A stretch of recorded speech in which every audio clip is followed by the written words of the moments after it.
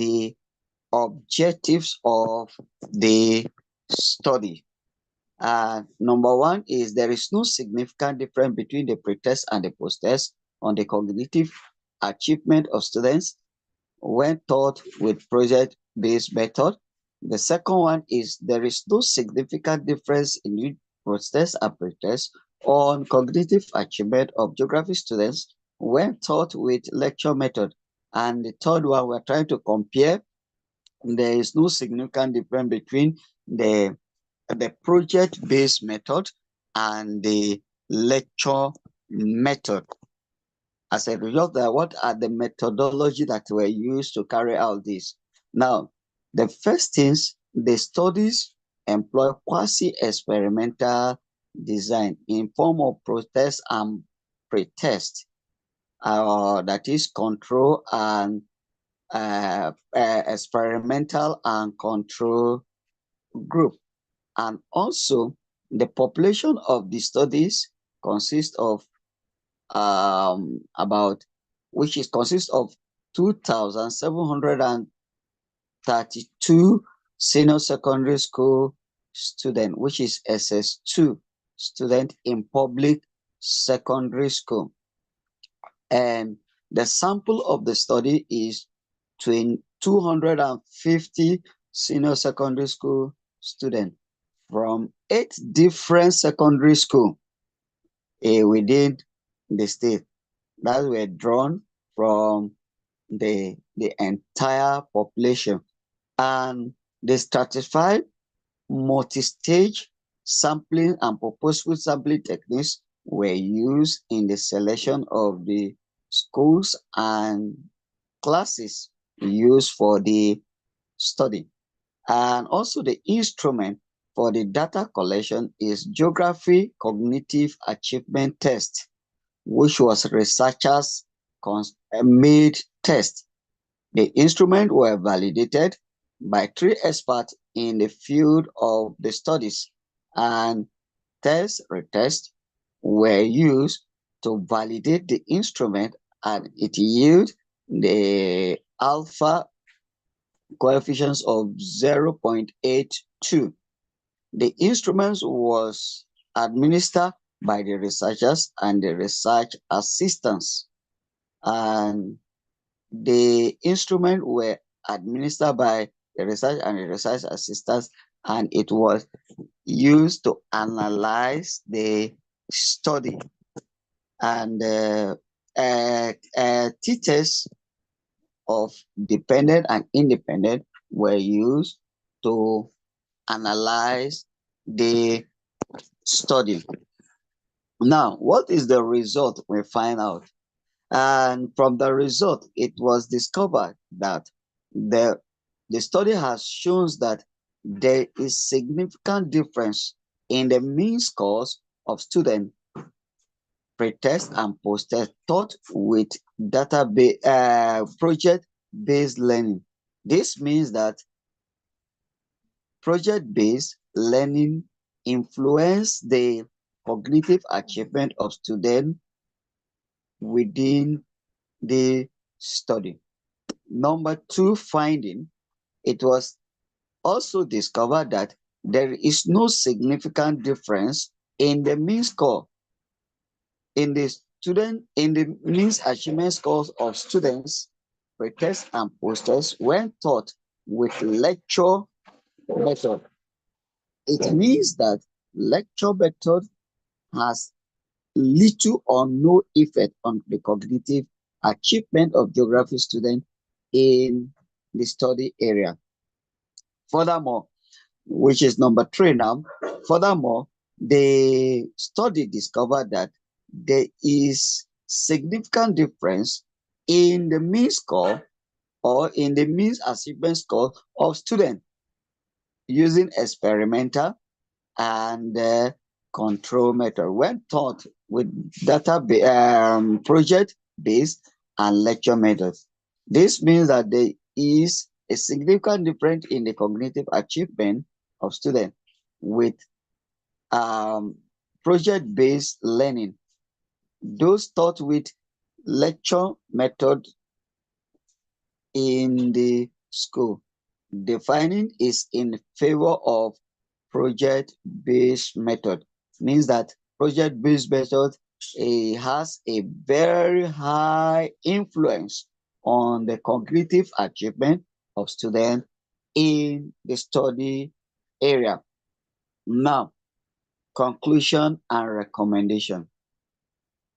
On the analysis of project-based learning and lecture method on the cognitive achievement of students in secondary school in Kano State, Nigeria, it has been deduced that project-based ensure deepen understanding, critical thinking, and problem-solving ability uh, among students, while the lecture method might be flexible regarded in the smooth delivering of informations. It does not necessarily translate into active engagement and high level of cognitive achievement among students. Now, based on this, we want to give recommendation of this. And one of the recommendation that was given that teachers are encouraged to adapt the approach in developing more profound insight and active learning in geography. That is, they should adapt project-based method. Number two, further research should be investigate the long-term effect of the project-based method on student achievement in various subjects, not only in geography now, every other subject to also look at it. Also, it has been recommended that the concept is highly recommended for use by educators here in Kano State and other parts of the country to enhance the cognitive ability of the students. And also, lecture method alone should not be used by educator. Instead, it should be combined with other methods and instructional material or educational technological tools. These are recommendations that were made. Thank you very much. Happy listening. Thank you, Dr. Amadou. And now we are moving forward. And our next participant is Dr. R. Kohila Devi, serial number 155, Education for All, National Education Policy and Overview. Dr. R. Kohila Devi. Are you there, Dr. Saab? Good morning, sir. So Yes. actually, I'll be presenting on behalf of Dr. Kohila Devi, ma'am, and this is Sri Kumar C, co-authoring this paper. Okay. Okay. With your permission, I'll be sharing the screen, sir. Shall I? Okay. Okay. Please. Thank you.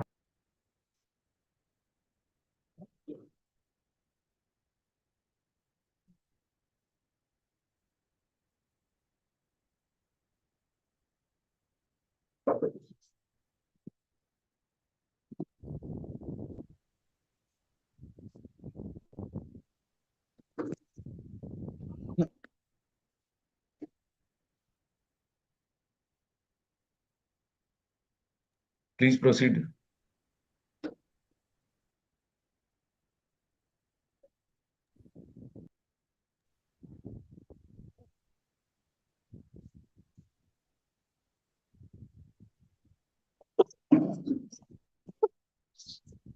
Hello. Yes. Yes. Yes. You may proceed, please. Sri Kumar C. Thank you, sir. Is my voice audible now? Yes, you are audible. Is my screen visible? Yes, your screen is visible. If you are using headphone, then please remove it. But the voice will be not clear, so that's why I'm using headphones. Like, Some is it too disturbances loud? is there. The disturbance is there. Okay, start please.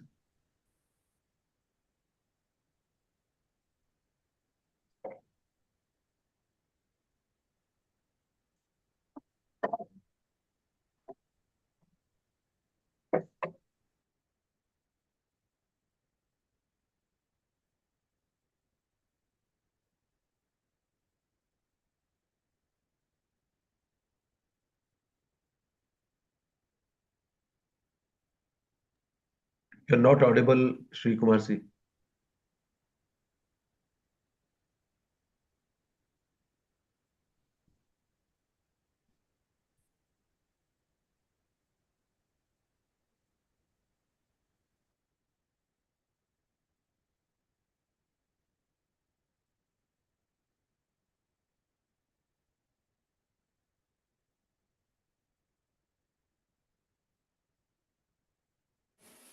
So you're not audible?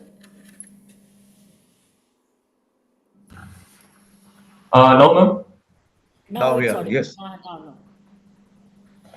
Now. Is my voice audible now? yes,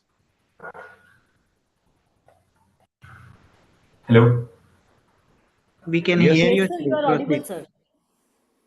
Is my voice audible now? Can anyone think of one?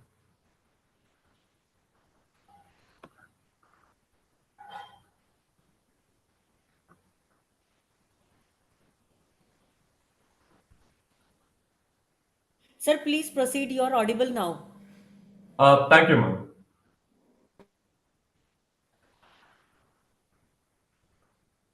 So these are the major agendas that we'll be focusing on. So starting with the purpose, moving on to the education, and ending it with why this policy happens to be truly inclusive and assessing them. So to start with the purpose, by the mid 1980s, India was confronting persistent disparities in access to schooling. Although earlier policy documents had spoken of equality, the system remained marked by high illiteracy, regional inequality, poor infrastructure, and near complete exclusion of disabled learners. And the policy revision process itself emerged from repeated reviews mandated since 1968, culminating in a more ambitious attempt to democratize education. Within this backdrop, NPE 1986 became the first national policy to clearly state that the education of the handicapped would be an integral part of the education system, shifting away from the charity based orientation of previous decades and embedding disability within a social justice framework. Why integration became necessary. To appreciate the urgency of this shift, consider the situation at that time. So, India had roughly 4.3 million disabled children of school going age, yet only 800 to 1,000 special schools existed, almost all in urban pockets. Barely 5% of the blind and the deaf children, and only 0.5% of the children with intellectual disabilities ever entered school. Teachers lacked training, infrastructure was inaccessible, and rural regions had no disability support system. Now, moving on to the vision of this policy, NPE in 1986 articulated two core principles. The first one, integration into the mainstream schools wherever feasible. And this was a decisive movement towards inclusive schooling. Even if the term was not yet widely used, and the second one happens to be strengthening the special schools for severely disabled children. For children who could not be immediately integrated,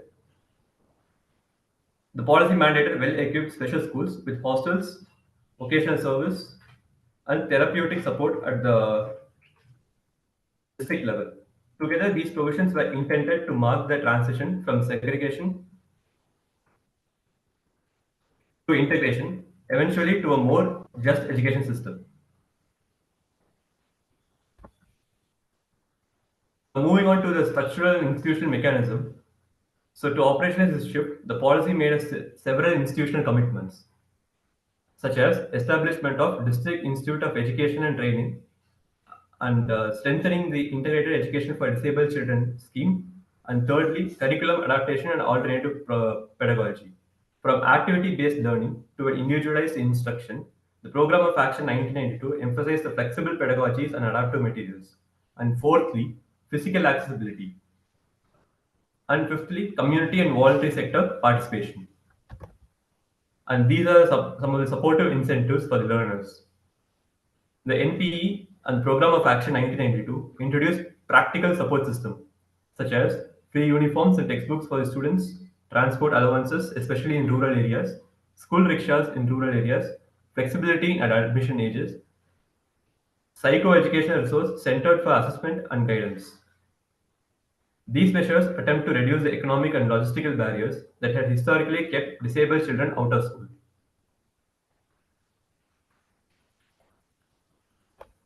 Okay, so moving on to the education in special schools. Special schools were established at district and sub-district levels, preferably as composite schools covering multiple disabilities. Each district schools would have a vocational training center attached for job-oriented skill developments. And I have listed out the 3 points, and which majorly focus on what were the incentives like provided to these special schools. And moving on to the next, curriculum, technology, and research. This policy established an adapted curriculum with a special emphasis on technology integration and also focusing on research and development. Establishment and monitoring of data systems under Ministry of Human Resource Development and Ministry of Welfare ensured accountability and continuous improvement in implementation. And now it is important to analyze whether this policy happens to be truly inclusive. And this focuses on the success and shortcomings of this policy. And then focus on the achievements. This led to a formal recognition of rights of disabled children. This itself was transformative. Institutional architecture were created, such as district institution education systems and SERT-led training and IEDC expansions. And thirdly, shift in the discourse. Disability reframed from charity to educational entitlement. Fourthly, foundation influence on later legislations, such as Person with Disabilities Act 1995, Right to Education Act 2009, and the Rights of Person with Disabilities Act 2016. But however, there were some gaps which this policy fell short, such as implementation gaps. So certain scholars have pointed out that these policies were missed out in identifying the trained teachers and have faced weak monitoring systems and poor interdevelopmental coordinations. Secondly, there exists a certain urban-rural divide. Most gains were limited to urban centers. Rural learners continue to depend on the special schools, contradicting the integration goal itself. Thirdly, conditional integration. The language of where feasible reflected a medical rather than social model of disability. Fourthly, insufficient legal accountability. True enforceability only arrived with the right-based acts in later decades, but not at the moment when the policy was introduced.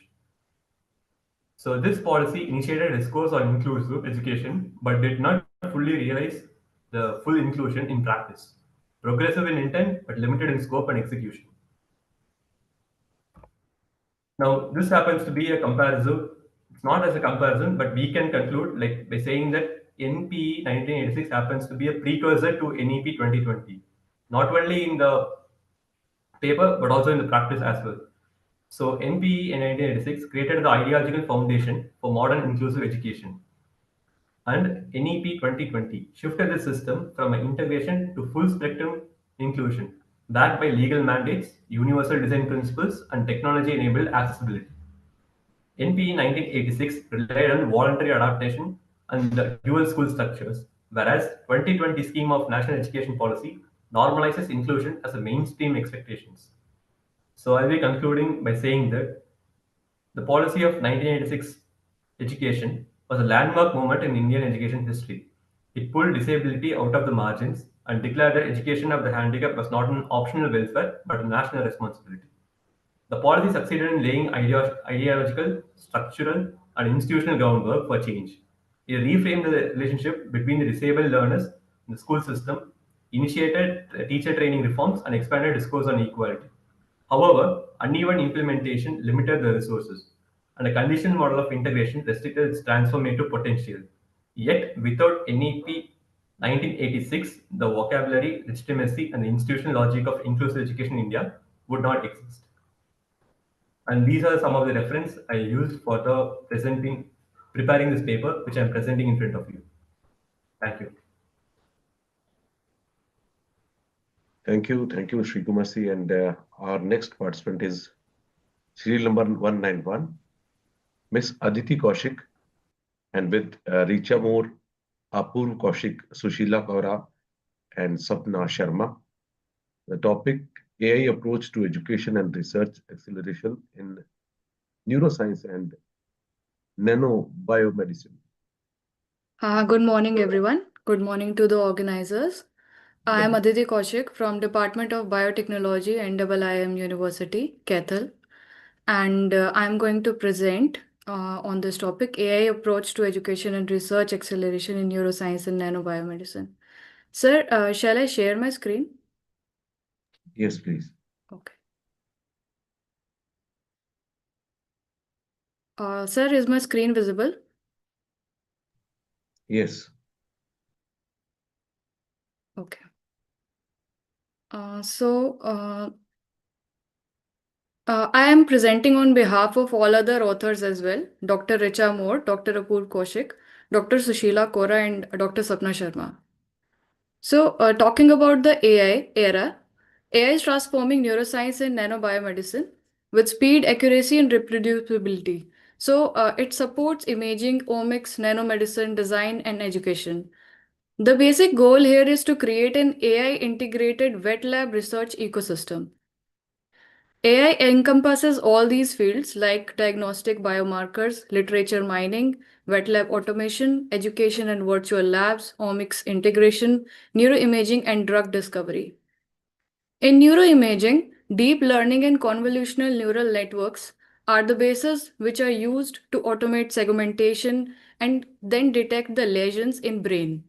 Extract quantitative biomarkers like cortical thickness, hippocampus volumes, and neural connectivity. Tools used are FreeSurfer, UNet 3D Brain Segment AI.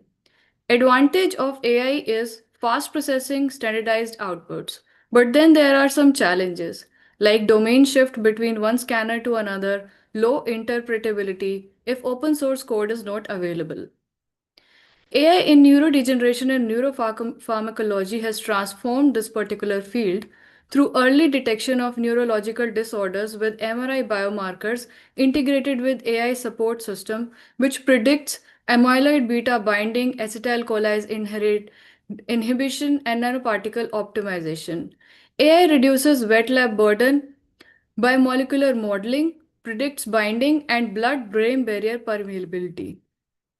Talking about literature mining and meta analysis, not only in neuroscience, in every field, AI is helping out, as it speeds up review from weeks to hours, thus giving time to the researcher and educational person for hypothesis and experimentation.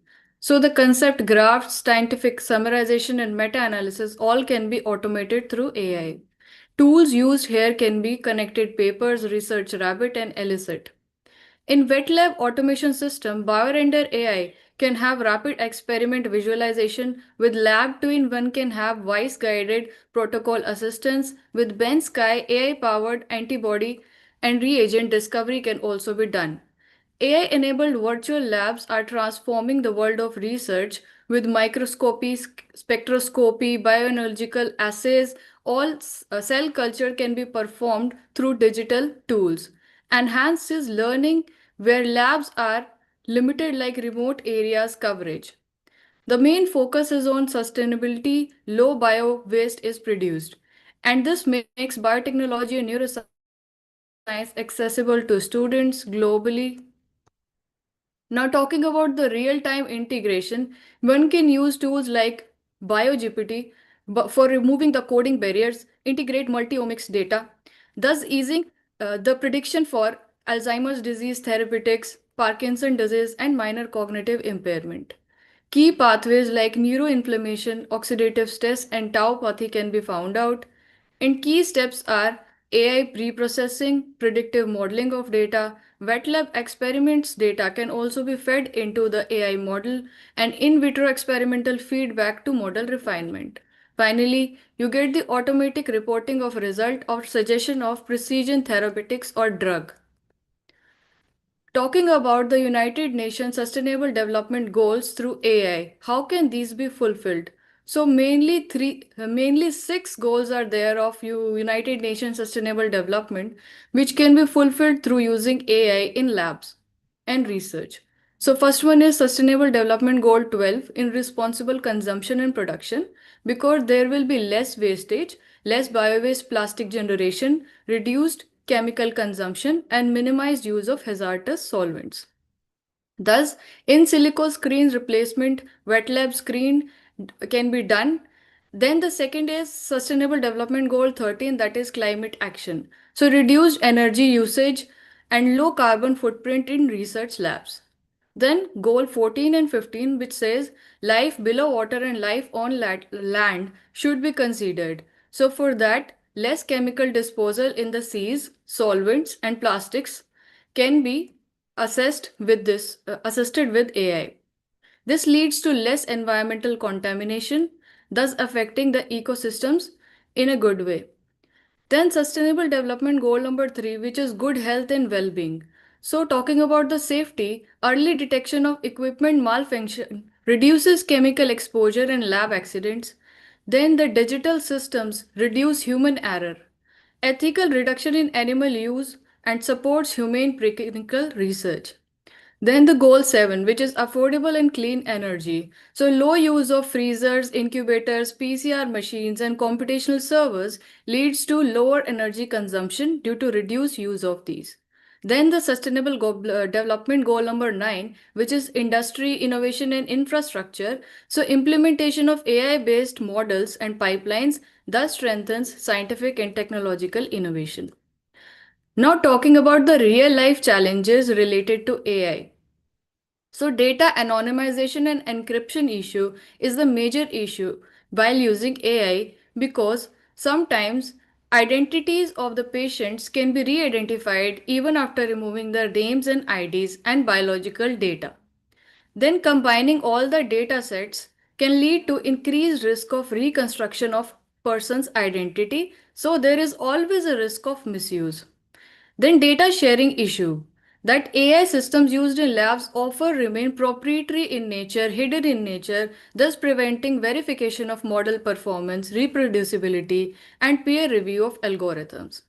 Talking about the patient consent issues, that AI will always use their data, you never know then where the data is being used. Consent taken for one purpose can be modified and used in some other purpose and other AI model. Then the biased outcomes, AI could misinterpret biological patterns in underrepresented populations, thus modifying the result outcomes.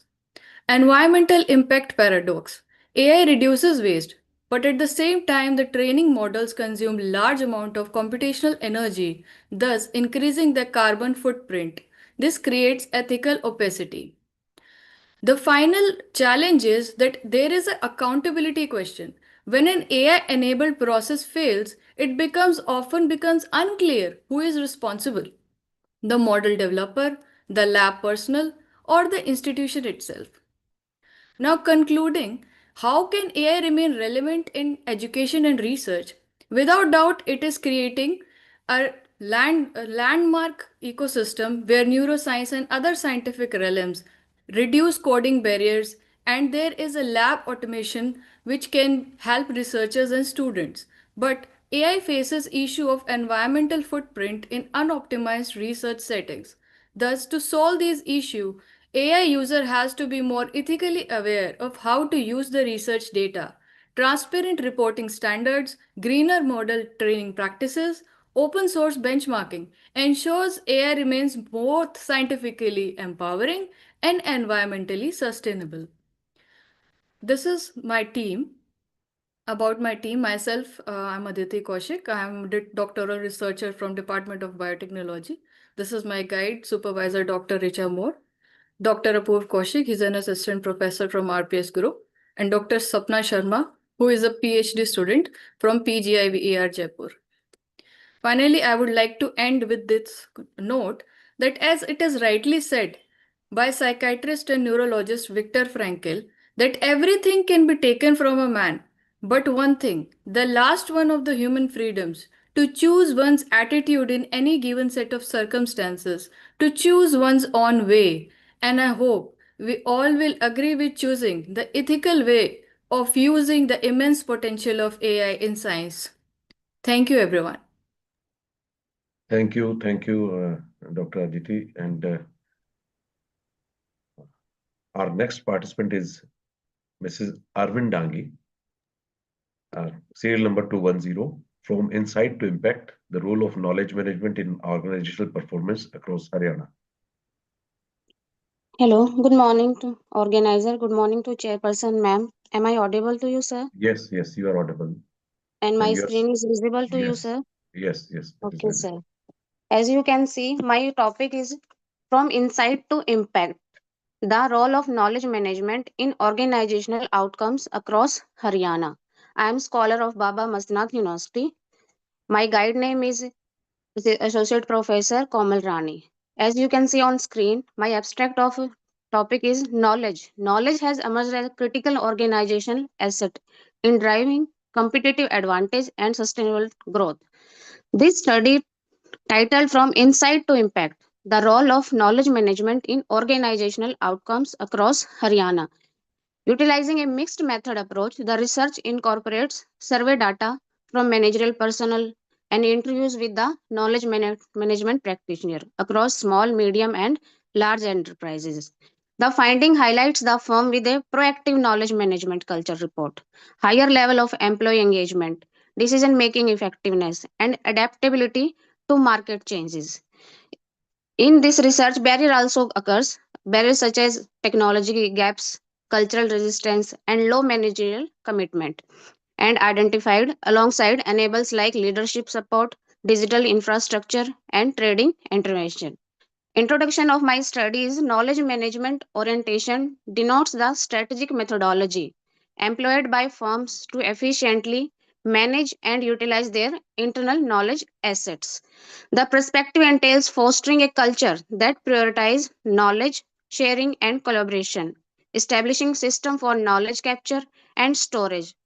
Organization can enhance decision making, innovation, and overall performance by adopting a knowledge management orientation, which ensure the effective harnessing and utilization of important knowledge at all organizational level. Moreover, a knowledge management attitude can assist firm in preventing redundant efforts and minimizing the risk of incurring expensive errors by guaranteeing the staff have timely access to pertinent information. There are some key important importance of organizational excellence. By employing knowledge management, firms may cultivate a culture of perpetual learning and enhancement. This may result in enhanced innovation, production, and overall organizational superiority. A well organized knowledge management system can facilitate the retention of essential institutional information despite personal turnover. By fostering cooperation and knowledge exchange, firms can guarantee that their staff are perpetually learning and developing and hence enhancing overall organizational excellence. A robust knowledge management system enables employees to readily access information and resources. This enhances the efficiency and effectiveness while enabling the firm to remain competitive in a swiftly evolving environment.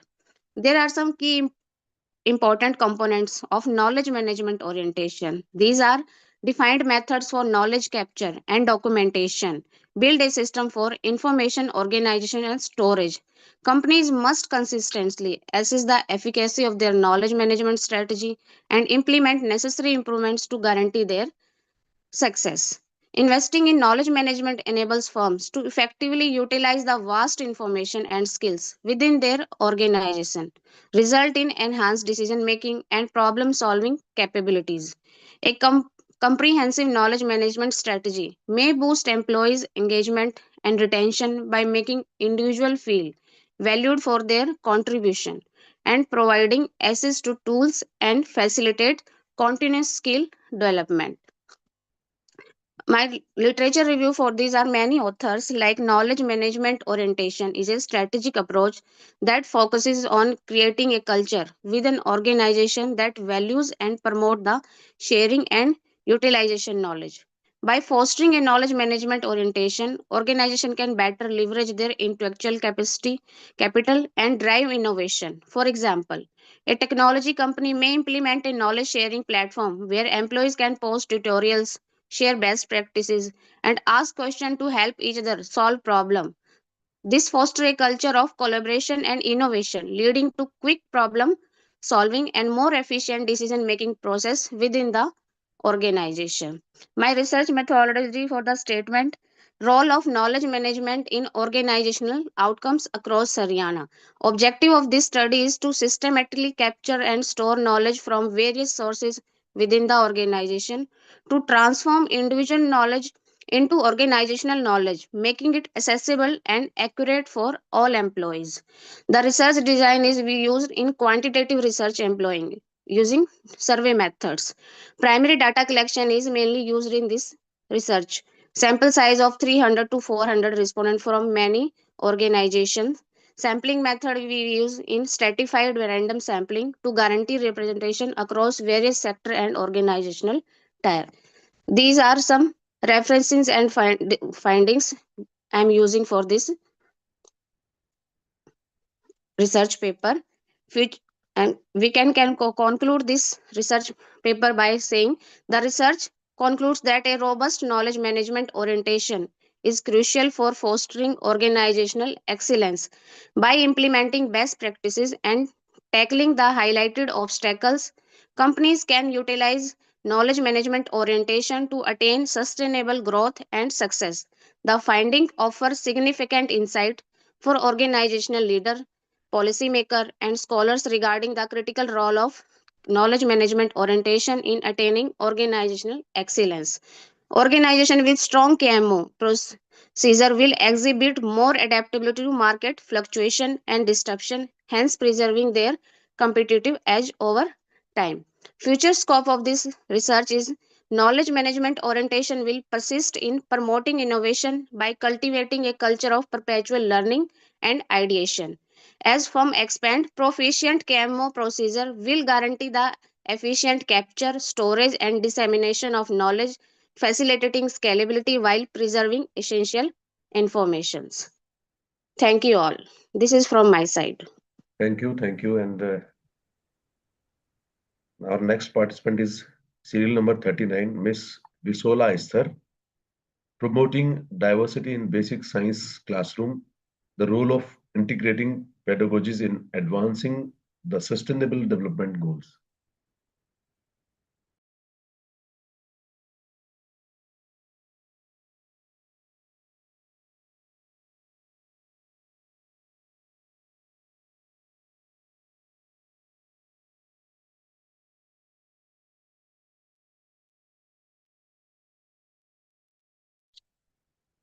I think Miss Bisola Esther is not there. Sir next को announce कर लीजिए. Next participant is Dr. Odiga Teresa, as participant number 116, bridging knowledge gap, the role of indigenous knowledge and economic system in shaping global sustainable future for Nigeria's Niger Delta region in the 21st century.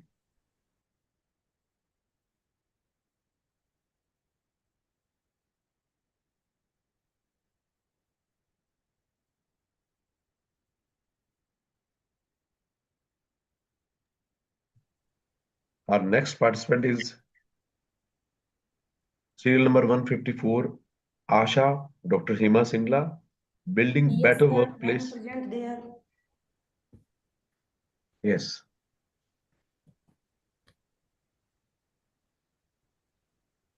Okay, Dr. Asha.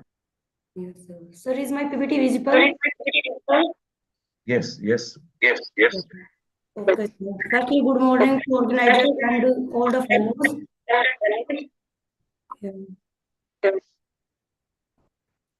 Sir, shall I start? Yes, you may start, but there is a echo in your sound.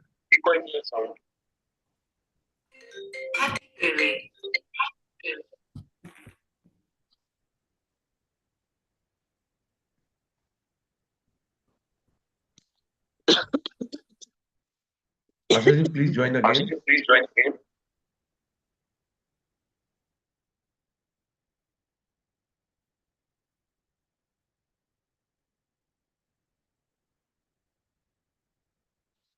Yes.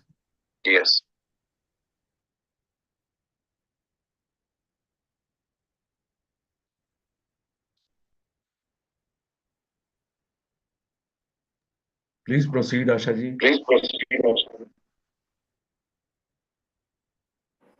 आशा एक mic को of करो आप अपने दोनों mic on है आपके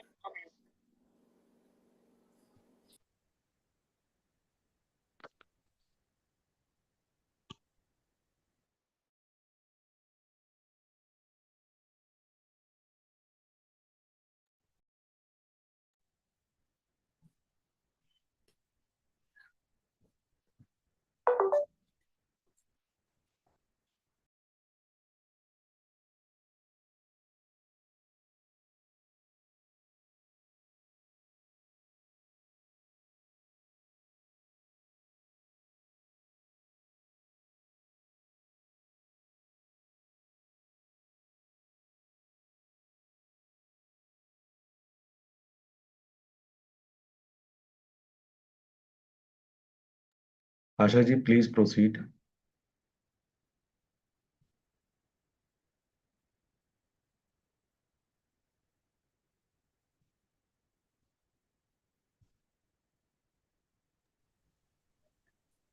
Sir, now okay?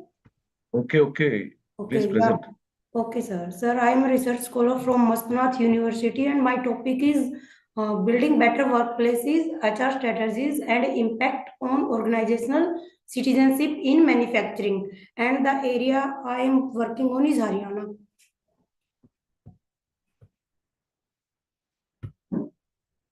So, understanding organizational citizenship behavior. Organizational citizenship behavior (OCB) represents voluntary employee action that exceeds from formal jobs requirements and benefits the organization. These dictionaries behavior like helping co-workers, promoting the company positively, and accepting extra responsibilities are crucial for organizational effectiveness. Interest in OCB has grown since the late of 1970s as research reveals how these informal yet virtual behavior support workplace success and operational efficiency. There are 5 dimensions of OCB. So the first dimension is altruism, helping behavior aimed at co-workers such as assisting with tasks or helping new employees adjusting, etc. Second dimension is courtesy, preventing problems by keeping others informed and being considerate in interactions. And the third is sportsmanship. Tolerating minor inconveniences without complaint and maintaining positively when challenges arise. Fourth is contingencies, exceeding minimizing job requirements through punctuality, discipline, and adherence to the rules. And the fifth and the last one is civic virtue, participating in organizational life by attending meetings and engaging all the employees or engaging in governance. And the next topic is how manager foster OCB. To lead by example first, model helpful behavior in inspiring subordinates. Second, value alternate participating, make optional activities meaningful and rewarding. Number 3, shows respect, to treat employees with politeness and consideration. Number 4, ensure fairness, building trust through equality treatment for all the employees who's working over there. 5 is demonstrate consistency, set standards through diligent and responsible behavior. Number 6, maintain positivity, avoid complaining and influence overall team morale. Next, the job satisfaction connection. Why satisfaction matters? Job satisfaction directly impact productivity and organizational performance. When employees feel their needs are met and find fulfillment in their work, they are more likely to engage in OCB. Satisfaction is highly individualized. A high helped paying job may not satisfy if it is less challenge, while a lower paying role with engagement can be more fulfilling. Happily employees are more likely to display altruism, action, support colleagues, and maintain positivity outlook that encourage sportsmanship and other organization citizenship behaviors. Next, the HR practices drive OCB. First, requirement and selections. Hiring candidates who align with organizational values and cultures. Second, training and development. Enhancing engagement, collaboration, and leadership capabilities. Third is compensation and benefits.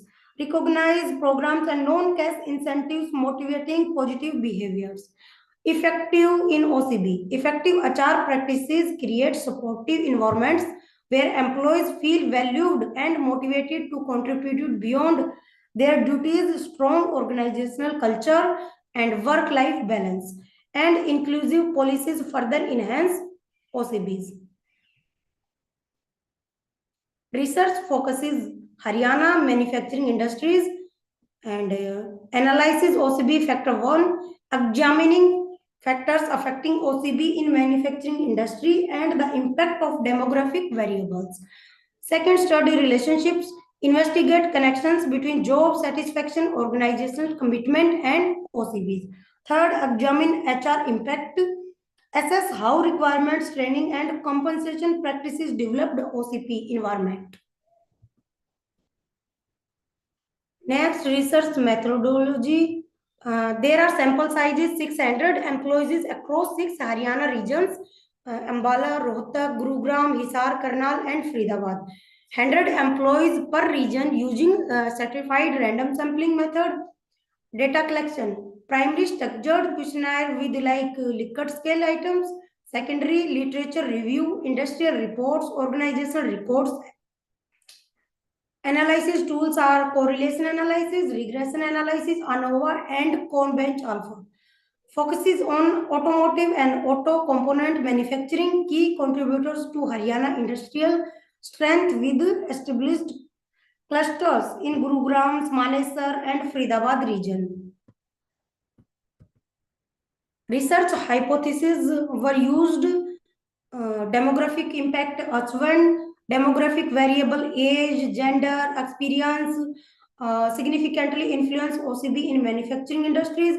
H2, satisfaction and commitments, job satisfaction and organizational commitment are positively related to OCB. Higher level lead to increased OCB. Third, H3, requirements, training, and compensation practices significantly impact OCB development, and effective practices yield higher OCB. Lastly, significance and expected impact on industrial areas. Why this matters? This researcher addresses critical knowledge gaps about her specific HR practices influence OCB in manufacturing context. By focusing on Haryana's manufacturing sector, the study provides these results. One first results is region-specific insights for HR strategies optimization. Second, practical recommendations for enhancing employee engagement. Third, evidence-based approaches to foster proactive behaviors. And the last is guidance for improving workplace relationship and productivity. And the findings of these results will help organization maintaining competitive advantage while expanding their industrial base in domestic and international markets. So, sir, these are my paper presentation. So, thank you from my side. Thank you, Ashaji. Thank you. Now, our participant Rakhi, serial number 224, Green Packaging in Action, Consumer Preferences and Purchase Decision in NCR, a Retail Landscape. Ms. Rakhi is there.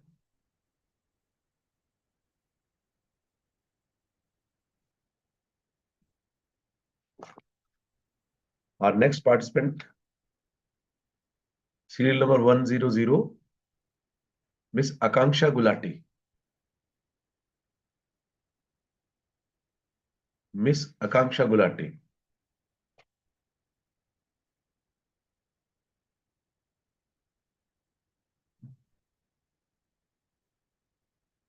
Okay, now our next participant, serial number 230, Mrs. Ritu, Captain Dr. Virendra Singh.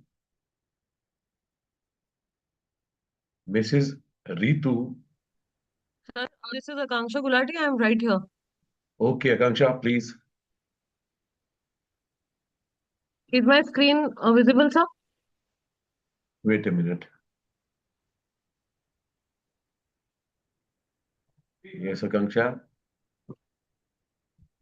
Please speak.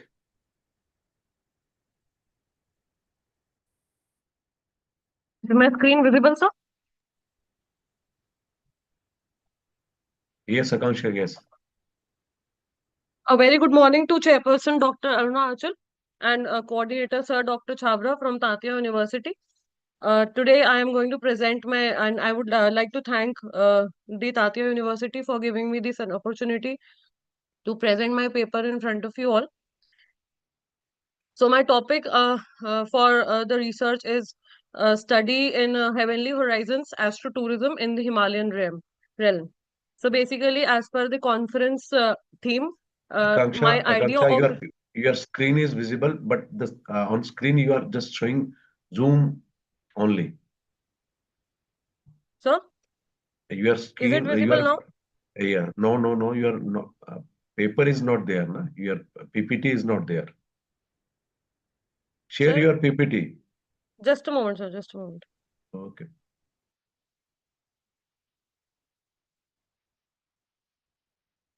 So it is showing that someone else is sharing. So shall I send the request?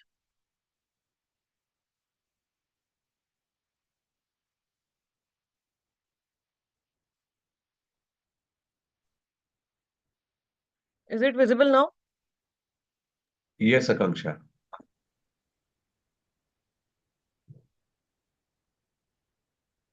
So my area of research is the heavenly horizons, astrotourism in the Himalayan realm.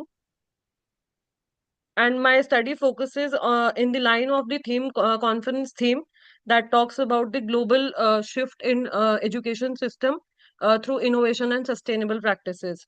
So since I am from the hospitality and tourism domain, hotel management, so this is my study, a scholarly exploration of the untapped potential for stargazing tourism in one of the earth's most spectacular high altitude regions.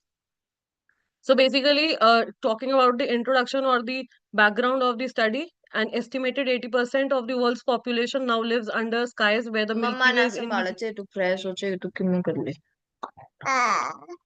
is invisible due to light pollution.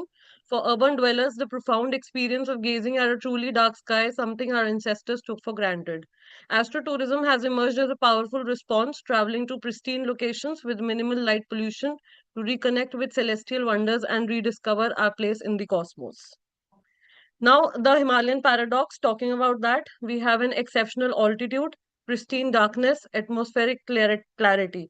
So, the exceptional altitude talks about the high elevations means less atmospheric interference, natural advantages that commercial observatories spend millions trying to achieve artificially.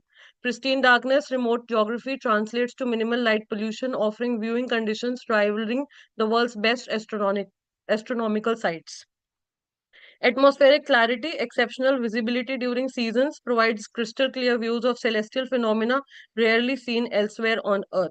Yet, despite these natural gifts, the Himalayas remain surprisingly overlooked for astrotourism, while Chil's Atacama Desert, Hawaii's Mokia, and New Zealand's reserves have built thriving astrotourism economies.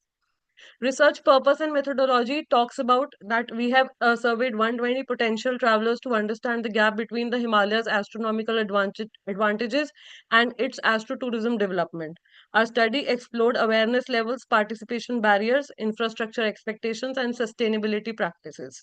The sample profile were primarily urban residents from 25 to 40 years of age, 70% female, 30% male, 95% from cities exceeding 5 lakh population, 78% holding undergraduates or higher degrees.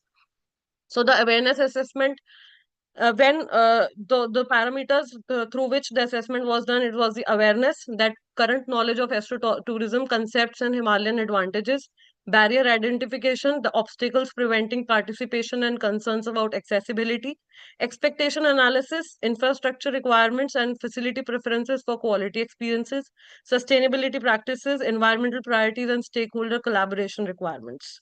The awareness participation we had seen a gap. 60% had heard of astrotourism, 20% actually participated, and 70% strongly were interested. 86% emphasizes collaboration, near consensus that success requires coordinated partnership.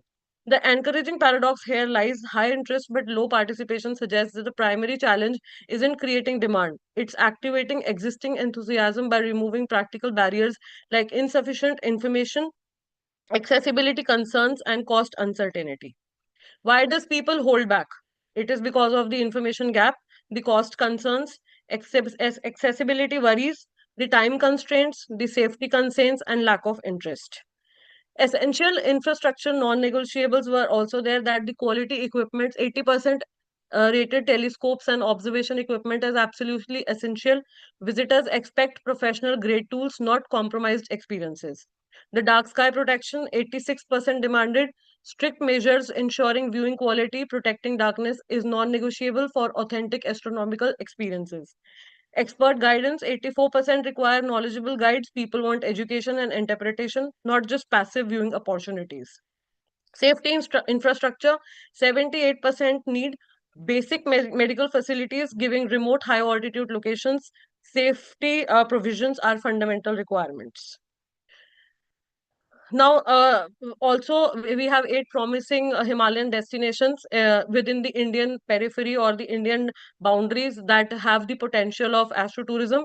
That is Leh Ladakh, India; Spiti Valley, India; Sikkim; Everest and Annapurna, Nepal; Phobijga Valley, Bhutan; and emerging destinations like Tibet, Gilgit, Baltistan, Pakistan, and Arunachal Pradesh offer long-term potential requiring infrastructure development and political stability.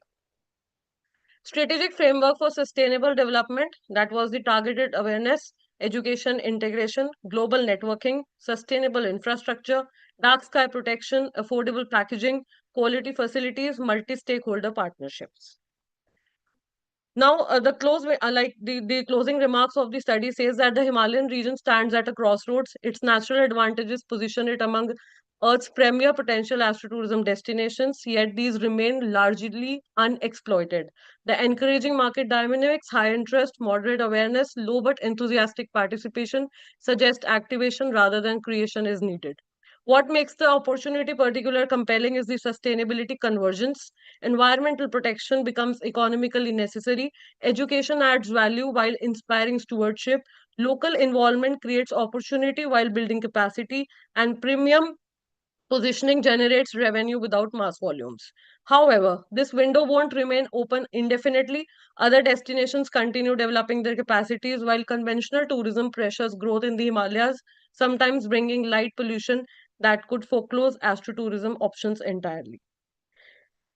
The stars above the Himalayas have waited millions of years. They can't wait longer. But the opportunity to connect people with those stars in ways that benefit communities, inspire minds, and preserve. Thank you. Thank you, Akansha. Thank you. Hey, Our good last morning, part. sir. Yes. Good morning, sir. I am available, sir. You are now Dr. Theresa. Yeah, I am Rakhi, sir. Rakhi. Rakhi. Okay, Rakhi. Yes, Please, sir.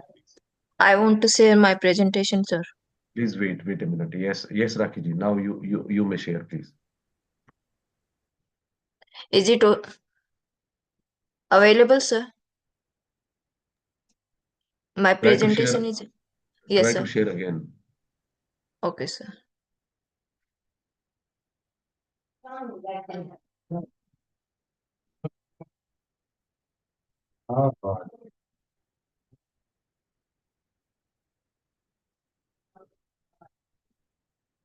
Is it available, sir? Wait a minute. Wait a minute. Yes, now it is available. Please. Yes, sir. Here is Rakhi from Mastnath University, Rohtak, and my presentation is on green packaging in action, consumer preferences, and purchase decision in NCR's retail landscape.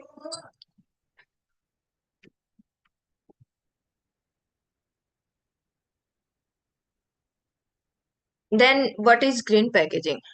This empirical study, investigates the influence of green packaging on consumer purchase decision within a retail landscape of Haryana's national capital region. As environmental awareness grows among urban and semi-urban consumers, increasingly adopting eco-friendly packaging to align with sustainability goals, conscious buyers, the research utilizes structured Likert-scale surveys across the areas of Gurugram, Faridabad, and Sonipat to assess consumer attitudes toward biodegradable and minimalistic packaging formats. Statistical analysis reveals that green packaging affects perceived product value, brand trust, and purchase intent, especially among educated demographics. However, sensitivity and limited awareness remain barriers to widespread adopted. Concludes that while green packaging enhances brand differentiation and consumer impact is moderated by socio-economic factor and retail context. Then, what is green packaging? Packaging that is environmental friendly, made from renewable or recyclable materials, and designed to optimize materials and energy usage. There are four marketing functions of green packaging. First of all is contains and protect the product. Second one is promotes the product. Third, help consumers to use the product. Fourth and last is facilitate recycling and decreases environmental damages. In today's society, packaging must meet both essential product requirements and specific environmental objectives, product protection with sustainability. Then, what are the characteristics of eco packaging?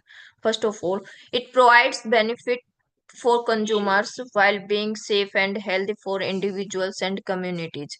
Second is market efficient and cost effective throughout its life cycle. Third is produced, transported, and recycled using renewable energy sources and maximizes use of renewable or recyclable materials.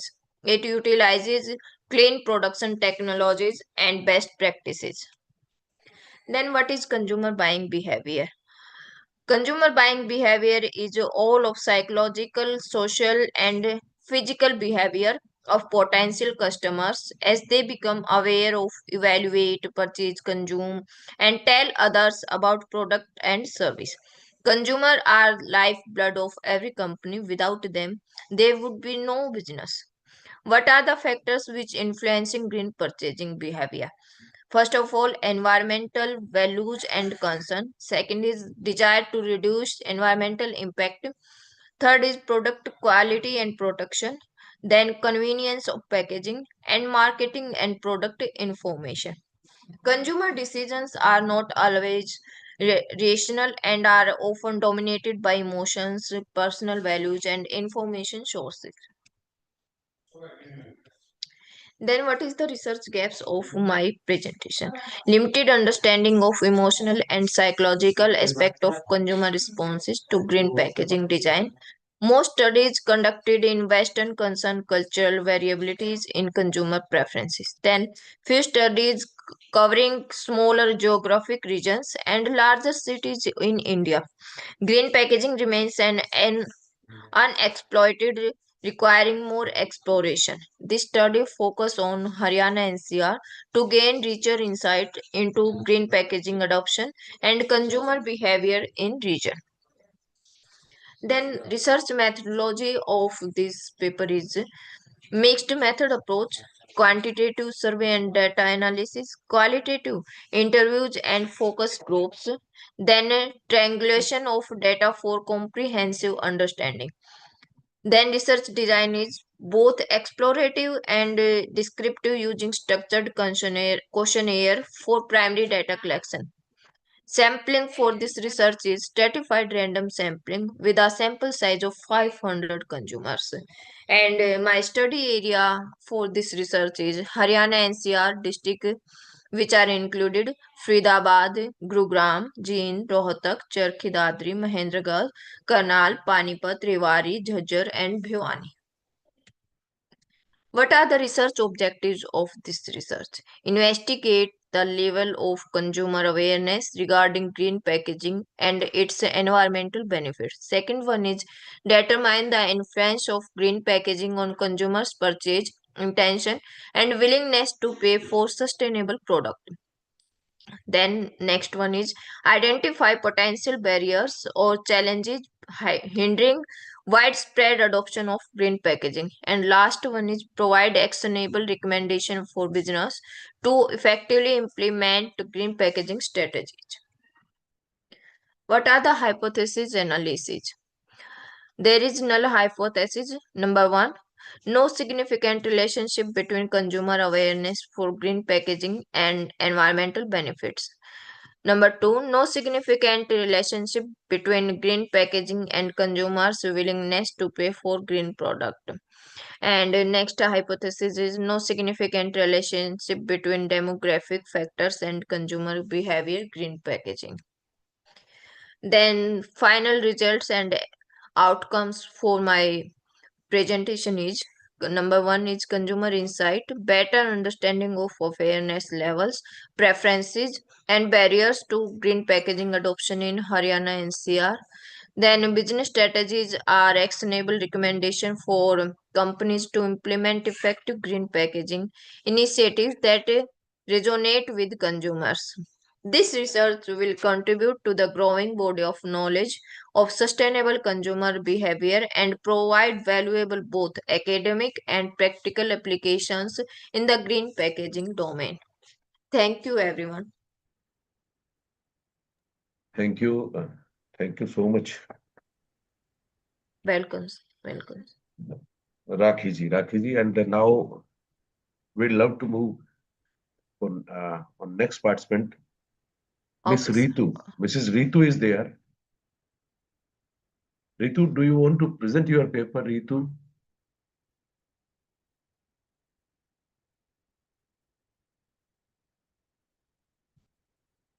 No, then our last participant for today's technical Hello, session sir. is, yes? Hello. Hanji, sir, I'm Haji, Ritu. Sir, am I yes, Ritu, audible to please. you?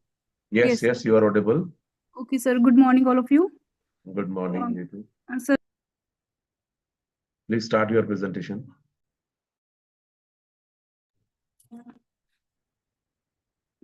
sharing.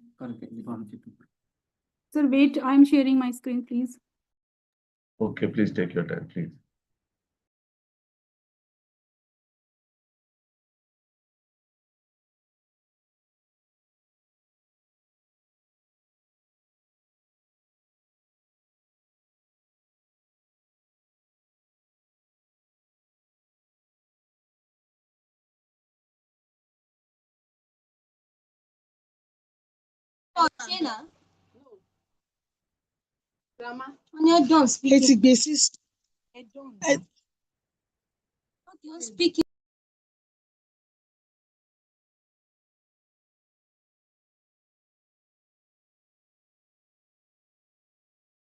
Ritu ji, please start.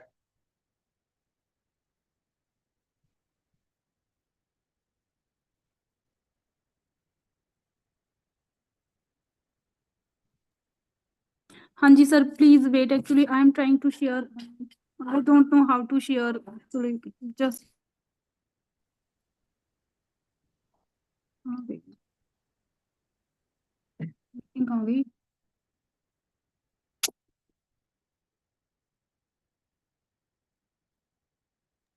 Ritu ji, please try to get help from somebody who is technically supportive for you. Yes, sir. Yes, sir. I'm trying. Please, sir, wait. So now visible my screen. No. Actually, कैसे करूं?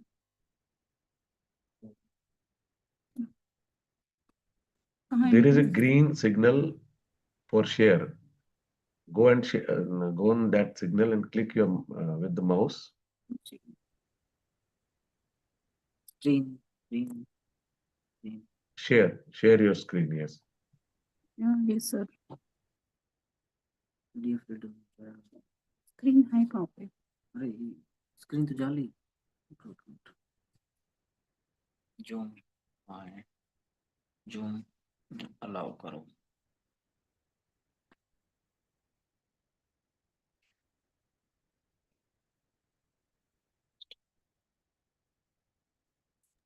Yes.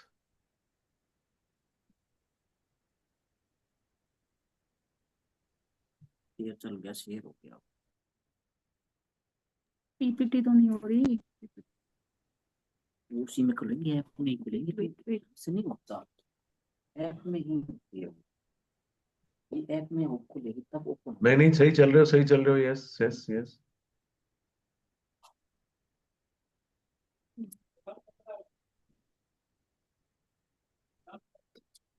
Yes, sir. Now Yes. visible.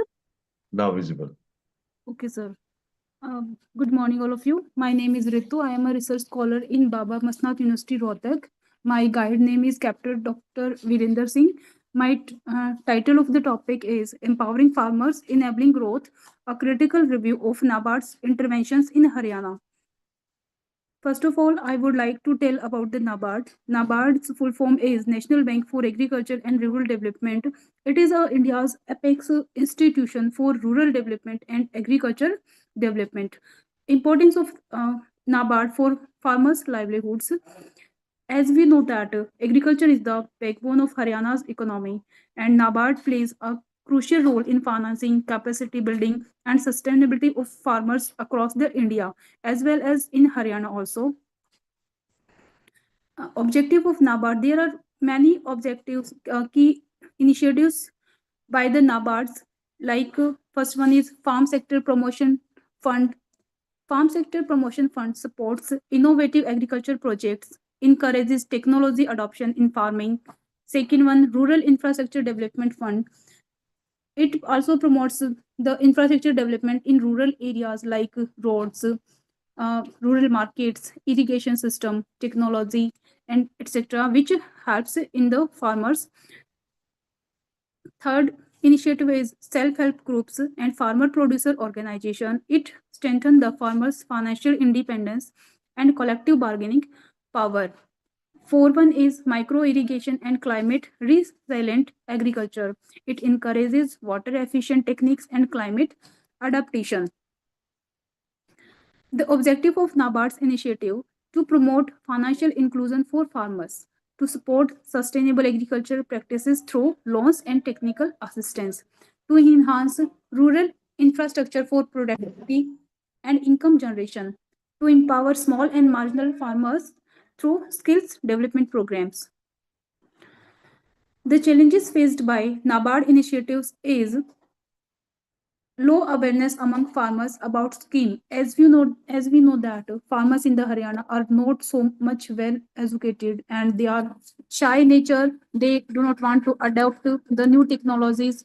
So they have not proper awareness for the farmers that which type of skills are provided by the NABARDs.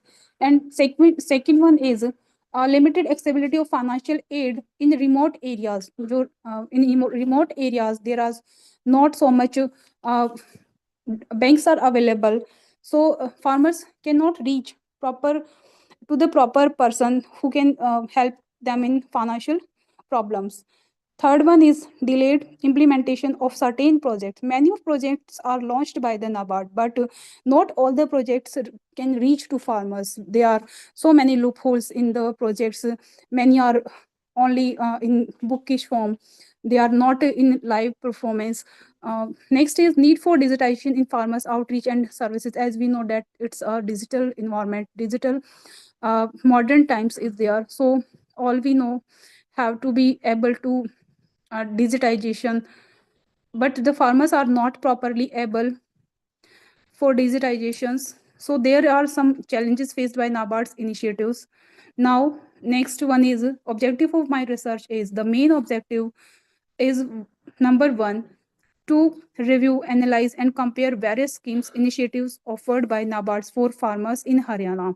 As there are many schemes offered by the farmers, offered for farmers in Haryana, so here I will review, analyze, and compare that which scheme is actually beneficial for the farmers. Next, to find out the awareness of farmers regarding NABARD's initiative by proper by filling the questioning or by having an interview with the farmers, we can know the whether actually the farmers are aware for that initiatives or not. Next one is conclusion of my paper is NABARD has been instrumental in uplifting farmers' livelihoods in Haryana. While several challenges remain, focused policy implementation and outreach can improve impact. Future initiatives should focus on technology integration, financial inclusivity, and sustainable farming models. Recommendation and future scope is strengthening digital platforms to reach farmers, enhancing awareness campaigns for NABARD programs, encouraging farmers-led cooperative models for self-reliance, government NABARD synergy for policy enhancements. Uh, yes, all of you, that's it for today from my side. Thank you, all of you. Thank you, Ritu. Thank you. Now, our last participant of this technical session is Mrs. Divya Quatra, serial number 213. Stop sharing, Rituji, please. Yes, sir, I'm trying to stop.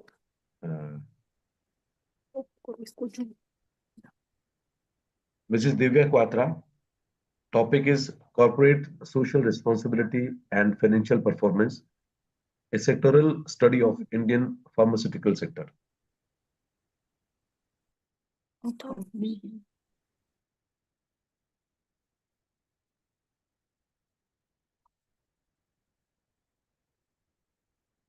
Divyaji, are you there? Yeah, I am here. Yes, please. Good morning, everyone. Good morning. Wait, I am trying to share my screen. Give me a moment.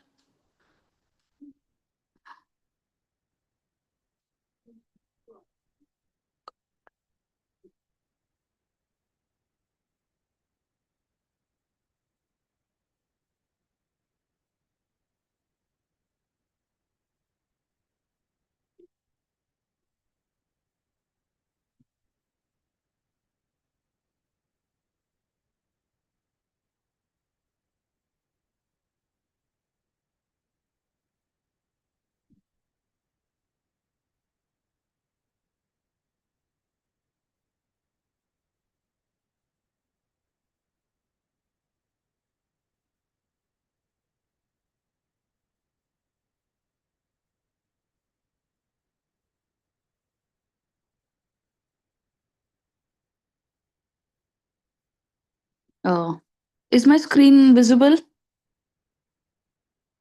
Yes. Yeah. Good morning, everyone. Thank you Good for morning. joining me today. I am very excited to present my topic, which is corporate social responsibility and financial performance, a sectoral study of the Indian pharmaceutical sector based on the research conducted by me along with my guide, Dr. Saveen Kumari from Baba Masnad University. And the presentation explores how CSR practices influences the financial outcomes in India's pharma industries over the past decade. So, before moving in, let us understand the meaning of CSR. CSR integrates social and environmental concerns into business operations and understanding interactions. India's Companies Act 2013 requires the firm with 500 CR of network and 1000 CR turnover or 5 CR net profit to spend 2% of their average net profit on the CSR. This concept originated from Owen Bowen in 1953 through his book Social Responsibilities of the Businessman. So, if we talk about India's pharmaceutical industry, India ranks third globally in the pharmaceutical volume and 14th by the value. It roughly contributes 1.32% to the GDP of India. The country hosts the most US FDA approved plant outside the US, supplying affordable generic medicine worldwide while upholding quality. Pharma companies often focus CSR on health initiatives like medical checkups in tribal area, medication donation, and educational support. So let's move on to the research objective. This study examines CSR initiatives, analyzes the financial performance via the key metrics and measures CSR impact on it. Researchers select the top 10 NSE Nifty Pharma Indices company, including Sun Pharma, Dr. Reddy's, Cipla, Divis Lab, plus other companies like Lupin, Zydus Life Sciences, etc.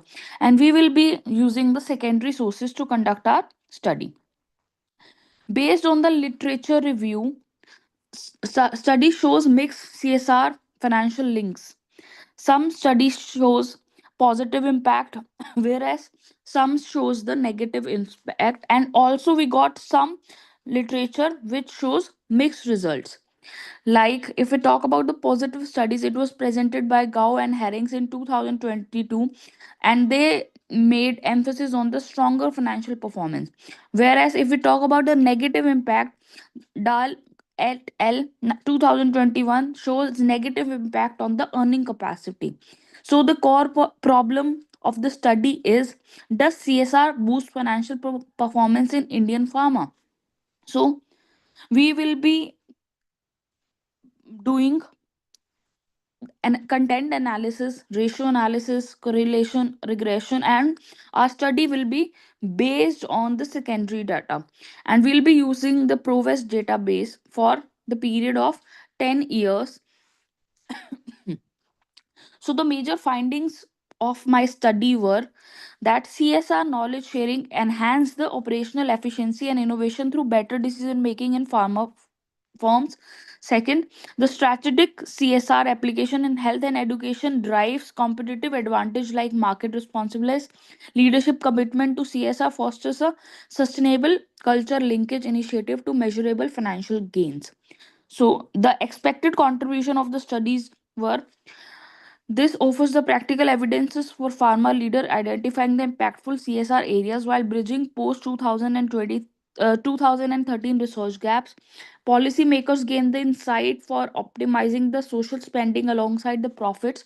And I can conclude by saying that robust CSR not only fulfill mandates but potentially strengthen the financial performance, urging strategic integration for long term success. Thank you, everyone. Thank you so much. Thank you. As we know, 12 participants were registered in this second technical session. Out of them, 10 papers were presented.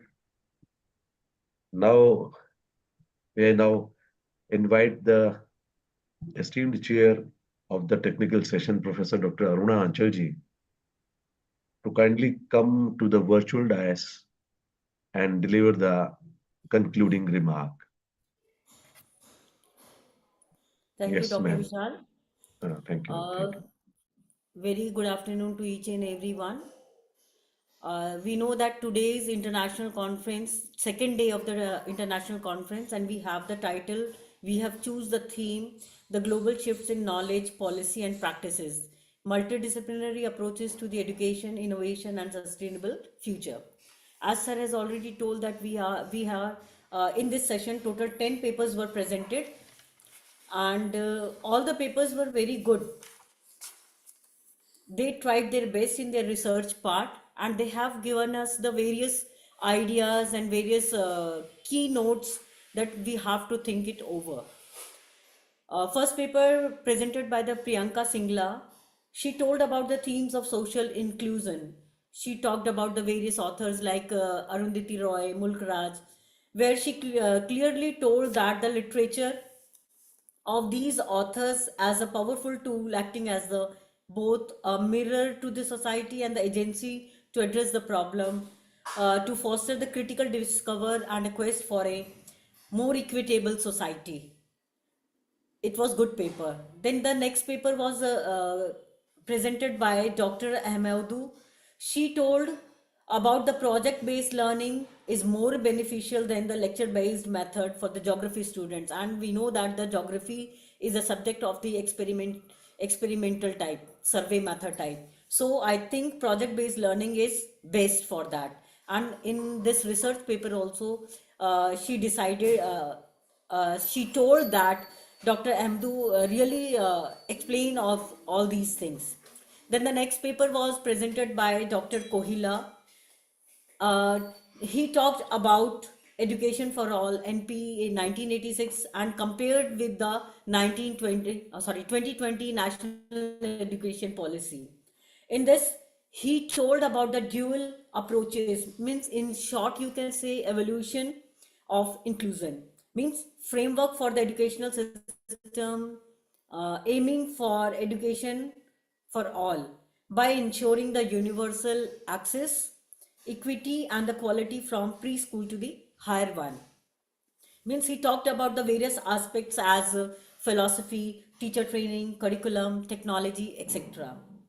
Next paper was presented by Miss Aditi Kaushik, Department of Biotech. She told about the AI approaches to the research acceleration in neurosciences and neurobiomedicine. She also explained very nicely what the real life challenges are, and we have to be more ethically aware as most of us are using AI. So it was also a very good paper. Then the fifth paper was presented by the Miss Arvind Dangi. She talked about from insight to impact, the role of knowledge management. She told that the management plays a critical role in organizational performance across Haryana by converting the valuable insights into the measurable impact outcomes in the region. The next paper was presented by Miss Asha. Her topic was building better workplaces, HR strategies and their impact on organizational citizenship in manufacturing. She talked about the dimensions. Mainly, it was highlighted that job satisfaction connections also. Then, next topic was by Miss Akanksha Gulati. I love this paper. It's my personal view. She told about us. Her research paper was on a study on heavenly horizons, ecotourism, the Himalayan realm. She explained about each and everything, and she also told that there is a gap of awareness participation. So it is needed that we have to be very much aware. Eight promising Himalayan destination also she explained as Leh Ladakh, Spiti Valley, etc. So it was very good paper. Then the eighth paper was by Rakhi. She told about the green packaging in action purchase decision in Haryana NCRs. So today, as we are talking about the environmental various causes and all conservation, she told that how green packaging can help to come out from the various pollutions. She also told that eco-friendly, renewable and recycled material should be used for this green packaging. It was base paper. Then Miss Ritu, she told about empowering farmer enabling growth for NABARD. Uh, this was my this is my favorite topic for the NABARD. I know that how these things can be initiated in Haryana. She talked about the FSPF, self-help groups also. So these NABARD groups are helping farmers. They are in a very capsule form. They are helping these people, those who are not able to understand about the various AI, as we are talking about the AI, or you can say if we are talking about the global shifts. Then the last paper was by Divya. She talked about the corporate social responsibilities and the financial performance in pharmaceutical sector. So all the papers were very good, and how uh, we can talk about the global shifts in knowledge. So I'm really thankful to the organizers, Tantia University. Special thanks to the Dr. Rekha Soni, Dr. Sandeep from ICERT, and special thanks to Dr. Vishal Chavra, who helped me a very lot for each and every how he coordinated with the participants and made easy for me to write down each and everything. So I am very thankful to all of you. Thank you very much. Thank you so much. Thank you so much, ma'am, for your enlightening remark. Thank you, ICRT, and all the participants.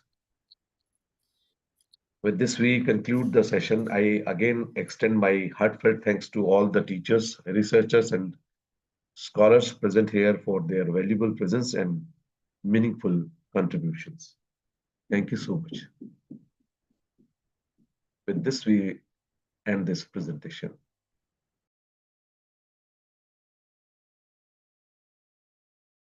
Thank you very much, sir.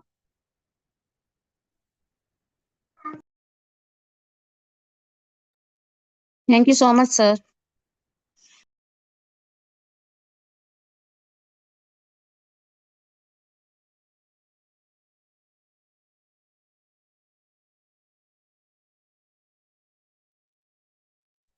Thank you so much for your Thank presentation. you so much.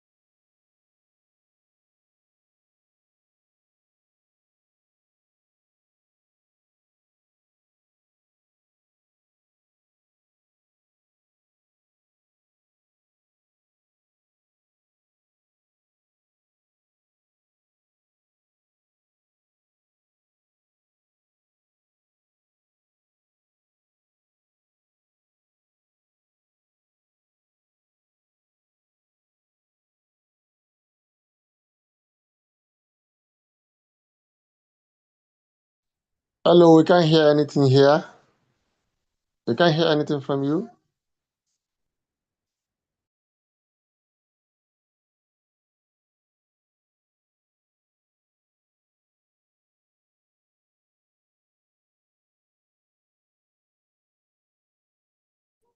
The second technical session just ended. We are waiting for the next technical session, please. All right.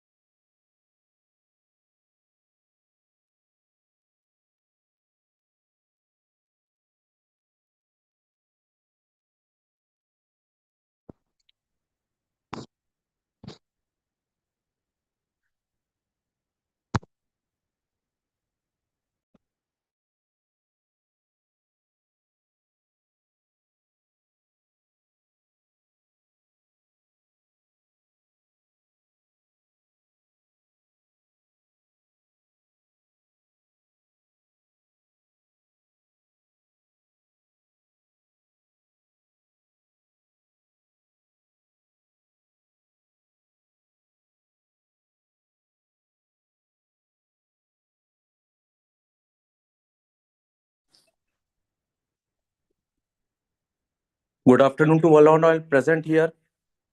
I am Dr. Ashutosh Pathak. I would be coordinating the third technical session. We have with us Chairperson Dr. Sandeep Sharma, Associate Professor, GV Educational College, Sangaria. Am I audible to all my dear audience? Yes, sir, you are audible. Thank you, sir. Thank you, sir. Thank you. There was some connectivity issue. That's why we got a bit late. So we have Dr. Sandeep Sharma ji. Sandeep ji, shall we begin the session?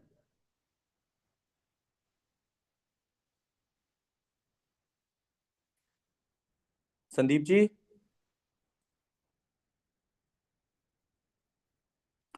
Okay, let it be. We would be waiting for our chairperson. Till then, shall we begin the program with serial number 142, Ms. Simi Bawa, with title of presentation, Narrative Wisdom in Indian Knowledge System, Ethical and Political Thought from Panchtantra to Jataka Tales. Ma'am, shall we begin? Yes, sir. Are my slides visible? Yes, ma'am. Okay. Good afternoon, everyone. Today I'll be presenting my paper and my thoughts. My goal in this talk is to highlight how storytelling, far from being just entertainment, served as one of the most powerful tools of ethical education, political instruction, and philosophical reflection in the IKS or the Indian knowledge system. Indian civilization developed one of the most sophisticated and diverse bodies of knowledge in the world. A distinctive feature of IKS is that wisdom was not transmitted only through abstract treatises. It was embedded in stories, parables, dialogues, metaphors, oral traditions, and folk narratives. This use of narrative as pedagogy meant that complex ideas about dharma, niti, justice, human psychology, and governance could be absorbed by people of all ages and social backgrounds. Two storytelling traditions stand out here. The Panchatantra, shaped by political realism and crafted to train princesses in strategy and statecraft. The Jataka tales, rooted in Buddhist ethics, focusing on compassion, truthfulness, and moral perfection. Though emerging from different philosophical worlds, both traditions reveal a deep understanding of human behavior and social order. The concept of narrative wisdom refers to the way stories carry knowledge. In IKS, narrative is not secondary to philosophy, it is philosophy, expressed experientially rather than abstractly. India's earliest knowledge systems were oral.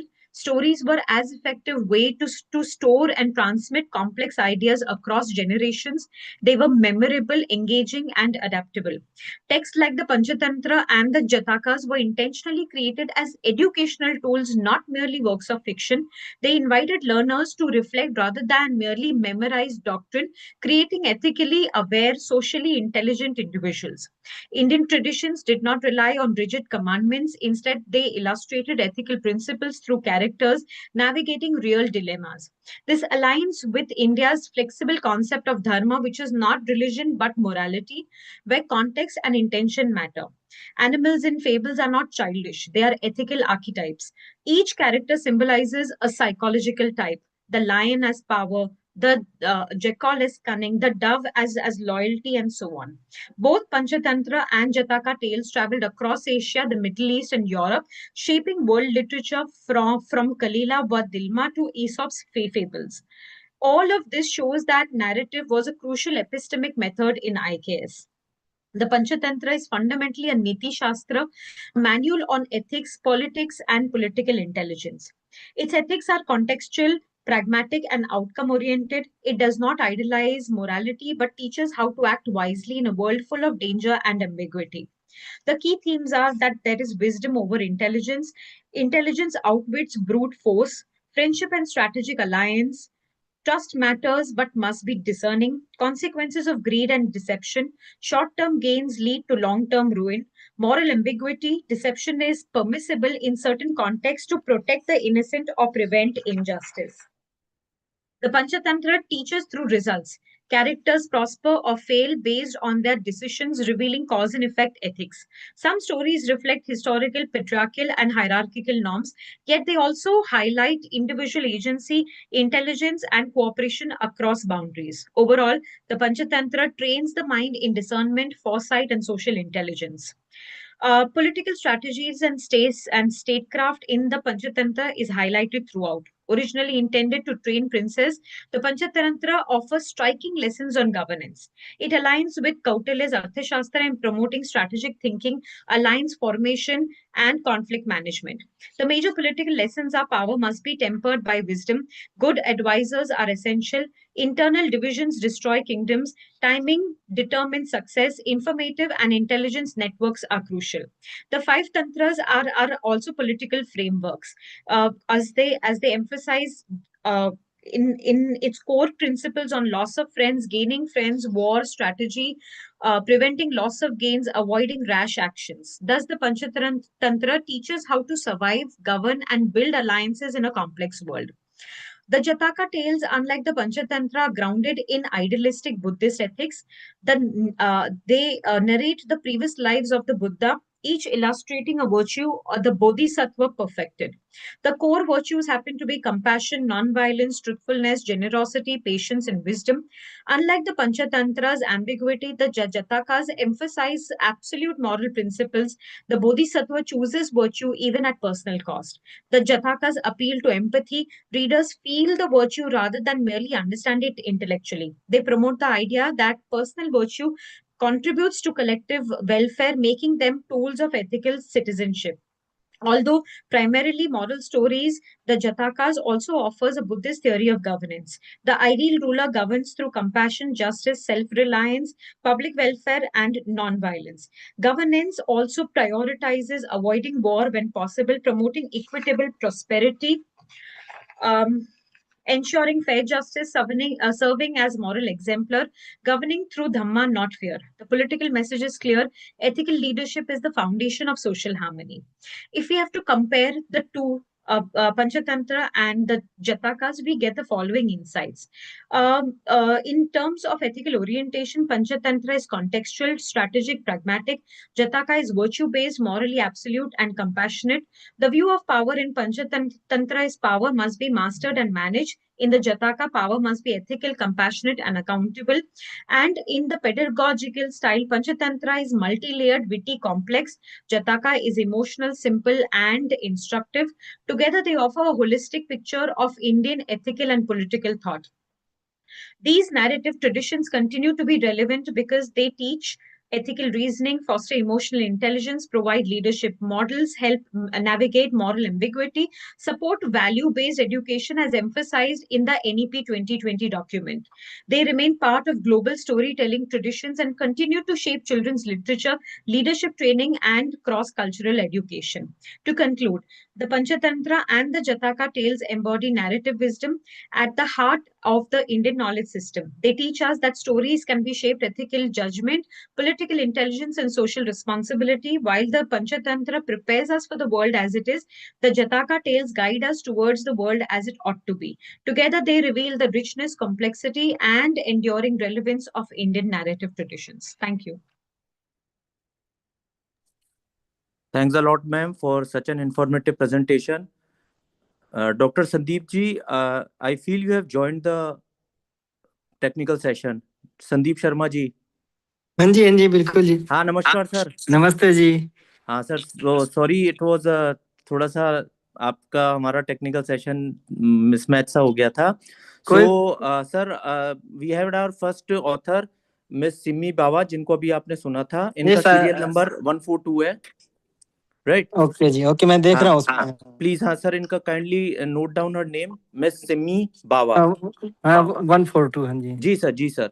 Sir हम shall we move on to second author 237, right sir, 237, Dr. Kanchan S. Deval, and Okay, the ji. title of presentation is a study based on building a change-ready culture, HR's role in communicating and facilitating transformation. Kanchan Okay, ji, am I audible to you, ma'am? Kanchan ji?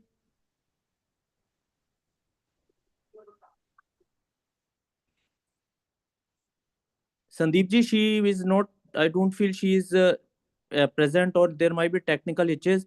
So Okay, shall we move on to next one, Nidhi ji? 143.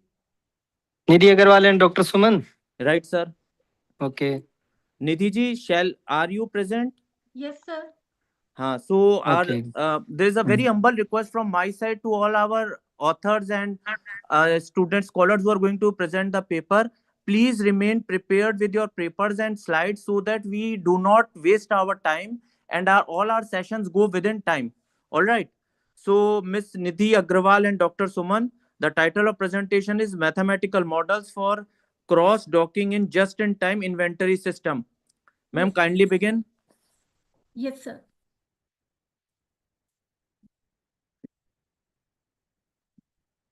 Sir, is PPT visible to you? Yes, ma'am, visible hai. Okay, sir.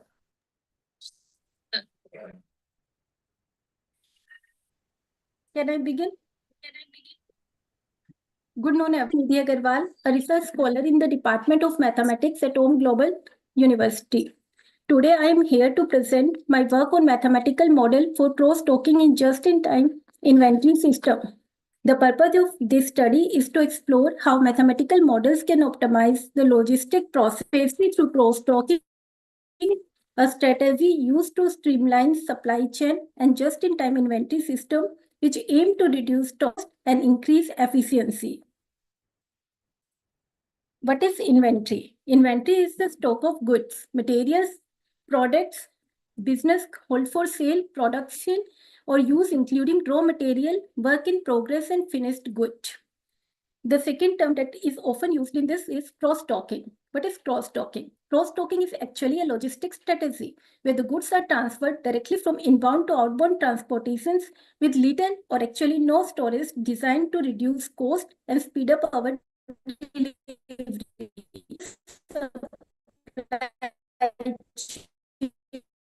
To enhance efficiency and efficiency.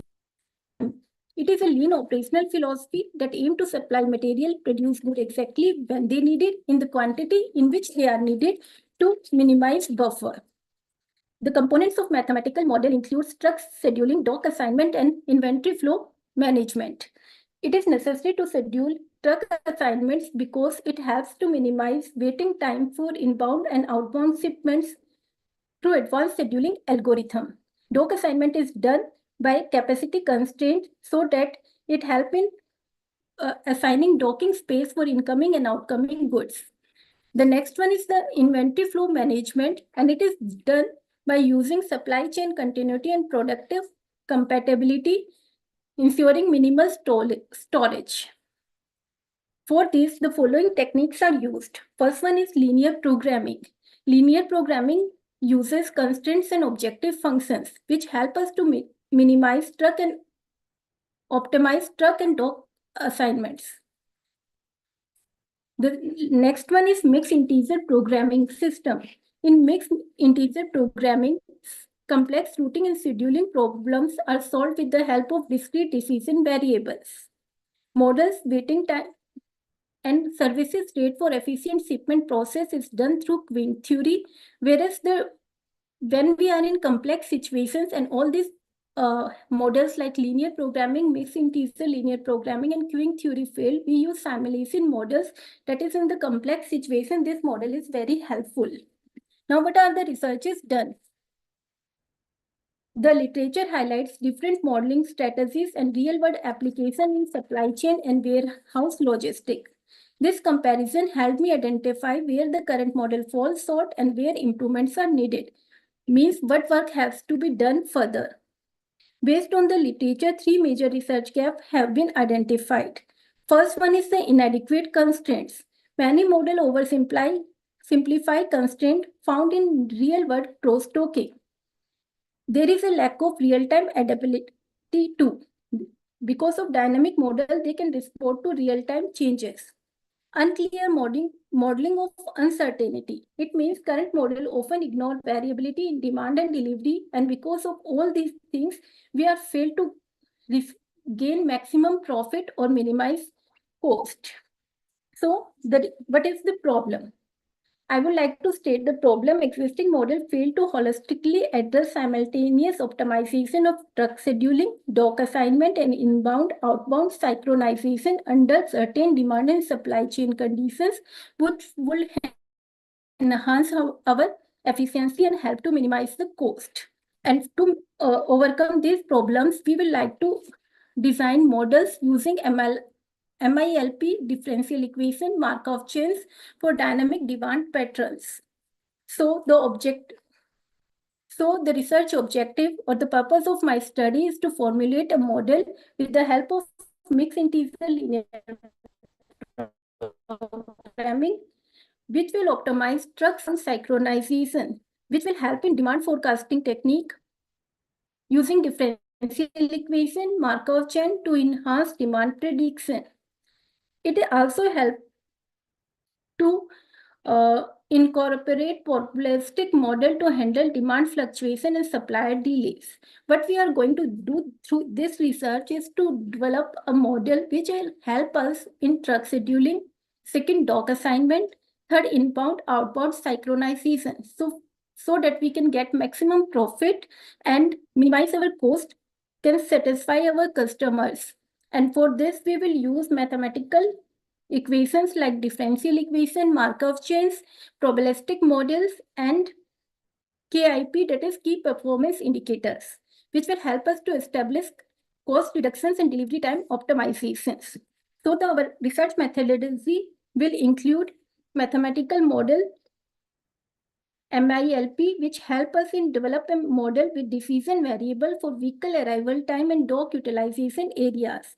If we know the exact time of the vehicle arrival, we can assign the dock and we will have a minimum waiting time and maximum uses of the. Second one is demand forecasting. Demand forecasting actually means we will predict before what will the customer demand and in how much quantity he will be needed. And this will be solved using differential equation and Markov chain. Therefore, there will be a minimum wastage, and the techniques like FIFO and that is first exist, first out, and first in, first out can be used. Second one is probabilistic model. It will help to develop a framework incorporating uncertainty in supplier lead time using Bayesian inference. It means when the season is up, the demand will be high, and when the season is down, demand will be low. Sometimes there is a uncertain demand in the market. It will be helped with, it will be recognized, you can say, with the help of probabilistic model, and it will not block our supply, and the customer will get the products in time. KPI verification will help us to establish quantifiable metric using data-driven validation and multi-objective optimization technique. That means all these models help us to pre-identify what will be the demand in the market in the upcoming time, how much demand will be needed, and at what time they will be needed, so that we can minimize our cost and also that customer gets satisfied. There will not be excess inventory and a smooth chain will be go on. That is, it is importance of study. Enhancing, it is again the same thing that we will enhance our supply chain efficiency. It will go in a smooth way. Inventory will be controlled because the services will be at a high level. Our inbound and outbound services will be practically checked and no excess inventory is done. Addressing it will also help in recognize uncertainty in market and will help in risk management so that no extra stock is stored and we will be able to get a smooth supply chain. It will reduce costs and improve delivery reliability, and our customer will be set. That will be our ultimate goal in any type of marketing in every supply chain, so that the expected impact and contribution. First of all these models will help in reducing the cost of the goods because all the factors from factory to delivery we keep in mind: inbound and outbound services, customer satisfactions. It will save time because no extra time is engaged in, system will run smoothly, and every factor will keep in mind. It will also save the time and the efficiency gain, improve in overall supply chain responsiveness and operational efficiency.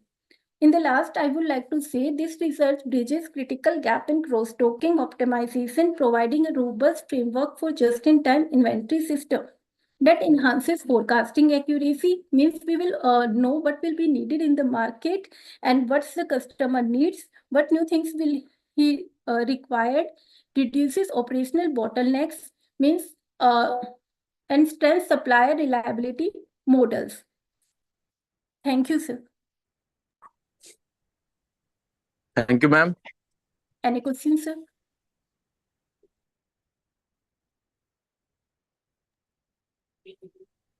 No need.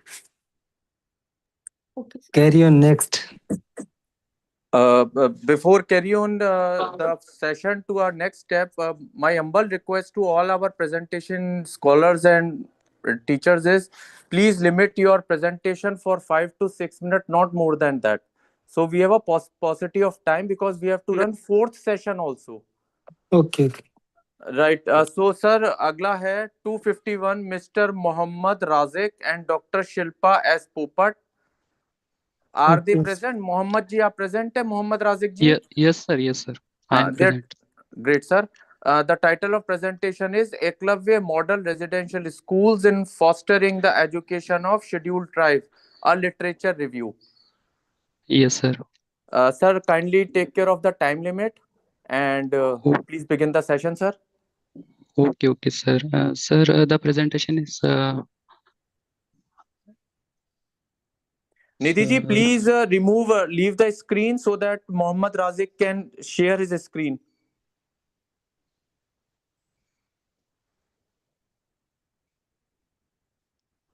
Sir, is the screen visible? Yes, sir. Visible, sir. Please continue. Okay, sir. I am Mohammad Razik, a research scholar from the Central University of Gujarat. I'm here going to present my paper on Eklavya Model Residential Schools and the Education of the Scheduled Tribe, a literature review. So, as a scheduled tribe in India are recognized as the indigenous communities and form about 8.6% of the population, mostly live in remote and isolated region. These geographical and the socio-economic conditions create significant barriers to education. Despite the constitutional safeguard like Article 15.4 and the RTE 2009, scheduled tribe students continue to face high dropout rate, poor infrastructure, language barrier. Many tribal children speak indigenous languages. So seasonal migration and the economic hardship further disrupt attendance, and the gender disparity limit educational opportunities for the many tribal, especially the girls.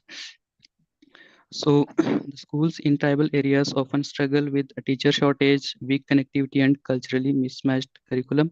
So to address these issues, the government introduces initiatives like the RTE, Sarva Shiksha Abhiyan, Rashtriya Madhyamik Shiksha Abhiyan. A major intervention among these is Eklavya Model Residential School Scheme launched in 1997 under the Ministry of Tribal Affairs.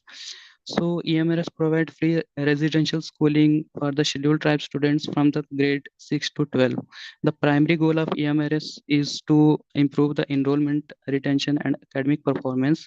The schools emphasize the cultural integration by including tribal languages and the tradition within the school environment. And they follow the CBSE curriculum and increasingly incorporate STEM education and the digital learning to prepare the student for modern educational and career pathways. So the aim of this paper is to address the persistence educational disparities experienced by the scheduled tribe students. This study examines how effectively the EMRS functions, the challenges it continues to face, and the overall impact on its improving educational tribal education. So the paper also review the policy implications of the EMRS, including how the model perform in regions affected by the seasonal migration, where educational continuity become more difficult. The objective of this paper is to know the role of EMRS in improving educational access for the scheduled tribes and to identify the gaps in existing research and suggest future direction. So based on the objective, research questions are formulated. The methodology of the paper is this paper uses a systematic literature review approach to examine the role and effectiveness of EMRS in supporting the education of scheduled tribe students. The review followed a structured process by identifying, screening, and synthesizing studies published between 2015 to 2025. The literature was searched from databases like Google Scholar, ResearchGate, SAYS publication, government websites, and reputable news articles. Clearly, inclusion and exclusion criteria were applied. The inclusion criteria like within the framework period focus on EMRS or tribal education available in English was searched, and the non-academic work studies outside of the framework and the paper unrelated to the EMRS and the scheduled tribe were excluded. After screening, a total of 12 studies were selected for the detailed analysis. So key inferences based on the review of literature is the review shows that EMRS has played a meaningful role in improving educational access for scheduled tribe students. Studies consistently report better literacy outcome, improved skill, and stronger academic performance. And a school located in remote tribal regions often shows better results, particularly in enrollment, student retention, and overall parental satisfaction. At the same time, persistent challenges remain, like many MRS continues to face infrastructure gap, shortage of trained teacher, and inconsistent funding, and which limit the quality of education. Teaching learning process in several schools are less structured compared to the model like Jawahar Vidya Vidyalayas, and a use of digital tools remain limited. So the review also highlight weak career counseling and vocational training, which restrict student preparedness for the higher education and employment. Nearly 45% of the sanctioned EMRS are still non-functional, indicating slow implementation and uneven access across the country. There is also a shortage of trained teacher, which affect the delivery of the relevant and the inclusive pedagogy. Gender disparities persist with female students reporting lower awareness and reduced access to the higher education opportunities. Despite the government investment and transition rate of the higher education remain low, overall scholars emphasize that need of enhanced funding, stronger monitoring system, and structured reform to bring EMRS closer to the standards of high performance residential schooling like Novidya Vidyalayas. So the review shows that EMRS has contributed significantly to improving educational access and academic outcome for the scheduled tribe students. High enrollment, better retention, and the increased literacy rate indicate that the schools is helping overcome barrier related to the distance, seasonal migration, and the socioeconomic hardship. Several studies also report growing parental trust, which reflect the confidence in EMRS as a reliable schooling option for the tribal learner. At the same time, the review highlight challenges that limit the full effectiveness of EMRS. Many schools continue to face infrastructure, shortage of trained teachers, and gap in supervision. Nearly 45% of the sanctioned EMRS are still non-functional, raising concern about the uneven implementation and limited access in several states. So gender disability is also visible, especially in terms of career awareness and aspiration for female students. Despite increased government investment, transition rate to the higher education remain low. Overall, EMRS has played an important role in expanding the educational opportunities for scheduled tribe students, but several gaps continue to affect quality issues related to the infrastructure, teachers, preparedness, and culturally relevant pedagogy. Highlight the need for systematic policy attention to strengthen the EMRS model and ensure more equitable and the effectiveness outcome for the tribal learners. So conclusion of this paper is the review shows the EMRS has played an important role in improving educational access, enrollment, and retentions among the scheduled tribe students. However, several persistent gaps continue to limit the full effectiveness of the model infrastructure, like lack of trained teacher, limited use of culturally responsive pedagogy remain major challenges. Comparing with the other models, like JNVs, EMERS has required more structured and academic planning, strong teaching learning process. So overall, EMRS is promising initiative for strengthening tribal education, but achieving its full potential require continued improvement and strategic support to ensure equitable and the high quality education opportunities for the scheduled tribe communities. So based on the reviews, several suggestions and recommendations are there to strengthen the functioning of the EMRS. First, is to operationalize all the sanctioned schools with nearly 45% still non-functional. So teachers need specialized preparation and tribal education, culturally inclusivity, multilingual instructions, and the modern pedagogical method. Recruitment and retention strategies must be improved. To improve the classroom engagement, schools should adopt structured and the interactive teaching learning process, career counseling and the vocational guidance, substantial enhancement. Sir, please, I'm sorry to interrupt, sir. Kindly try to conclude this. We are running short of time. I So mentioned this it is the earlier last. only, sir. Yes, sir. Please. So finally, a comprehensive monitoring and evaluation framework is needed. Regular assessment, audits, and the outcome-based evaluation will help identify the gaps and drive continuous improvement and educational quality across EMRS institutions. So these are the sample of references. Thank you. Thank you, Mr. Mohammad Razik ji. Sandeep ji, shall we move on to next speaker? And I want to just take question for Mohammad Razik. Please, sir, please. Mohammad Razik, your paper is based on literature review. Yes, sir. Do you have need to visit the field in tribal area? What do you think? Yes, sir. Yes, sir. Okay. Next, why you want to visit? Actually, sir, my research study is based on this tribal education. So, Research study for PhD or any other project? Sir, PhD. Okay, okay. Yes, sir. Okay. Okay, okay, sir. Thank you. Next, Sarji. Yes, sir. Next is serial number 166, Miss Manisha and Abhiman Deore. Her title is Media Journalism and the Role of Communication in Social Media. Manisha ji, are you present? Yes, sir. I am here. Please continue with your presentation and kindly take care of the time limit, ma'am. Yes, sir. Yes, sir. Thank you, ma'am. Please continue. Sandeep ji, आगे चलें. Okay, जी. Thank you, sir. Thank you.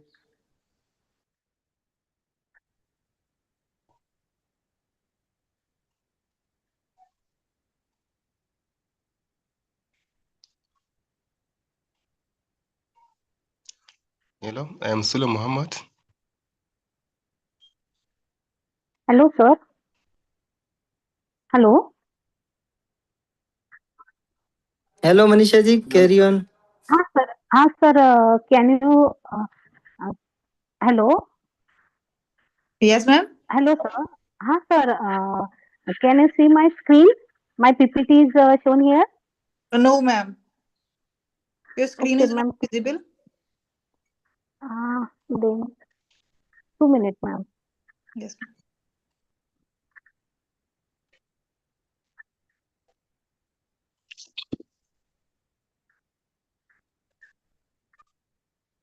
Now, ma'am, my screen is visible. No, ma'am. Just click on the share button. Ma'am. I click on share button. And then you have to select your window. Mohammad Razik ji, have you left the presentation part or sharing of the screen. Until and unless you do not leave it, Manisha ji won't be able to show.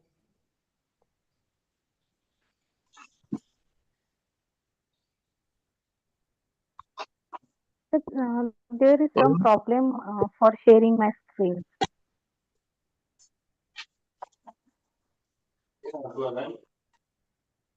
Directions from Sandeep Sharma ji. Please, which section are you now? Which section are you now?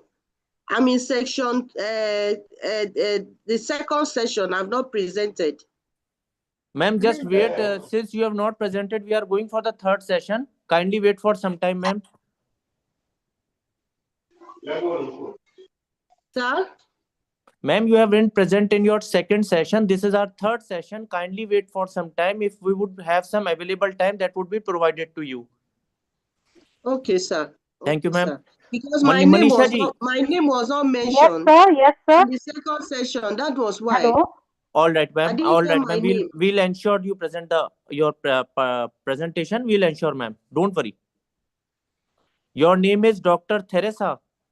Yes. Kindly wait for some time, ma'am. Okay, sir. जी Manisha ji, Sandeep ji, direction from your side sir. इनका presentation नहीं हो पा रही है display. I can't what can share I my do? my. Sir, shall we go without a screen sharing or next one, sir? I have no problem. Hello? कि आप या तो थोड़ी देर ट्राई कर लीजिए. If you have you know के that will continue. So Okay, sir. I will continue without PPT. Sandeep ji करने दे continue. Okay. if you permit. I have no problem about All right, it. sir. All right. Sir, can I mail my PPT on our website or on our email ID? Ma'am, that is not going to work because we all are sitting at remote places.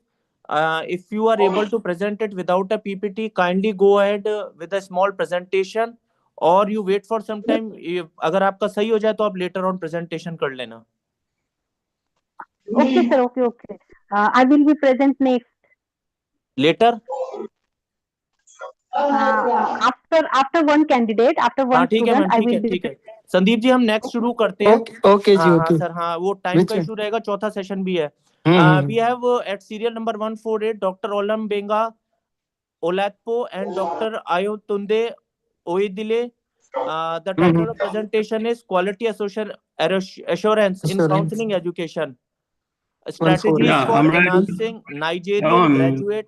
Sir, let me complete. Please, sir, let me complete. Strategies for enhancing Nigerian graduate employability in a globalized economy. Do we have Dr. Aina? I'm around. Dr. Ayana is around. Please begin. Yeah, I'll share my screen soon. Ji. I'm already sharing my screen. Can you see my screen?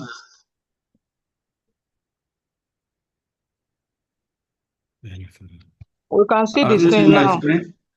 Okay. Yes. The screen is shown Okay, already. the title of my paper is Quality Assurance in Counseling Education, Strategies for Enhancing Nigerian Graduate Employability in a Globalized Economy.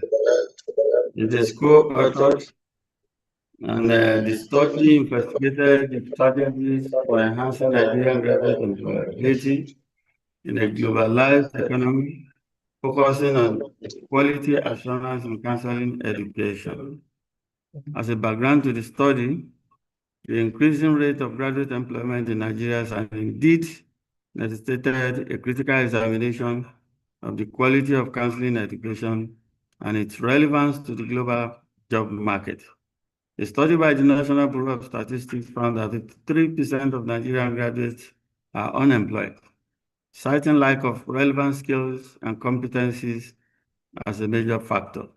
Quality assurance mechanisms, such as accreditation and certification, can ensure that counseling education programs meet international standards and equip graduates with the competencies required by employers. Effective quality assurance in counseling education involves ongoing monitoring and evaluation of programs, incorporating feedback from stakeholders, implementing improvements to ensure that graduates are well prepared for the workforce. Online counseling programs have been shown to enhance the quality of counseling education by providing students with flexible and accessible learning opportunities, thereby increasing access to education and improving student outcome. To address the challenges facing Nigerian counseling education, this study proposes the following quality assurance strategies: curriculum reform; 2, industry partnerships; 3, counselor training. The Nigerian counseling education system faces significant challenges in producing graduates who possess the necessary skills and competencies to excel in the global job market. The lack of quality assurance in counseling education has resulted in the graduates who are ill prepared for the workforce, lacking the skills and competencies required by employer. In this context, there is a pressing need to develop and implement effective quality assurance strategies in counseling education to enhance Nigerian graduate employability in a globalized economy. Hence, this study aims to address this gap by exploring strategies for enhancing quality assurance in counseling education.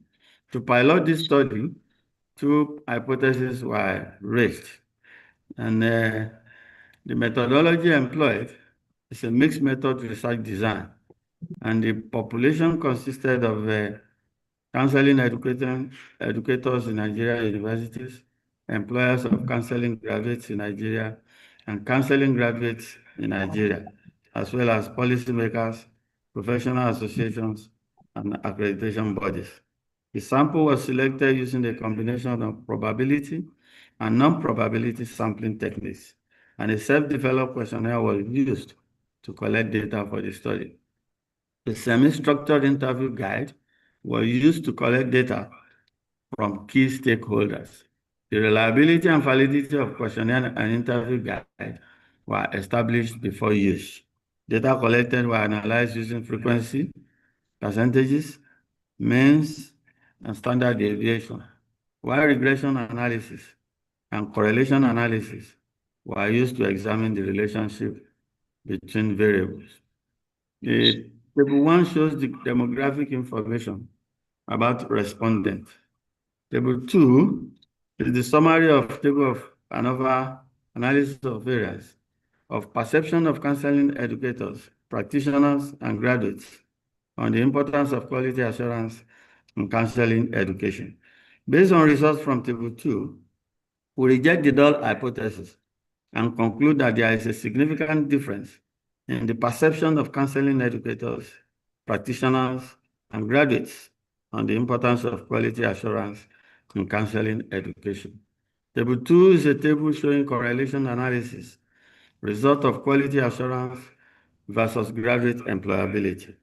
Based on the result in Table 3, the null hypothesis is rejected, and we conclude that there is a significant positive relationship between quality assurance in counseling education and graduate employability.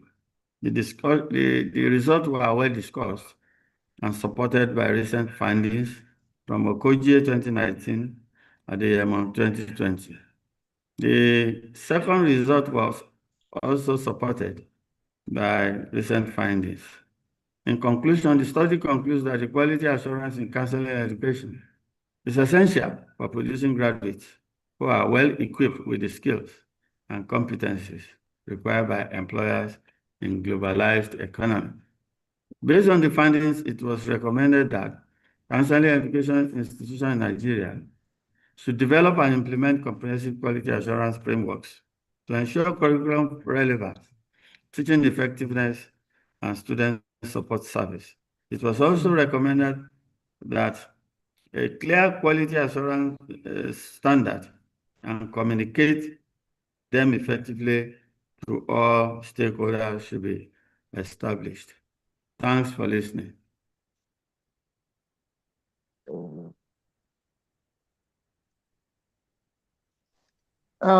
Thank you, Dr. Aniron, for this knowledgeable session.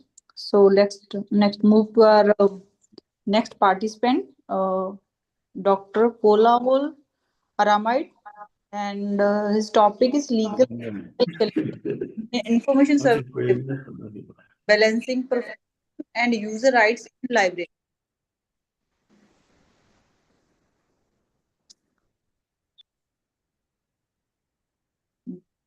Dr. Kolawide, are you with us?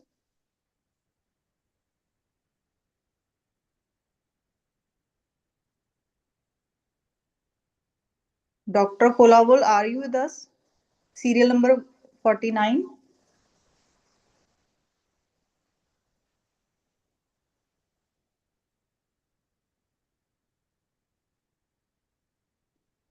Sandeep sir, shall we move to our next participant? Sure, ma'am. Why not? Okay, thank you, sir.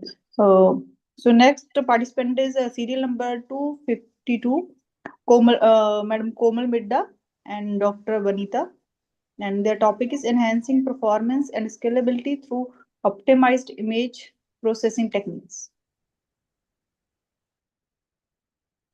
Komal madam, are you present?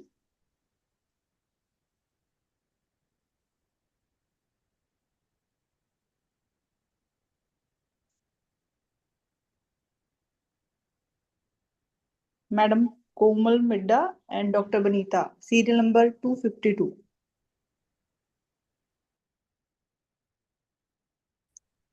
Okay. Next को invite कर लीजिए जी, वो है नहीं शायद. जी sir. Dr. Hanumatu Ramasuba Reddy. Yes, madam. I am here to present, madam. Okay, sir. Sir, please share your screen. Okay, madam. Yes.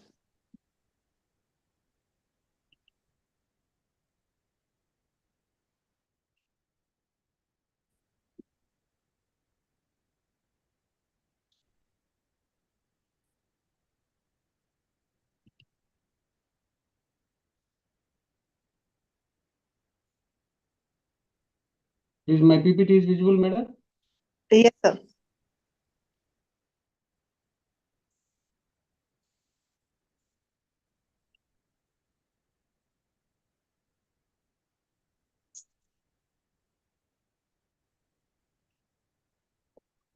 Madam, my PPT? Yes, sir, it's visible. Okay, madam. Now I am Dr. H. Ramsubbaradi, Associate Professor in Zoology, working at SVB Government Degree College, Koyalkuntla, Nandyal District. My present topic, community-based biodiversity conservation, educational models for policy and practice. These are the contents: objectives of the study, methodology, data collection, data analysis, result and findings, discussion, and conclusion and recommendations. This is the total schematic diagram of my research. Strengthening biodiversity conservation through education. Biodiversity constitutes the foundation of ecological elasticity and sustainable development. However, ongoing human-induced pressures such as deforestation, agriculture expansion, pollution, and climate change have resulted in unprecedented losses of species and ecosystem. Conventional top-down conservation approaches, primarily government-driven, often fail to address local socio-economic context and overlook the knowledge systems of indigenous and rural communities. This is the biodiversity loss. With these efforts, we reach to the sustainable biodiversity. In this context, these are my objectives of study. Examine the role of educational models in promoting community participation in biodiversity conservation, to analyze the alignment between conservation policies and local educational practices, to propose a structured educational model for enhancing community-based biodiversity conservation outcomes. This is the study of design. This study adopted a qualitative explanatory design based on secondary data analysis. Sources include peer-reviewed journals, international conservation reports, UNESCO, environmental education guidelines, and case studies from Asia, Africa, and Latin America. These are the sources, data collection sources, literature from Scopus, Google Scholar, and Web of Science databases, reports from FAO, UNEP, UNDP, and National Biodiversity Boards. Community-based conservation case studies. This is the data analysis, thematic analysis. I identified educational strategies used in community-based biodiversity conservation. Identified gaps between policy formulation and implementation. We identified best practices, participatory biodiversity management. The result and findings. Educational gaps in existing conservation programs. Identified gaps are conservation policies often lack curriculum-based educational programs for local communities. Schools and colleges rarely include field-based biodiversity modules. Limited integration of indigenous knowledge in formal education. This is the successful educational practices identified. Education modules are eco clubs in schools. Students participate in plantation drives, biodiversity surveys, water conservation, and waste management activities. Community learning centers used in Nepal, Kenya, and India to train villagers in sustainable agriculture, forest protection, and wildlife monitoring. Participatory rural appraisal engages communities in mapping resources and identifying threats. Citizen science platforms encouraging the local public to contribute to biodiversity database. Role of higher education institutions. Conducting biodiversity assessments, training villages in eco-friendly livelihoods, developing educational materials in local languages, linking conservation work with NSS, NCC, and community outreach programs. Integration of traditional ecological knowledge. Conservation compliances improves, community ownership increases, traditional conservation areas, sacred groves, community ponds are better preserved. Discussion. Education as a catalyst for conservation. The impact of education we can observe here. Education strengthens conservation by building awareness, improving skills, and fostering a conservation ethics. Communities that receive continuous training are more likely to adopt sustainable practices such as watershed management, organic farming, and forest protection. Linking policy and practice through education, the bridging gap. Policies often highlights community participation but fail to specify educational methods.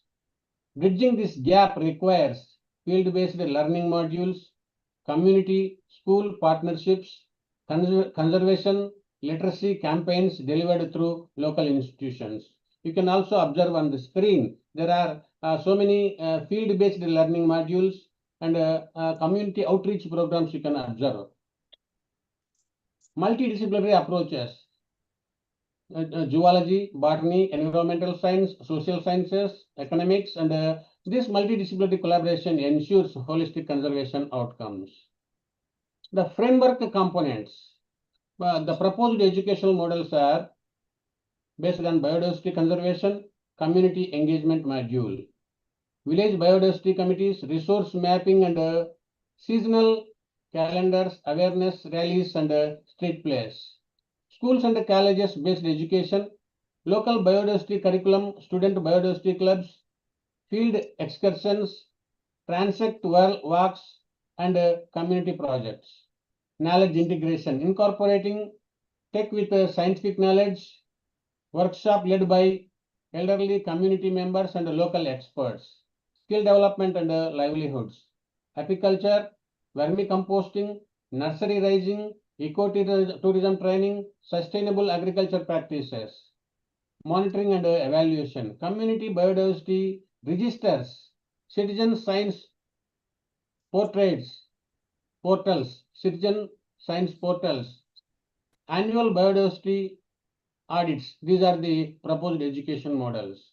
I conclude that community-based biodiversity conservation is a powerful tool for achieving environmental sustainability, but its success depends heavily on educational interventions.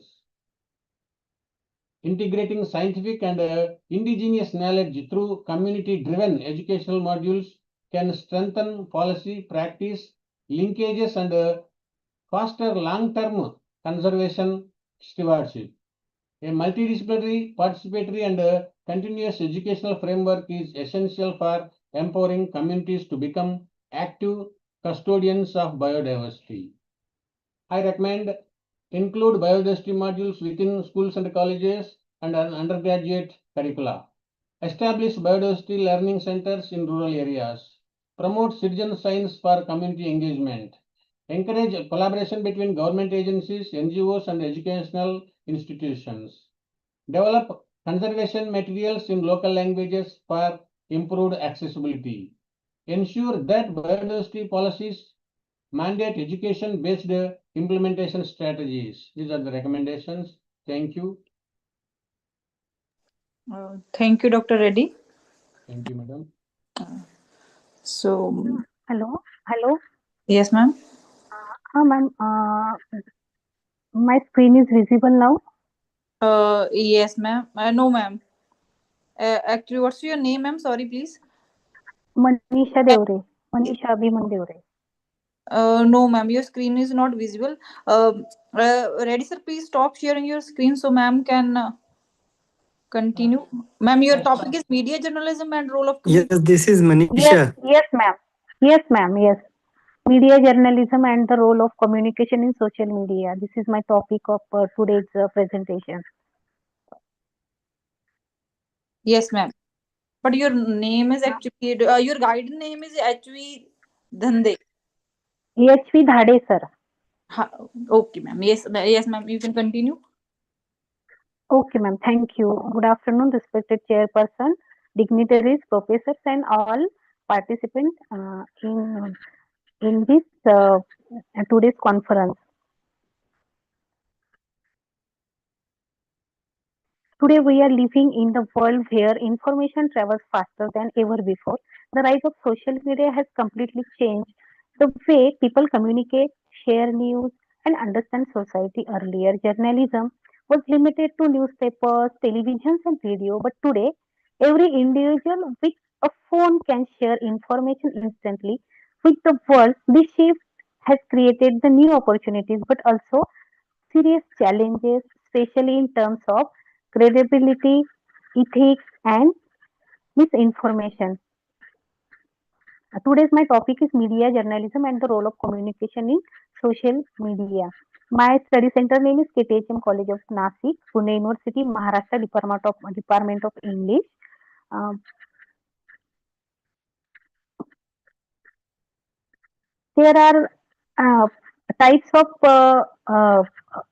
social media transformation of overview. Transformation of journalism. Social media changed the journalism from institution control to participatory, enabling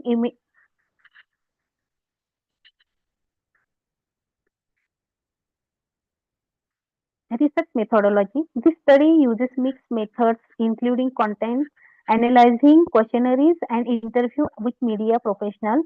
Uh, Credibility and ethics. The study of explores trust, bias, and ethical challenges in digital journalism and social media communication. That communication as a practice.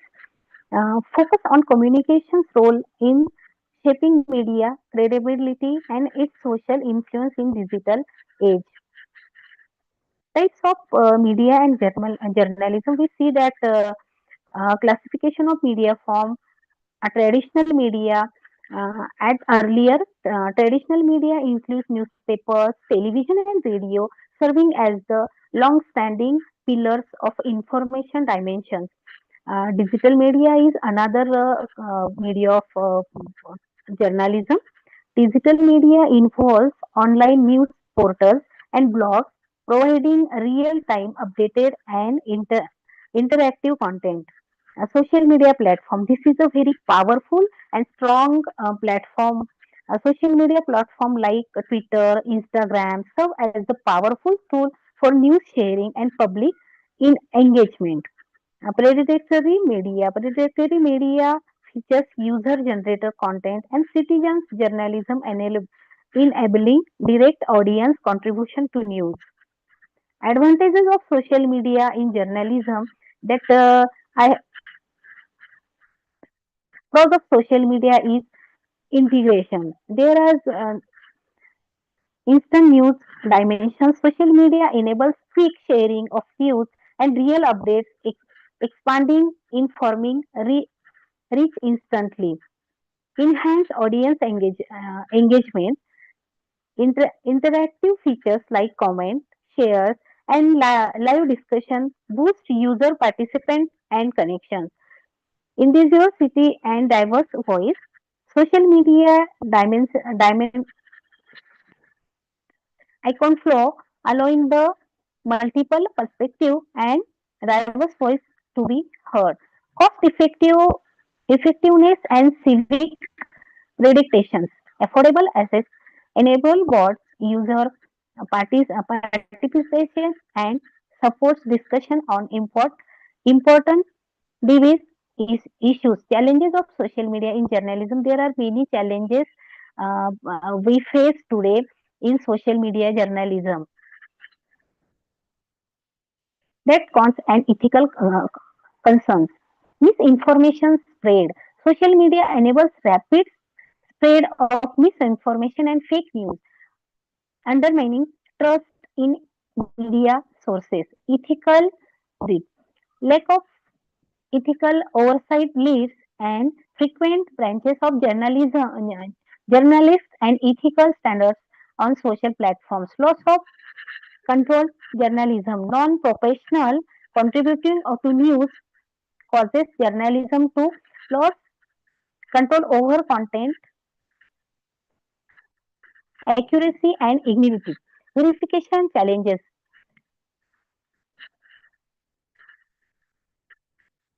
This is the key findings of my abstract or my paper presentation. Then next one, research objective. This is the very important in this research.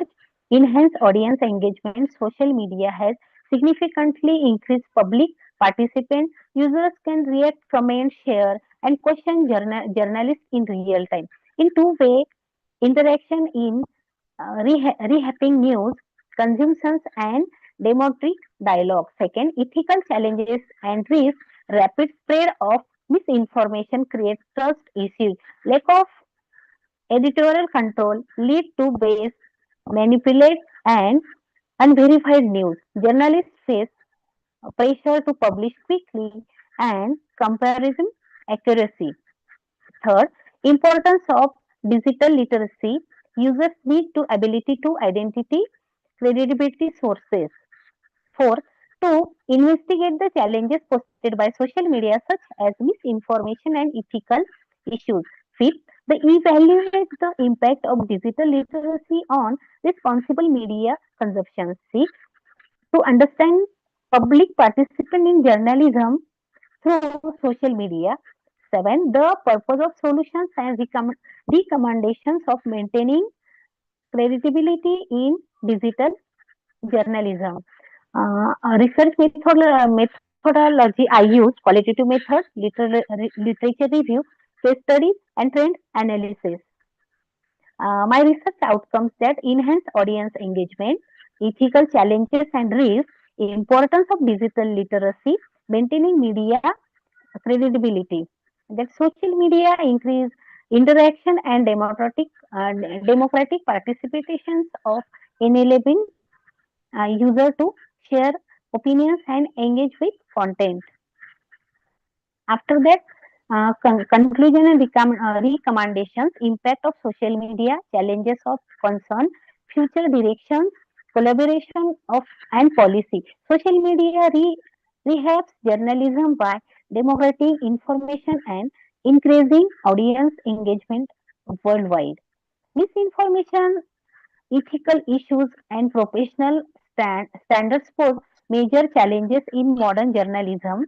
Then future directions balancing responsible communication and digital literacy is key to journalism, sustainable future collaboration and policy media professional and criticize must collaborate and credible journalism and effective journalism. Thank you. Thank you, Madam Anisha. So our next participant is Miss Makepeace Deorji, and her topic is Beyond STEM-driven rote learning, infusing Tagore's philosophy of creativity and nature into Nigerian education. Her serial number is 187. Miss Makepeace Deorji.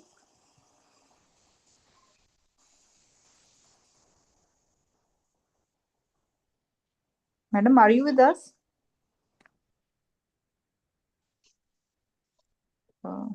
Sandeep sir, shall we move to our next participant? I'm Sula Muhammad. बिल्कुल ही जाना ही पड़ेगा जो वो है ही नहीं इधर. हाँ जी sir sir. So our next participant is Dr. Shauyubu Idris Gupa, serial number 43, and his topic is globalization, knowledge production, and equity in educational access and outcomes in North Central States, Nigeria.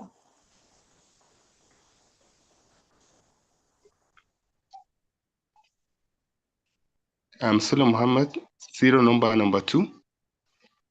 I'm available. So serial number 43 actually. He was just sending the message in the serial number 116. So Teresa Odega, I'm not presented. Ma'am, you will get the chance at the end of this session. We have near about 4 participants left. You will get the chance at the end of this third session. Thanks, ma'am. Yes, ma'am. Dr. Saubidu Idris Gupa from Nigeria. Sir, are you there? Okay, so our next participant is Miss Parul Tomar. Serial number. Hello, good morning, ma'am. Yes, sir. Hello, good morning, ma'am. Yes, sir. Good afternoon, sir. Sir, please share your screen. Good afternoon. Please share your screen. 19 is available.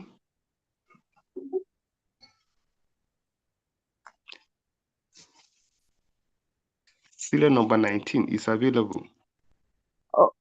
Serial number 19, sir. Actually, you might be from the second session. We are not having serial number 19 in our third session.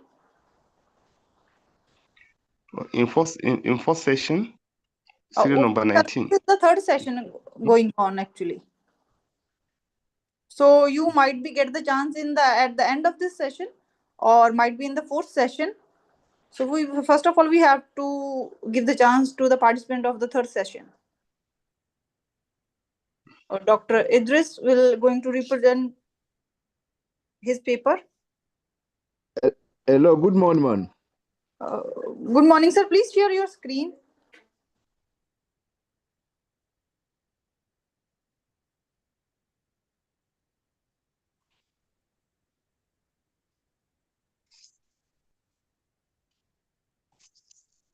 Sir, your screen is not visible.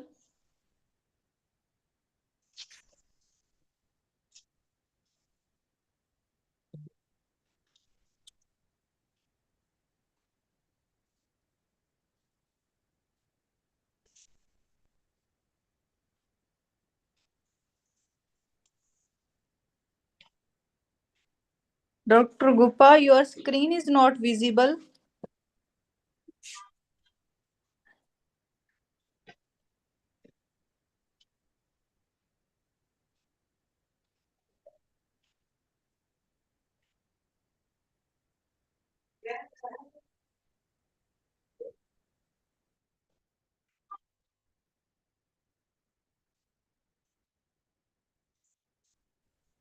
Dr. Gupa, I am audible to you.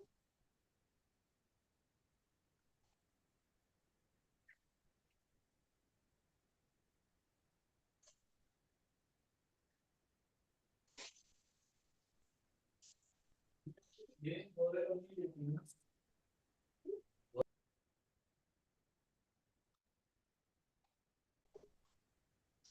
Gopa, if you are having any issues in sharing the screen, you can take some time and we can move to our next author, Ms. Parul Tomar.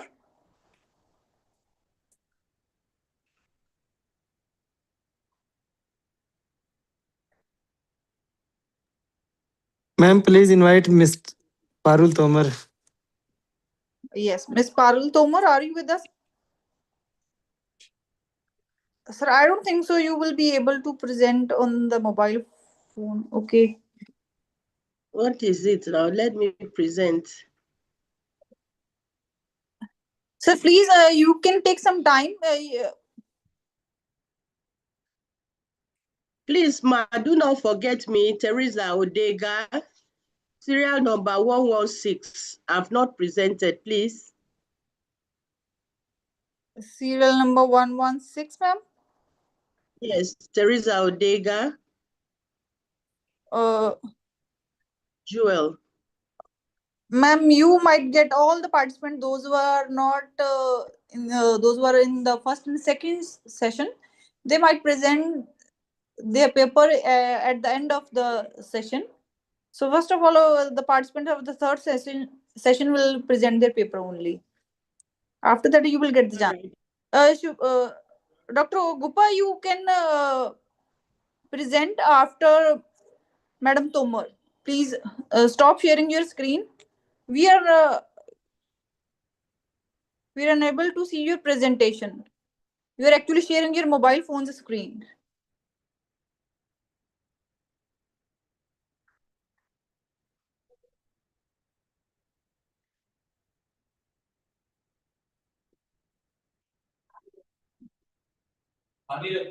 Okay, now it's visible, sir. Please start representing your paper.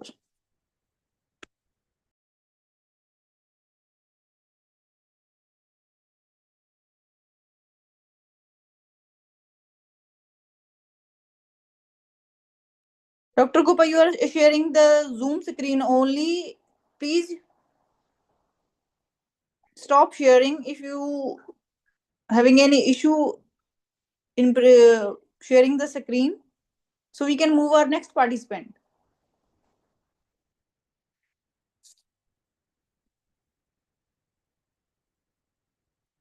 So all the other participants, those are from first and second session, they will present at the end of the third session only. They are not allowed to present their paper in between. So our next participant is Madam Parul Tomar. Parul ma'am, are you there? Serial number 206. And her topic is advances in physical, biological and chemical sciences.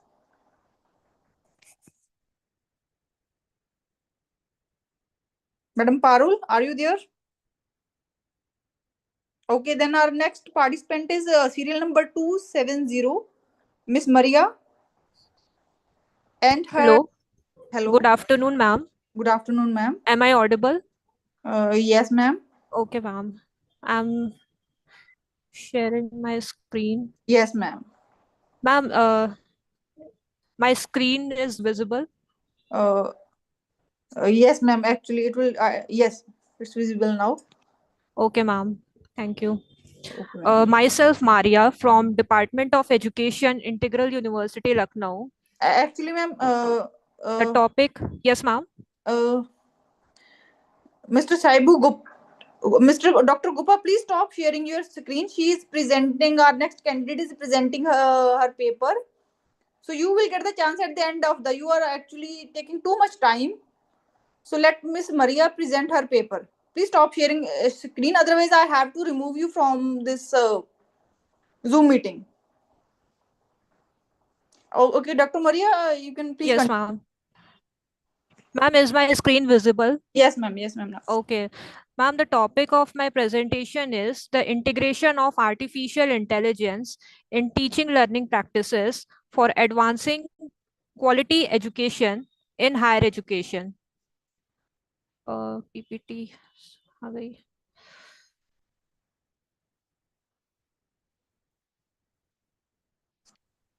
Yes, ma'am. Please move forward. Yes, ma'am. Your screen is Okay. visible. Yes. Ma'am, I would like to start from introduction.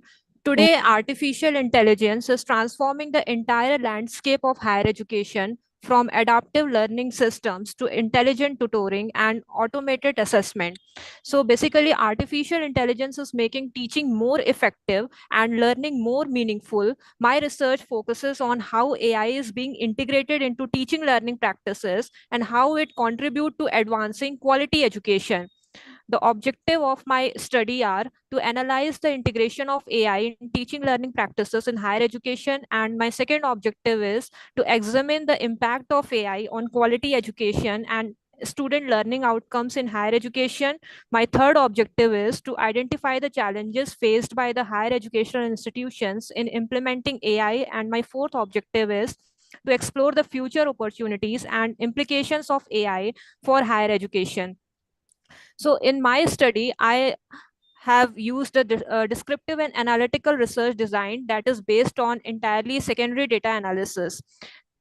This methodology includes the reviewing of available literature, international reports, policy documents, and institutional data to understand how AI can be integrated to improve the quality of education. So my research is based on secondary data, which are represented, the data sources are represented here. So the findings of my research study is my first objective was to analyze the integration of AI in teaching learning practices in higher education.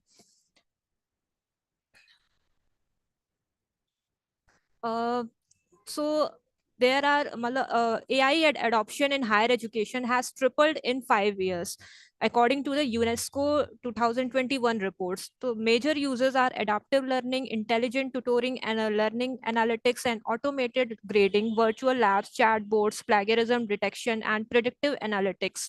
According to the policy support, NEP 2020 report and AICT 2023 reports emphasizes digital and AI based tools that are promoting AI enabled LMS and virtual assistant. According to the reports from global and national trends, that shows the rising use of automated assessment and AI supported learning tools worldwide.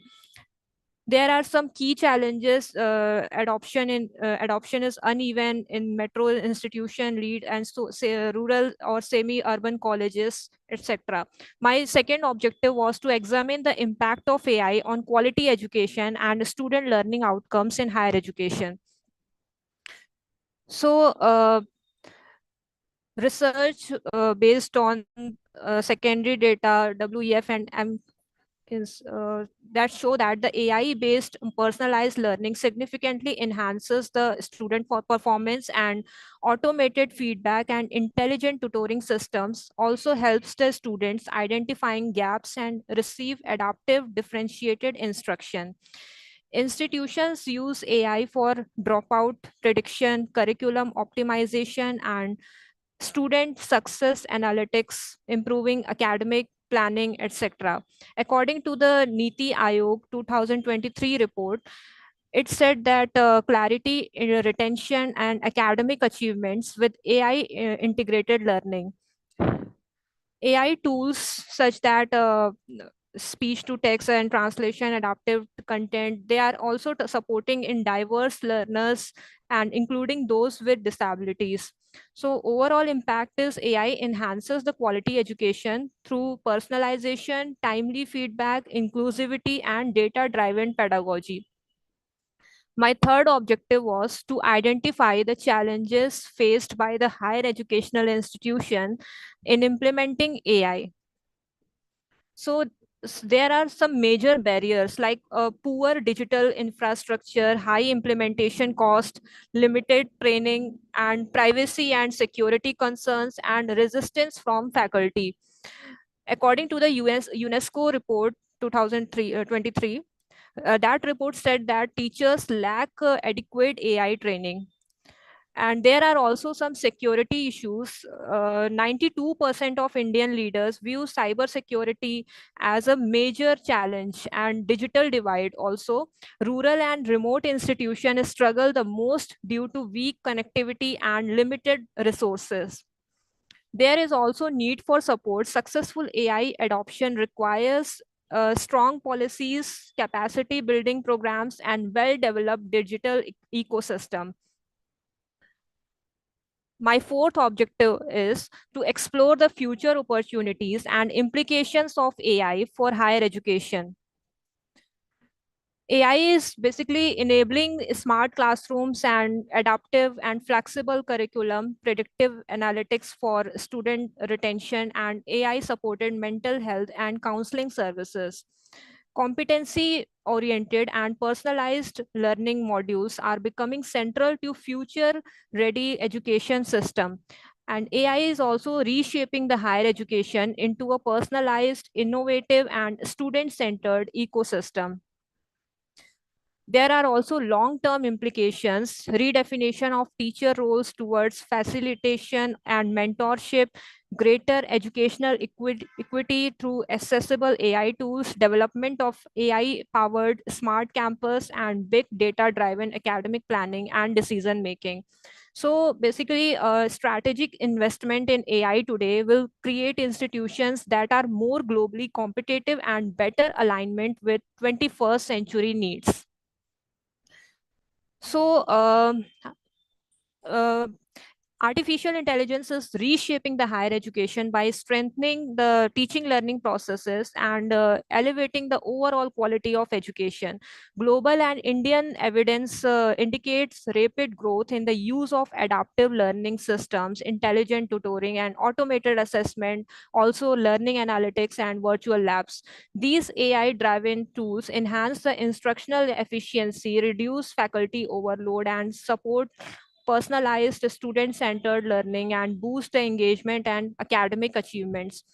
At the institutional level, AI facilitates the data-driven planning and curriculum optimization, and it improves the student retention, thereby contributing directly to quality enhancement and goals of SDG 4.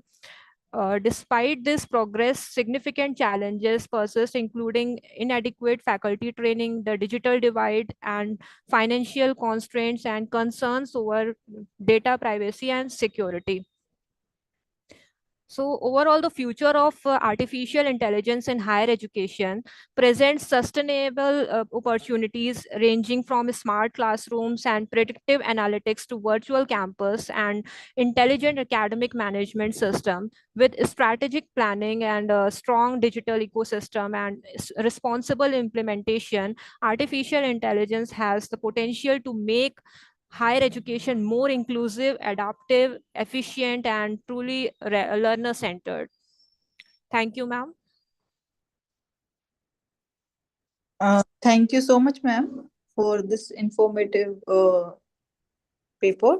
So our last author of this session is, for this third session is Professor Shushma Rani and Dr. Vinod Kumar, serial number 334, and their topic is digital knowledge ecosystem in India, the role of SWAYM, NPTEL, MOOCs, and OERs in enhancing quality education.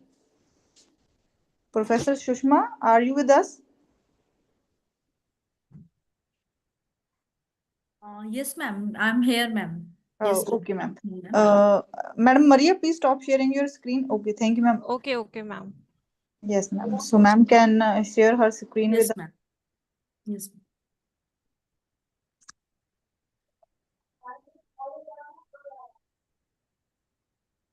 Ma'am, my screen is visible to you? Yes, ma'am. Yes, ma'am.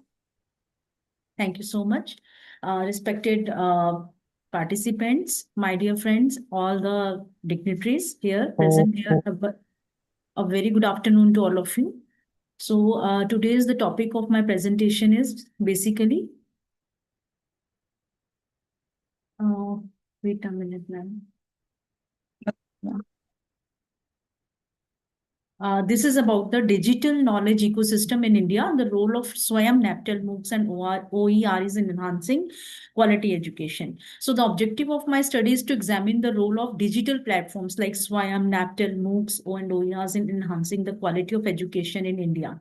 Second, my objective was to analyze the accessibility, usability, academic value of these digital platforms for the student and teachers.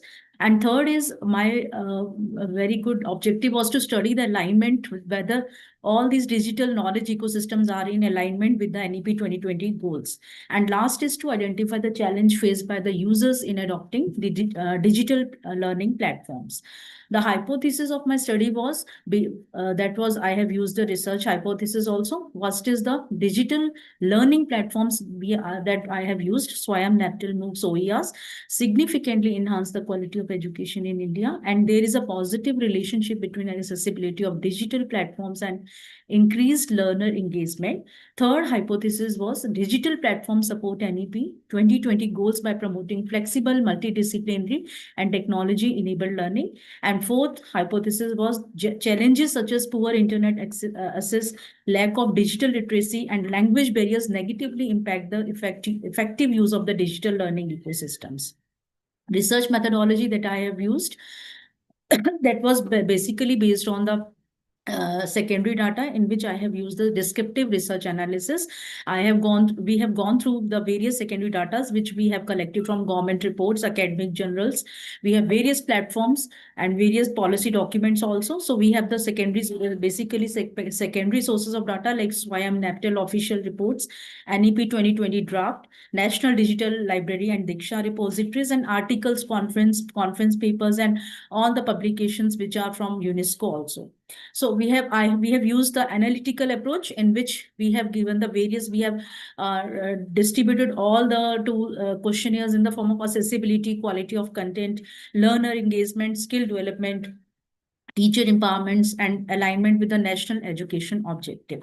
Population, we have included all those which are students or all the learners who have enrolled in SWAYAM courses specifically in the area of Haryana, Yamuna, like NAPTEL course certificates, national MOOCs students, those who are enrolled, other open access digital courses, and all the higher institutions, specifically in the Yamuna district, those who are integrated themselves or collaborated themselves with the SWAYAM local chapters and PTA local chapters, and OER repositories like Diksha, Pathshala, like etc.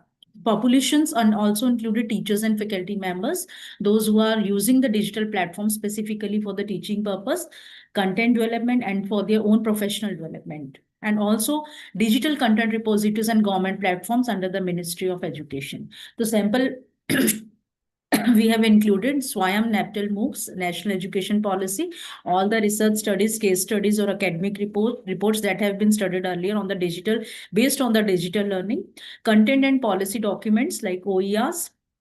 And so we have used the purposive sampling for this research method, which is basically based on the qualitative research. So some descriptions about the MOOCs, SWAYAM, NAPTEL, and OERs. So we all know that Moodle is also one of the important platform which provides us free of online courses at any time, anywhere. We have to first sign in, and we have to make our own on our login ID, and the very first page after making Moodle login page, we will get like this after putting up all the initials and this. So under this, we have all the various administration sites which gives the general users courses, grades, plugins, appearance, server, reports, development, in which we can, as a teacher, we can add the course, we can add any kind of thing, we can have attendance also, we can have assignments also, books also we can make, we can checklist, every kind of facilities there in the Moodle also, because this is also one of the important MOOCs that we have considered. We have a discussion forum also, and we have the big blue button also, which is used for the chat, webcams, audio, breakouts, pooling, emojis, screen sharing, multi-user whiteboards, etc. And that is after, when you will be using this big blue button, you will be get like this one interactive board will be come in front of you. You can write anything, you can type anything on that. You can share your screen with your colleagues also, your peer members also. And SWAYAM is also, we know that we have right now we have the 10 national coordinators with us. These are the AICTE, CEC, IGNO, IIMB, NCRT.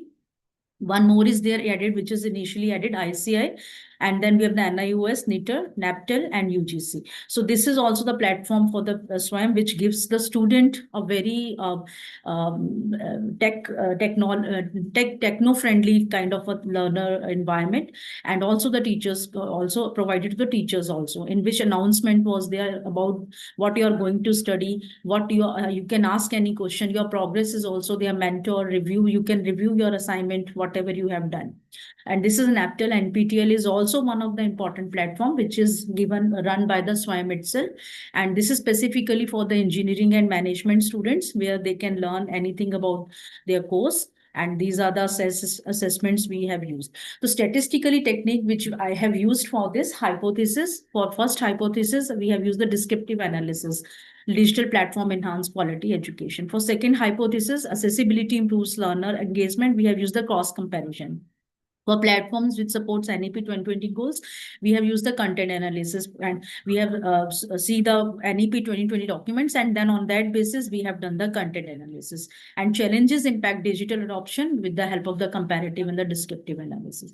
So for this, we have used the frequency distribution, percentage, trend analysis, graphical interpretations, because basically it is secondary data, so we have to make use of the qualitative research. So this is the basic findings we have received, that major challenges because of the lack of the digital infrastructure, lack of the digital literacy also in the students also and in the teachers also, and lack of the language constraints also. And so despite challenges, digital platforms, if the region is remote, and we have given them the digital platforms to learn, definitely it has shown us a significant improvement in their learning and teaching. So this is the digital platforms we have seen the NAPTEL students are using, and MOOCs also using, SWAYAM also they have used to some extent, and OERs they have also used, but MOOCs to some very little less. They are not habitual very much. They have not shown very good enrollment for the MOOCs. So these are the learner engagement level. NAPTEL shows a very good enrollment for the students. And so user satisfaction across the platforms, NAPTEL, it shows us a very highest satisfaction around 88%, which it shows incredibility, a very good kind of a learner trust. And SWAYAM follows 82%, reflecting high acceptance. And OER platforms shows 79. MOOCs students are not very much aware of the MOOCs, and they have very less interest in the MOOCs. So the lowest satisfaction that was shown in the MOOCs platform. So about the interpretation, learners express the greatest satisfaction with the NAPTEL, while MOOCs requires improvement and usability because of the students are unaware of the content delivery, or teachers are not trained while using the MOOCs. Engagement of the learners also, NPTEL maintains highest engagement, about 84%. SWAYAM recorded 76 engagement, MOOCs 72%, OERs 70%. And so platforms offering structured, those platforms which offer structured and certified base of a training, credit based of training purpose, they shows very high engagement as compared to the other sources. So this is the comparison, satisfaction versus quality. All the platforms, they received very high or very good number of satisfaction level. Highest satisfaction level was shown in the NAPTEL, around 99%, and largest jo gap had, that was in the 83% versus 79 satisfaction. So overall, the satisfaction level was quite good.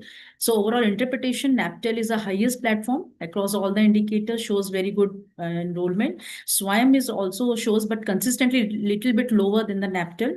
And MOOCs has an acceptable performance because of the students and teachers, they are not aware of the course and how to deal with the MOOCs platform. So teachers has to get proper training to if they want to teach their students properly. And OER is also shows the lowest engagement because the courses are not structured as per their guidelines. So these are the recommendations strengthen digital infrastructures, particularly in rural and remote areas, expand multilingual content across all digital platforms, conduct faculty training in digital and pedagogy, increase the integration of the MOOCs also in some cases, and develop interactive virtual labs, offer students support services such as digital mentoring, and promote awareness about credit service and academic bank of credits, which is a part of the NEP 2020 guidelines.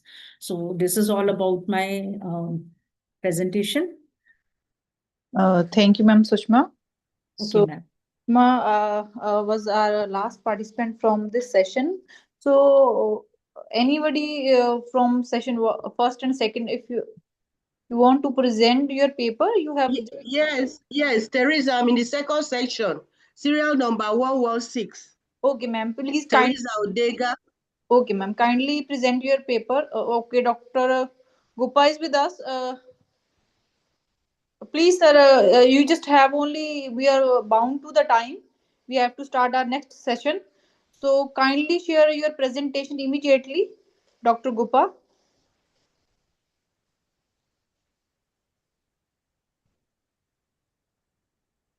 Am I to start? Oh, I'm yes, already ma'am. sharing. Yes, please.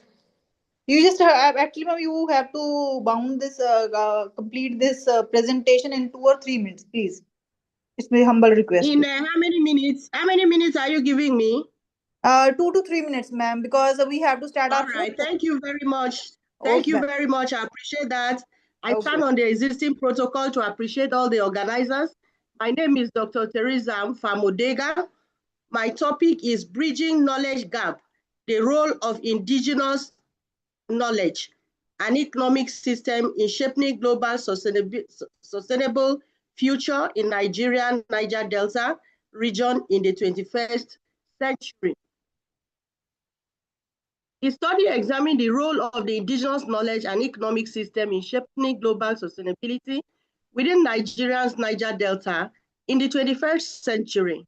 It explored communal resource management, traditional practices, ecological wisdom, and community-based economic system, contributing to the sustainable, resilient, improving livelihood, and social coherence, as well as addressing economic marginalization, globalization, and socioeconomic equality. In the 21st century, the critical pursuit of global sustainability has become a critical concern for society, scholars, and especially policy makers. The great importance of indigenous knowledge surrounds the curriculative body of wisdom, cultural insight, and practices developed by the people through oral tradition that is based from one generation to another through interaction with the people or their environment. Over the years, indigenous knowledge has been embedded through ecological management, farming, trade route into traditional systems of governance. But in the 21st century, indigenous knowledge in sharpening the global sustainable future in Nigeria, Niger Delta, the indigenous knowledge can be seen as the most important if joined with the modern system. It is important for us to note that the economic system and sustainability in recent times, the world attention has increased in the pursuit of global sustainability. It is pertinent to combine both global and indigenous knowledge for sustainable growth and development of the people. The Niger Delta region, with its abundant natural resources, traditional economic system, and indigenous knowledge, should play a central role in moving forward the environmental, social, and economic sustainability of the global system to the benefit of the whole world.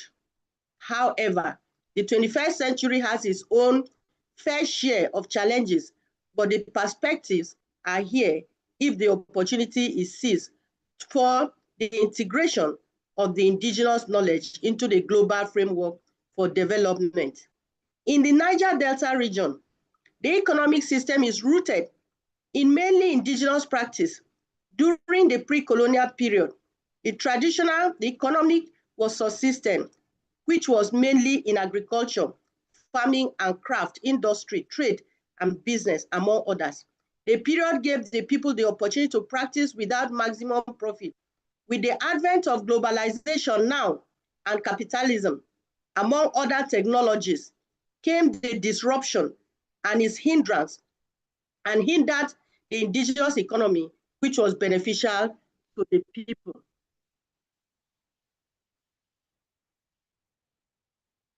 In looking into it, we look at the communal resource, we look at the traditional practices, the community-based economic system in the Niger Delta, in the knowledge and economic system. The sustainable development, we looked at economic marginalization, economic globalization, and socioeconomic equality. Objective of the study. The objective of the study is to examine the role of the indigenous knowledge and economic system in shaping global sustainability within Nigeria's Niger Delta region in the 21st century. The methodology, historical method of... Dr. Teresa, please make it fast, please. In conclusion, okay, my methodology, I used oral and primary and secondary sources to analyze the subject matter. The results, the study, in conclusion, it was concluded that putting in place indigenous knowledge and thematic economic structure is crucial for creating inclusive pathway to sustainable development in the Niger Delta region of Nigeria and globally. Thank you very much for listening, and God bless you all. Thank you.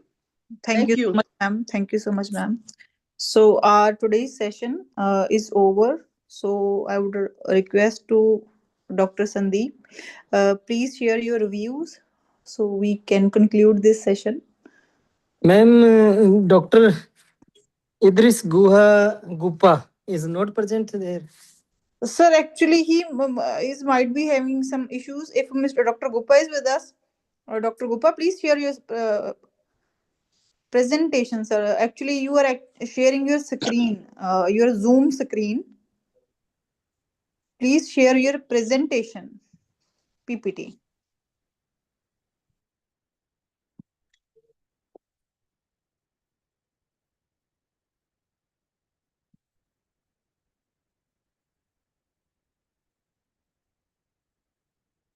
Yes, sir, your presentation is visible now.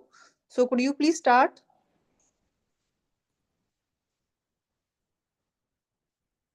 Dr. Gupa, please respond.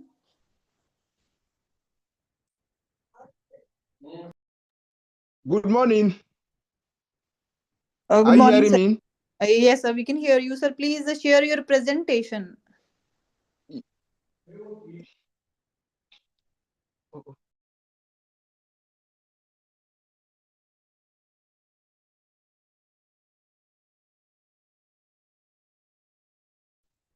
Yes, sir, your presentation is visible now.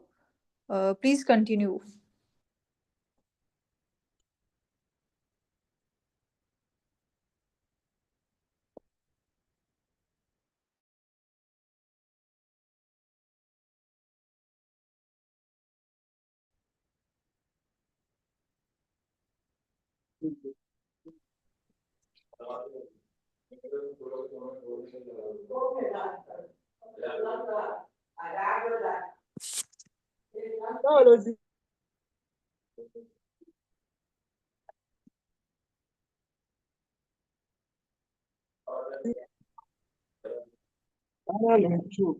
Dr. Gopa, your screen is visible now. You just have to speak. You have to just present your paper, please.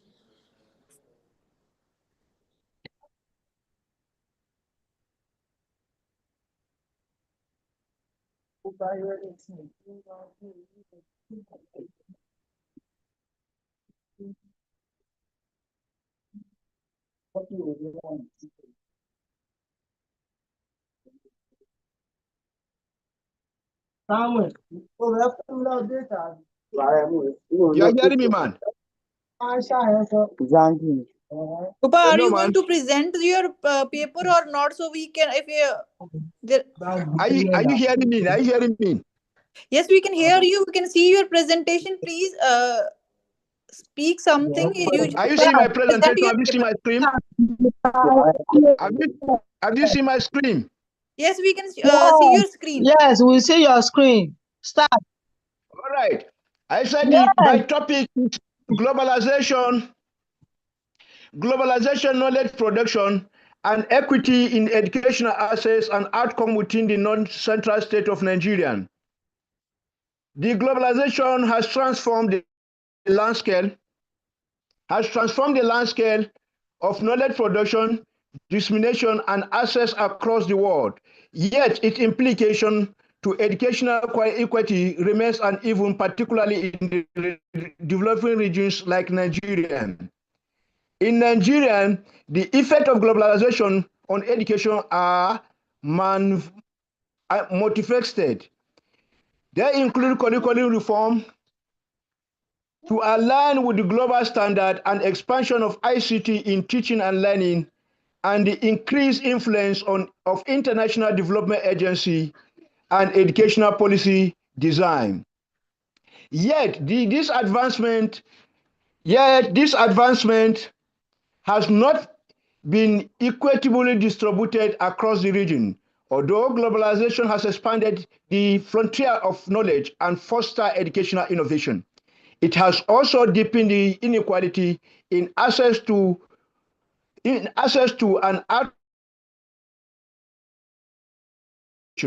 in the north-central state of Nigeria, educational institutions face a significant challenges in integrating global knowledge system due to inadequate insufficient funding, disparity. Well, some urban schools benefit from exposure of international curriculum and online learning platform. Many rural schools remain from this global knowledge stream. Furthermore, the dominance of the Western knowledge method and the limited capacity of indigenous knowledge undermine the localization of educational innovation. Also, in the course of carrying out the research, there are three objectives of this research and three research questions. And the research questions the research questions is to address the following research question. What is the level of globalization in education access among the schools in the north central state of Nigeria? How does the knowledge production influence educational outcome in the north central state of Nigeria? And what is the level of equity in educational access and outcome among the learners in the north central state of Nigeria? There are two hypotheses that research tends to address. The two of the hypotheses include there is no significant relationship between globalization and educational equity in the north central state of Nigeria. The second hypothesis, there is no significant relationship between knowledge production and educational outcome in north central state of Nigeria. The study adopted a mixed method of research design, combining a qualitative and quantitative approach. The population of the study consisted of all the secondary school teachers, students, and education policymakers in the north central state of Nigeria. The estimated population was approximately 58,000 individuals. A total of 600 respondents were sampled, comprising 300 teachers, 250 students, and 50 educational policymakers. This sample size was determined using Research Advisor 2006. The two main instruments were used for this data collection: the structural questionnaire titles, globalization method, globalization knowledge production, and education equity questionnaire, and an interview, which was designed, and the questionnaire was 5 local scales with strongly agree to be 5 points and strongly disagree to be 1 point. A semi-structured interview was conducted. A structural interview to guide the structure of the qualitative insight from the research policymakers and educators. The instruments were validated through an expert review of the three professionals from the research methodology in FCT College of Education, Zuba. The expert evaluated the instrument content validity, clarity, and relevance of the research objective. The pilot test was conducted on 30 respondents outside the study area. The reliability index was determined to be 0.87, indicating that the instrument was reliable. The data was collected and analyzed using PPMC. Since it is a relationship, Pearson product moment correlation was used to analyze the research.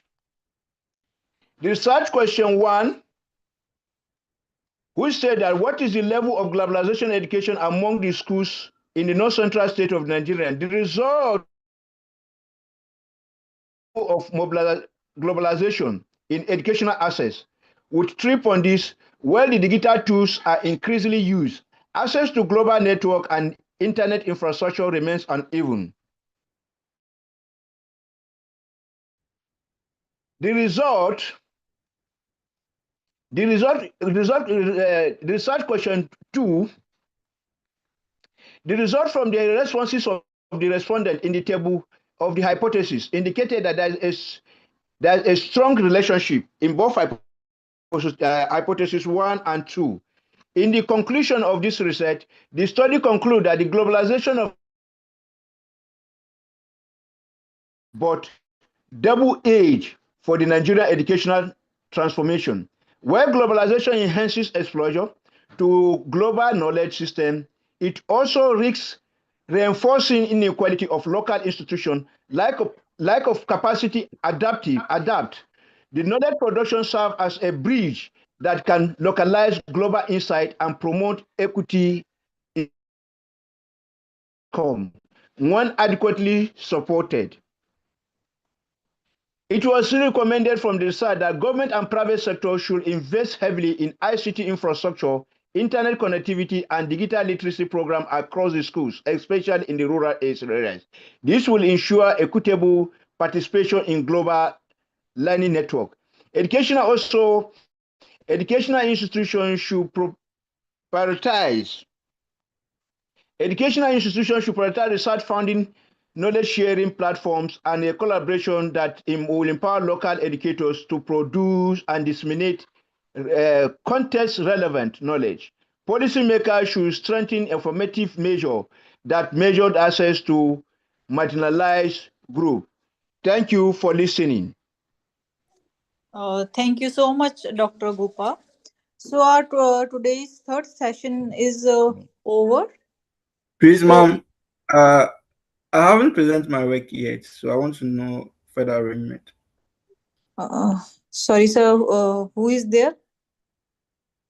I'm Emmanuel, but the work was being registered under my Okay, sir. Actually, supervisor, the third Dr. session Ezekiel. is over now, and you can get the chance in might be in the fourth session, because it's time to start our fourth session now. So I would like to request Dr. Sandeep, please share your valuable words with us. Okay, thank you, ma'am. First of all, I would like to thank the organizers who gave me the opportunity to be chairperson in this session. It was a pleasure to listen various research papers to various subjects. All the participants performed seriously and brilliantly of their paper of different disciplines. Being online, this seminar truly turned out to be an international seminar. It is difficult to me for choose one or two as the best among them. However, due to some technical, personal, or language or pronunciations, I am having minor difference in these, and I will give the result of organizers soon. Thank you. Thanks to all of you. Thank you, sir. Thank you, sir. So the best presenters' name will be shared soon. Might be at the Okay. end of the fourth session. If you want, I will declare now. Okay, sir. Sure. You can. Miss Maria is first, and Muhammad Razik and Professor Dr. Shushma Rani both are runner-up. Thank you, sir. Thank you so much, sir. Congratulations all to the first and the runner-up participants. 270 Miss Maria and 251 and 334. Okay. Thank you Sandeep ji thank you Rekha ji आपने बुलाया जी नहीं sir really you are very good speaker and decision maker and you are एकदम हाँ please Okay. May I close now? Yes, it's yes sir all the thank you Rekha ma'am, can we end this session? Ma'am, खत्म कर दें? yes ma'am okay Okay. Thank you so much sir to all the has participants. announced Yes, ma'am. हाँ जी yes ma'am Do you ma'am announce करना था fourth session के बारे में कुछ या नहीं मैम जो जुड़ेंगे सर उनको कहा हुआ है वो जुड़ जाएंगे एंड पार्टिसिपेंट्स की लिस्ट है वो है ही and I am joining also Okay, ma'am. Thank you.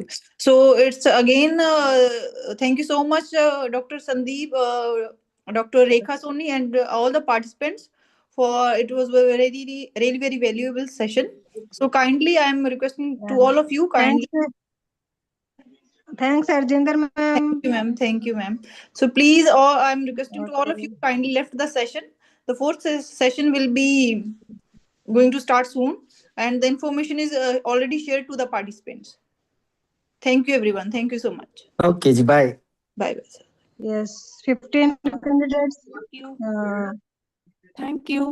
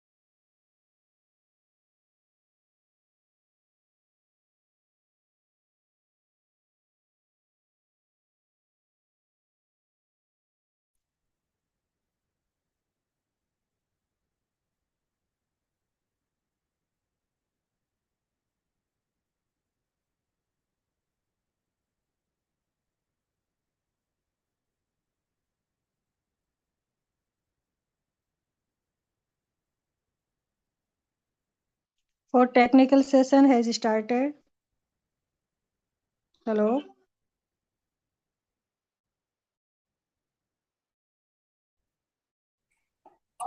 Yes, ma'am.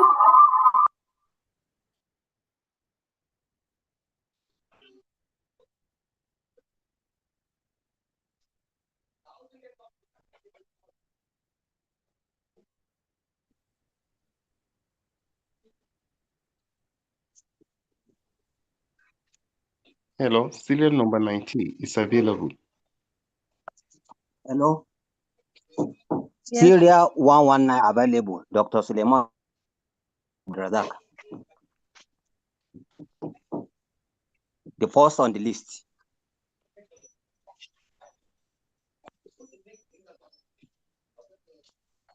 Yes, you can proceed.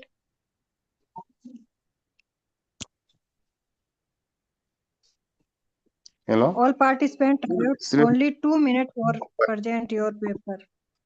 Permit me to share my slide.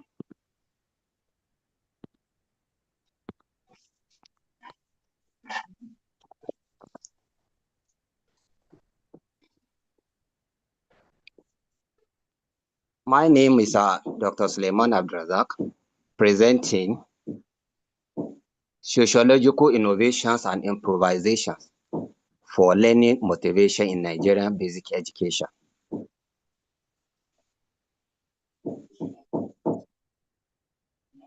Basic education as a policy was formulated in Nigeria in 1999 and was gazetted by the promulgated UBA, Universal Basic Education Act 2004, comprising 6 years of primary education and 3 years of junior secondary education. English, being official language, is also a second language to pupils and students in Nigeria schools.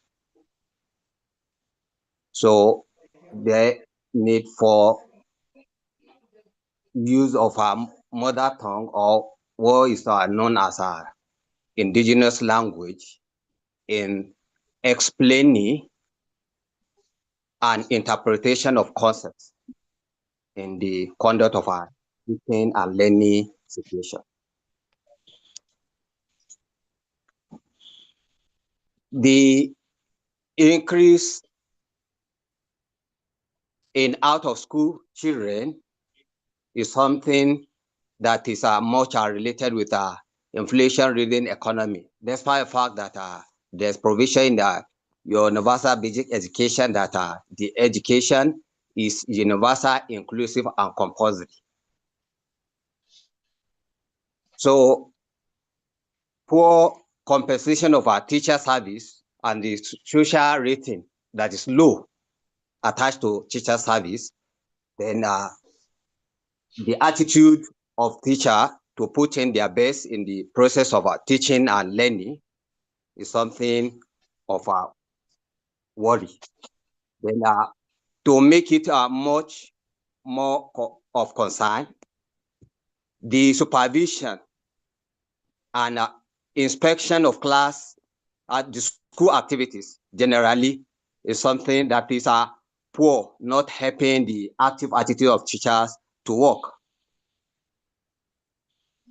So use of mother tongue or indigenous language serves as one of the innovations or improvisations needed if learning is to be motivated among these pupils and students who are populous in our urban and rural areas. So there is a need for them to be strengthened in consistent reading comprehension with phonics, while the teacher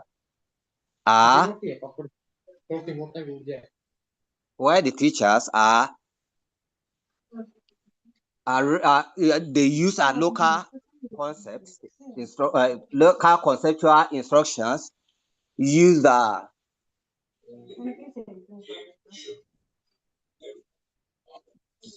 they consistently engage the student in the pupils and students in class activities towards achieving quality learning.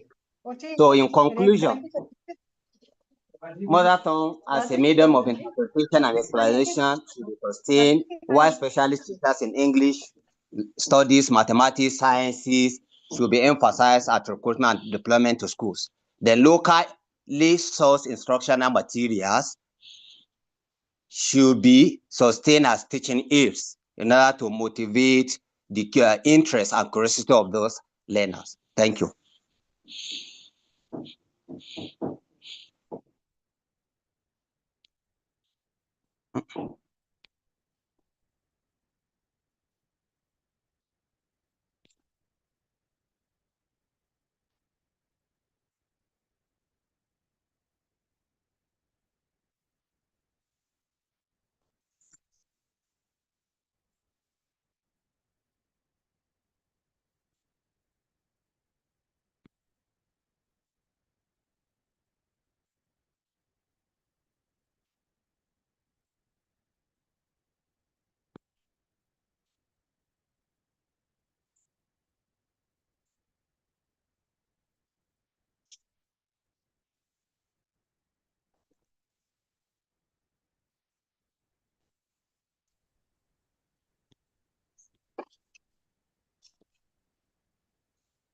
Hello? Hello? Hello? Hello? Yes, I'm done.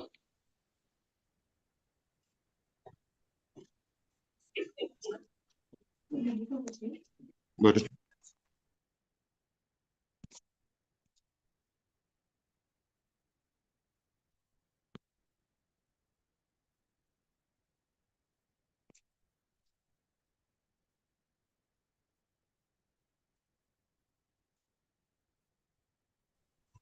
Hello, serial number 19 is now available.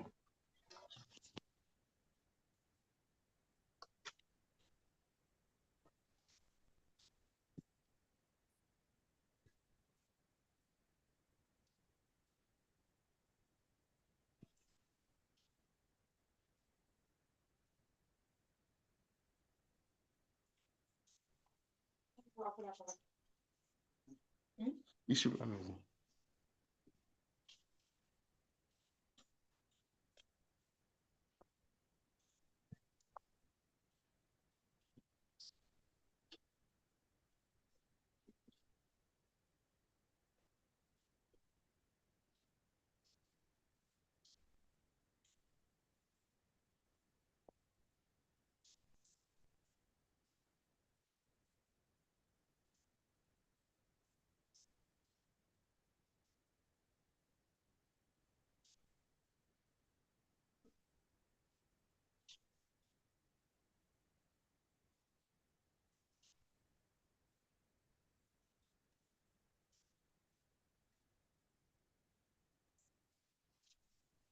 Hello? Hello? I've made my presentation. Hello. Hello?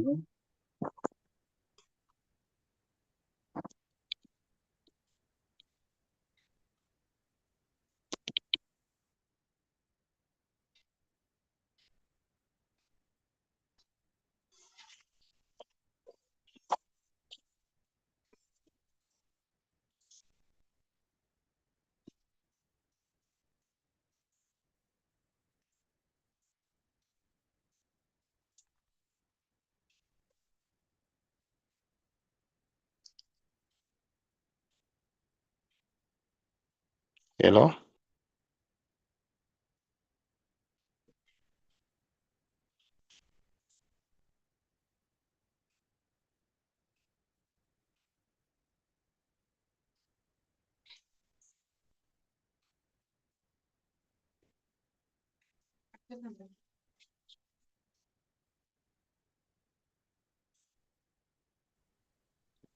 Hello?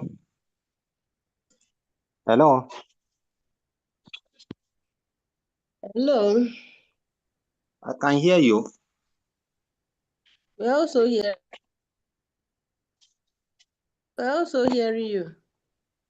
So my presentation is on reading culture, on sociological innovations and improvisation for learning motivation in Nigeria basic education. Can you hear me, Ma? Sir? We can hear you. Okay, now. My problem statement came from basic education formulated to comprise a primary school of 6 years and junior secondary school of 3 years in Nigeria. English serves as official and second language to the pupils and students. Posed understanding barrier to them, especially those from local communities. So there's a need for use of our mother tongue or indigenous language as a medium of interpretation and explanation to them during instructional delivery. The out-of-school children, as a result of inflation on the economy, is still on the increase, and the poor compensation of teacher service and poor supervision and relation of teachers in the classroom also do not help the situation. So there's a need for consistency in the reading comprehension, consistency in classroom activities, and all this should be vigorously supervised and inspected by those at the helm of affairs. If learning quality in pupils and students are to be appreciated. So reading culture should be strengthened with our English comprehension passages, while supervision and instruction are relentlessly activated on them. So in my conclusion, sociological innovations and improvisations by teachers using indigenous language should be sustained, and use of locally sourced instructional materials should be used. Use of locally sourced instructional material should be emphasized, as well as locally conceptual illustrations, in order to arouse the keen interest of learners.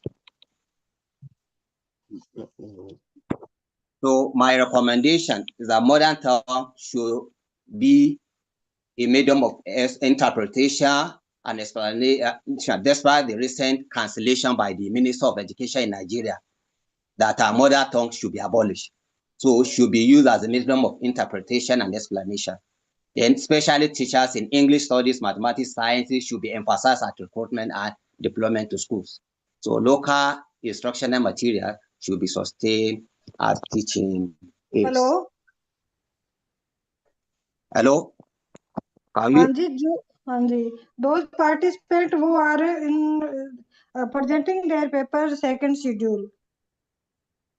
And thank you. Thank you. I'm done. Yes, I am ready. Yes. And please fourth technical session के जो participate है वो पहले present करेंगे अपने paper, जो present वो पहले एब्सेंट रहे थे वो उनका बाद में करवा देंगे. Are you audible, ma'am? Yes, ma'am. Yes, ma'am. Yes. Yes, जिनके पेपर पहले रह गए थे सेकंड शेड्यूल के, उनके अपने बाद में करवा देंगे. पहले जो फोर्थ टेक्निकल सेशन के स्टूडेंट स्कॉलर्स है उनके करवाने.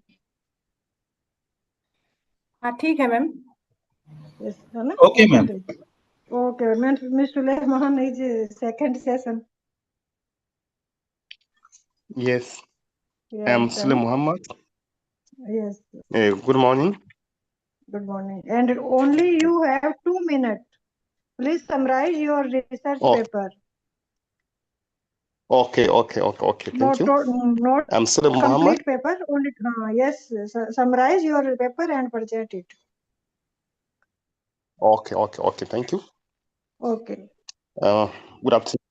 I'm Sule Muhammad from University Gusau, Nigeria.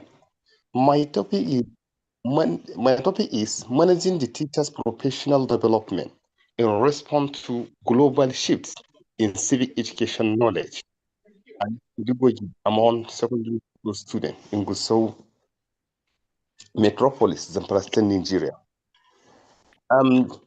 This research adopts the of transformational leadership theory, and this theory is trying to emphasize on the role of leaders in inspiring motivation and intellectual stimulation, and between leaders and subordinates to achieve higher level of performance and professional growth.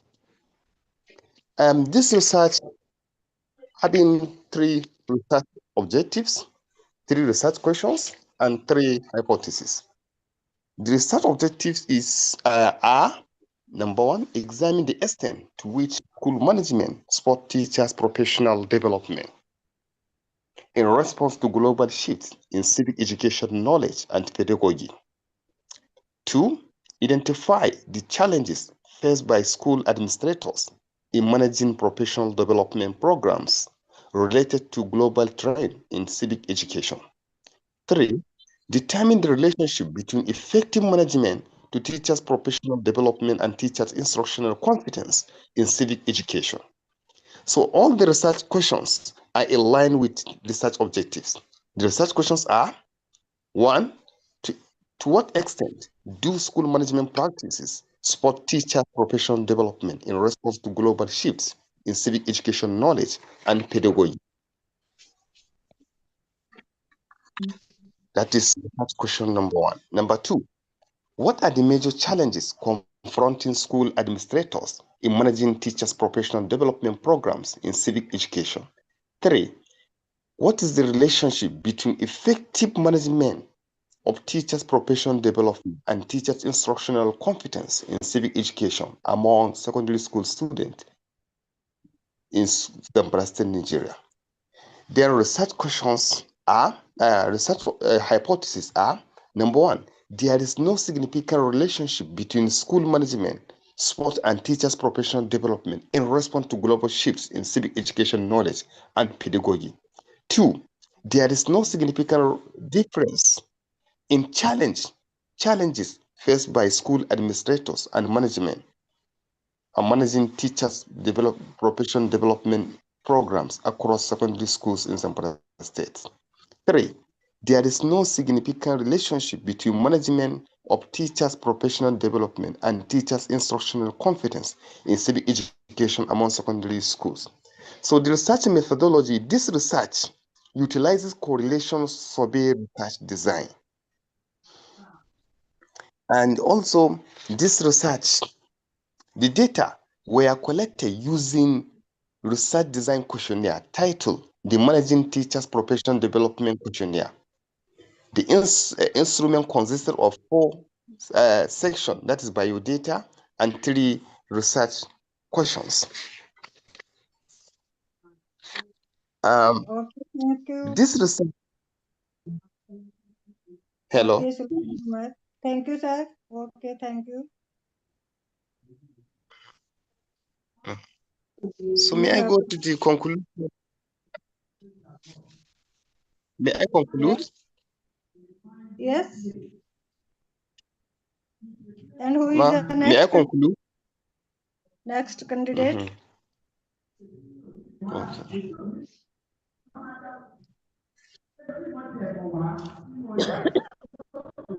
May I present my paper, ma'am? Yes. Chitra Devi, Dr. Yes, Chitra yes, Devi. ma'am. Yes, ma'am. Only you have 2 minutes and summarize your research paper and present it. You have PPT of this paper. Yes, ma'am. Okay. Yes. Good afternoon, ma'am.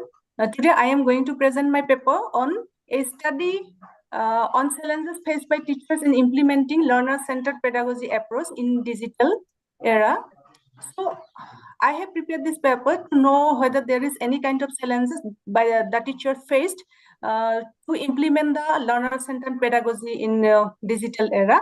So I am going to directly to the objectives. My objectives are to study how the teacher to know about the teacher's level of understanding regarding the use of learner-centered pedagogical approach in the digital era and Gulaghar district Assam. Study how the level of understanding of learner-centered pedagogical approaches in the digital era differs between urban and rural teachers, to know about the major challenges, and then to suggest measures for improving the implementation of learner-centered pedagogy in the digital era. Hypothesis was that teachers do not possess a significant level of understanding regarding the use of learner-centered pedagogical approach in the digital era in Gulaghar district. Then there is no significant difference between urban and rural teachers in their level of understanding learner-centered pedagogical approaches in the digital era. The methods I have taken, descriptive survey method. Population was the higher secondary school teachers working in provincial schools in Gulaghar district of Assam. A simple random sampling technique was taken for selecting the data from the different areas. And tools and techniques is the self-structure questionnaire based on 5-point Likert scale, consisted of several statements rated on 5-point scale, ranging from strongly agree to strongly disagree. Then I have analyzed the first hypothesis to know about the teacher's level of understanding. Here I have a table. I have divided the total questions in the self-structure question into 5 different aspects. One is perceptions of learner-centered pedagogy, then challenges in implementing learner-centered pedagogy, then impact of digital technologies on teaching practices, and institutional and environmental constraints, then readiness and improvement of measures. And from the table, it is found that regarding the percentage of learner-centered pedagogy, there's not found much more. There's highly positive perceptions actually of learner-centered pedagogy. Then regarding the challenges and implementation of learner-centered pedagogy, it is found that that the moderate level of challenges in implementing learner-centered pedagogy. Then regarding the perceived digital technology positively enhancing their teaching by improving engagement, delivery, and interactivity, the ST of is 0.65 shows moderate consistency, suggesting similar benefits across respondents. Then we can find that teachers demonstrate strong readiness to improve their practice and adopt innovative methods, supported by a low ST that is 0.58, indicating high agreement. Yes, ma'am. Present conclusion, only conclusion and implication. Okay. In findings, we can say that the study shows that teachers have a positive understanding of learner-centered pedagogy, recognize the benefits of digital technologies, that exhibits strong readiness to adopt innovative student-focused practices. However, implementation is hindered by limited infrastructure, insufficient training, heavy workloads, audit student digital skills, and institutional constraints, challenges that are more pronounced in rural schools. The findings underscore the need for improved digital infrastructure, continuous professional development, strong administrative support, and flexible curricular policies.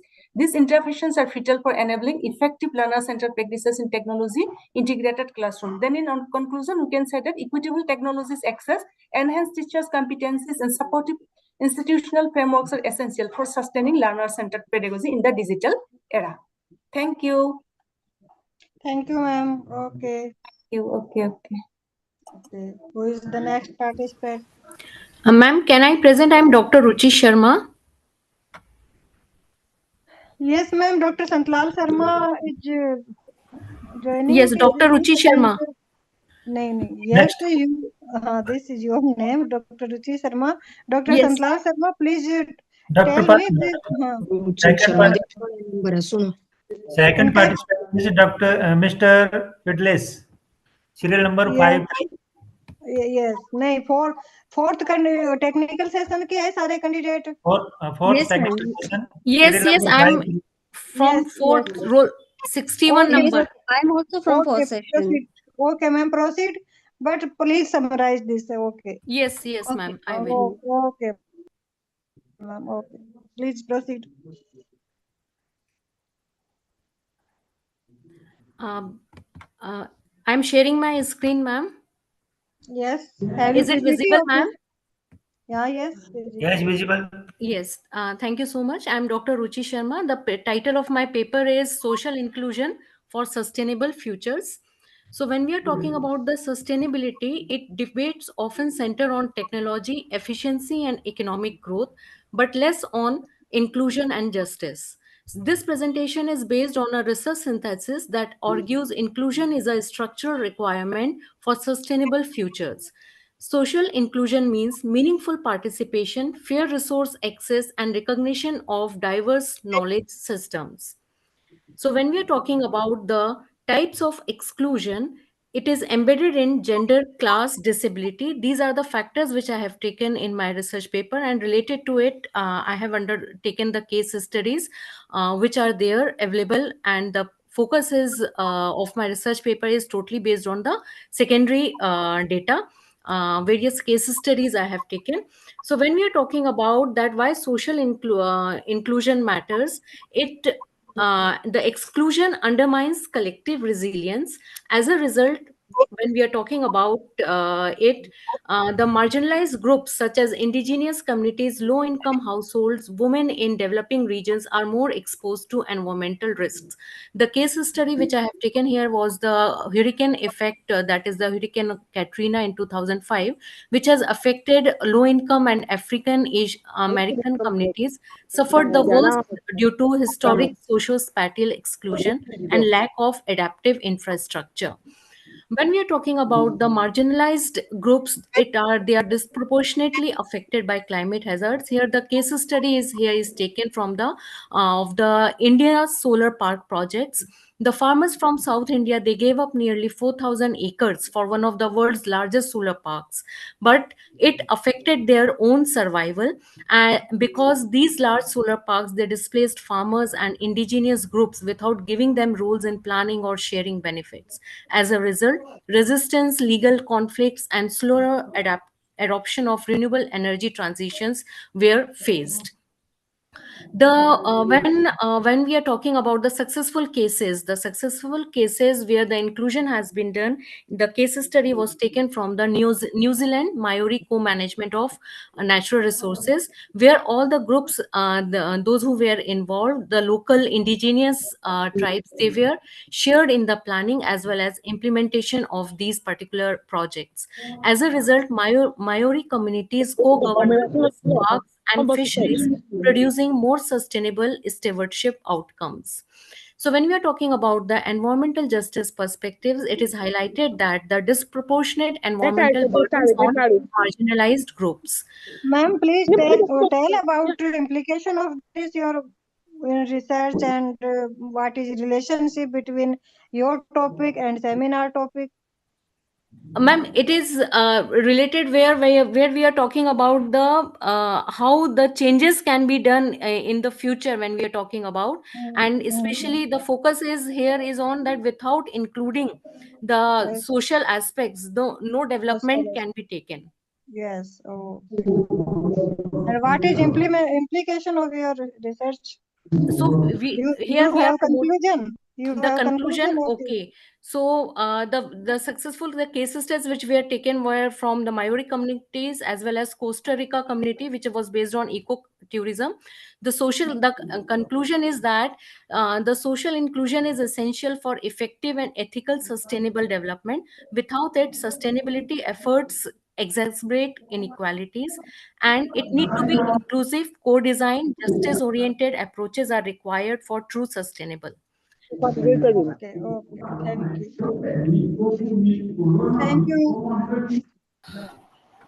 Madam, are we following any order here, or it is because we were following an order earlier, Yes.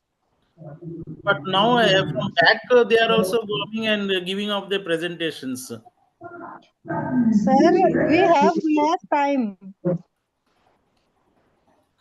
आपका technical session है वो 4 बजे over होना है, और पीछे से भी सेकंड सेशन लेट चल रहा है।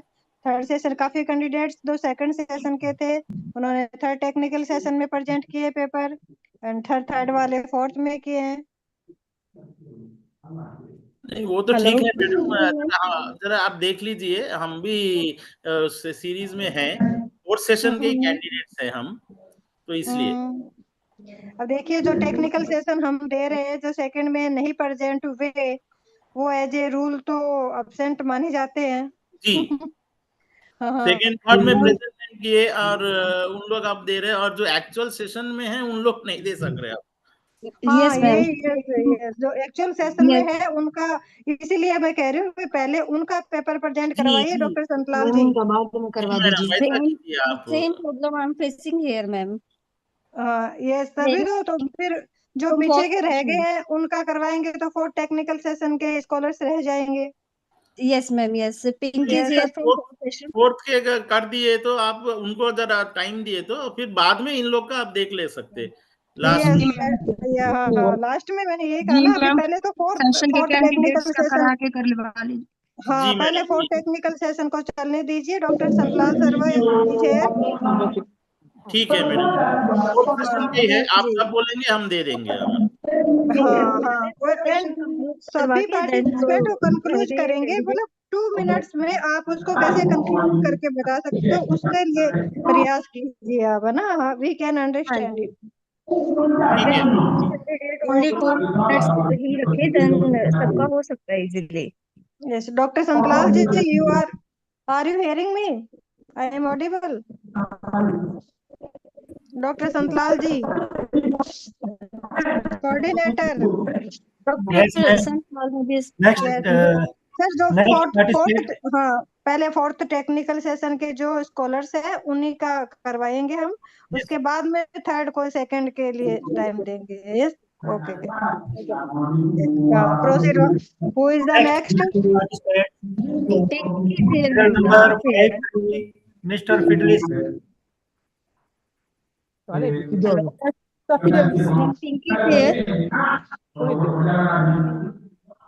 Hello. Hello. Yes, please. Hello, ma'am. Pink is here. Hello, yeah, Mr. Philip.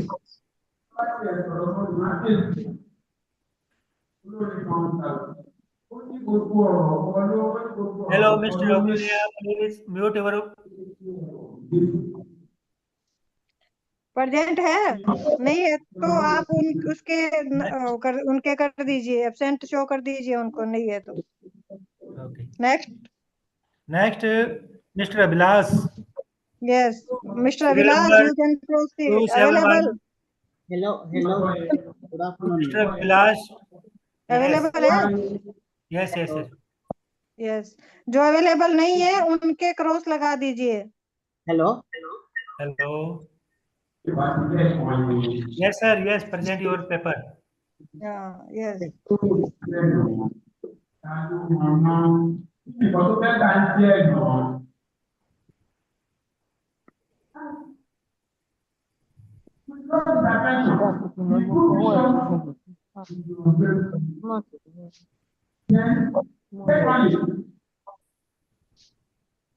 Equity mind allows for criminal thinking.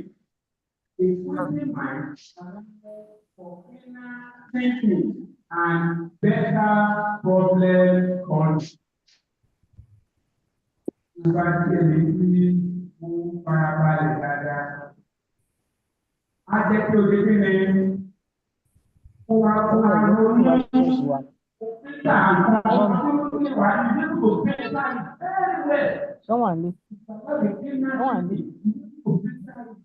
Hello, ma'am. Is my screen visible? Yes, Mr. Abhilash, you can proceed.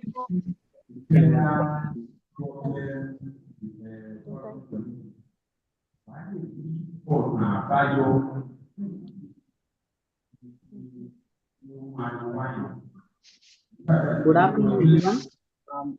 Good afternoon. You can proceed. Conference. The chairperson, Dr. Coordinator, Dr. Sri Agarwalji. This is Abhilash Konaganti, and myself, I'm a co-author for Dr. Koila Devi. She is not here. I will be presenting on behalf of her also. So, discussing how anthropological epistemology provides the essential framework for implementing any 2020. Policy is a powerful vision, but its success hinges on one thing, that is using anthropology to translate it into a lived, equitable reality across India.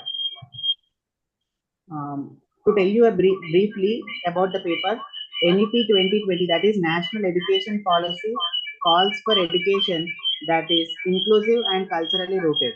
Our study shows that anthropology is critical for interpreting lived experiences and community knowledge. We demonstrate how this cultural lens strengthens inclusive education, supports mental health, and tackles the very key 21st century issues like AI bias. The already some speakers have spoken about this, like artificial intelligence and its prominent growing, and the digital divide which is happening around. Then also to discuss, in this era of rapid change, NEP 2020 demands an equitable system grounded in India's rich cultural diversity. Anthropology is uniquely positioned to achieve this because it focuses on cultural context rather than the universal principles. It focuses on cultural context, the empirical reality which is present, rather than the top to bottom approach, like where the policies are implemented. It follows the bottom to top approach. That is the evidence based, the culturally contextually specific solutions for the local problems. Then it recognizes that educational success depends on cultural fit, which is vital for effective implementation across India's varied regions. Then going on to the methods, our approach was a conceptual and policy analytic methodology.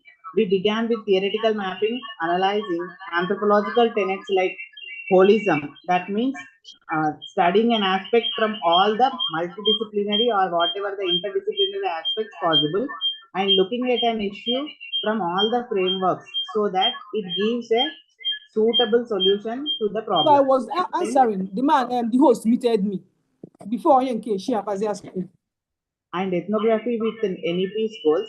We then use a categorical framework across 3 dimensions: the cultural self, physical culture, and curriculum. Finally, we applied a cultural lens using subdisciplines like ethnopsychology and digital anthropology. Then going on to the results part, we mainly focus on holistic education. That is, anthropology fully supports national education policies mandate for whole person learning. That is, the principle of holistic learning is that it provides the blueprint to naturally blend science, arts, and vocational skills.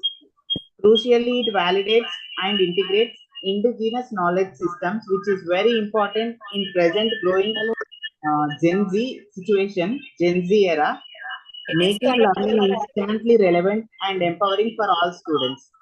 And also, cultural self and also intervention. For local implementation, we use a cultural lens. For the cultural self itself, like ethnopsychology ensures mental health support aligns with local notions of well-being, not generic models. Similarly, ethnography is used to understand local kinship and power dynamics to create targeted gender sensitization programs, which is the very need of the hour at present Gen Z situation that truly resonate with the communities. Then going on with case study analysis, the digital challenge which we face at the present era is our digital anthropology lens tackles 3 urgent issues. First one is that the digital divide must be addressed through language and relevant content. We must teach that generative AI, that is generative artificial intelligence, is a cultural artifact carrying biases, requiring AI literacy and bias detection. That is, this is AI, it is so power dynamic in nature and hegemonic in nature, which is creating divide in between the accessibility among the people. Finally, we fight the WhatsApp University phenomenon by building a robust scientific temper and critical digital literacy. Having digital literacy itself is a very great thing to be achieved nowadays. So, for example, getting that fight with the WhatsApp University thing is a challenging task to be achieved for us, to be included in this NEP thing again and all. Then going to the discussion and policy recommendations, then NEP success requires acknowledging cultural diversity, not enforcing uniform approaches over the complete and country, because India is a multicultural, multi-ethnic, diversified country. If monotonic things are applied, then it would fail for sure, uh, as they don't fit the local context. So without anthropological input, that is without the cultural lens which the people follow, the policy risks failing community realities.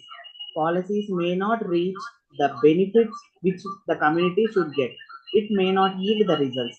We offer 4 actionable recommendations, that is establishing cultural advisory boards with local experts, that is local people should be recruited who are experts in their local indigenous knowledge systems rather than imposing some westernized or postmodernized or modernized notions. Then we have to train teachers as field workers to use local wisdom, and also we have to use AI tools which localize language and culture rather than getting AI which is not at all familiar with the language of the locals. If the AI is modified in such a way to suit the local language and culture, it gives us a fruitful result. Then, going to conclude the session paper, that is, in conclusion, I would like to tell that a culturally grounded education system is very central to NEP 2020, because our Bharat, which is aiming for Vikasit Bharat at the rate 2047, must should not forget that our country should not lose its cultural roots, which are so deepened. With these cultural roots, that India is revered in the West, even the West is looking at the cultural grounds of the country. So that cultural lens should not be missed out with this NEP 2020. For that, anthropology provides the sensitivity, that is cultural sensitivity and cultural engineering, and also interpretive power necessary to make this vision a real one. When applied, that is using applied anthropology thoughtfully, these insights ensure that NEP in a practical, inclusive, equitable, and transformative framework for all Indian learners. These are my references, and thank you. I thank everyone for giving listening and for giving me this opportunity. Thank you, Mr. Vilas. Thank you. Next,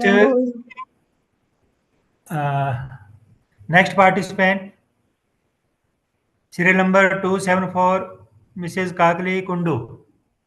Yes, sir. Yes, sir. Available? May I present my screen? Yes, yes. Yes. Okay. Yes, you are visible.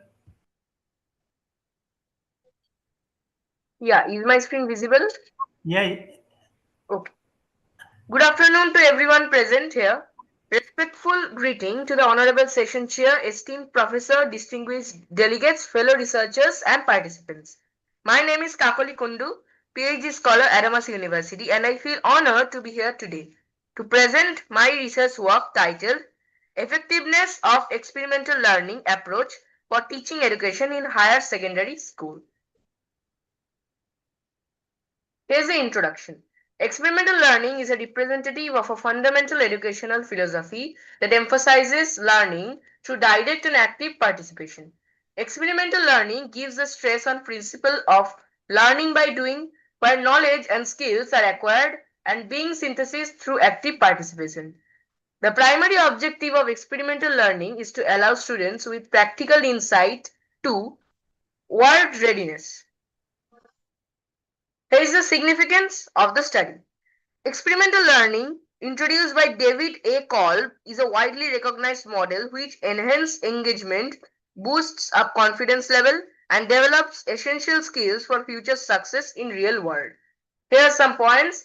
Enhance active learning and relation, develop critical thinking skills, significant for lifelong learning, bridge the gap between the experience and the theory and its application, increase engagement, improves grasps of concepts, fostering personal growth and self-awareness, future opportunities. I move on to the next slide, which is objectives of the study.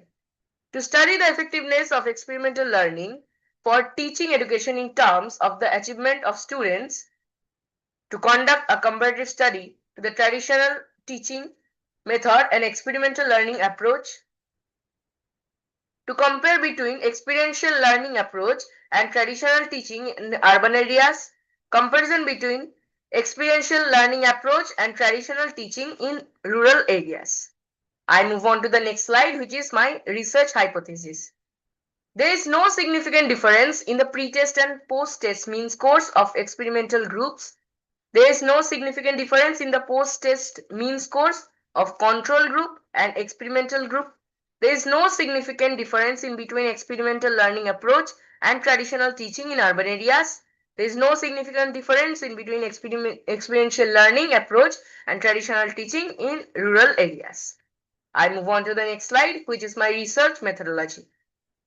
Here's my research methodology. The current study is experimental in nature and utilized a quasi-experimental methodology to measure the effectiveness of experiential approach for teaching education to 11 standard students. The control group received instruction through traditional teaching methods, while the experimental group was taught using the experiential learning approach.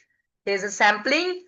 For the present study, 111 standard students were selected from the 3 government undertaken schools. Here's the tool used.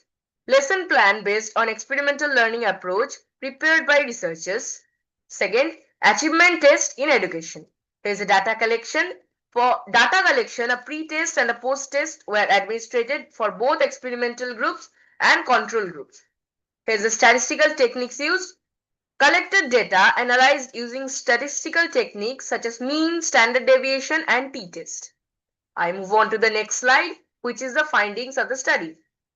The experiential learning approach has a considerable influence on pupils' academic outcomes.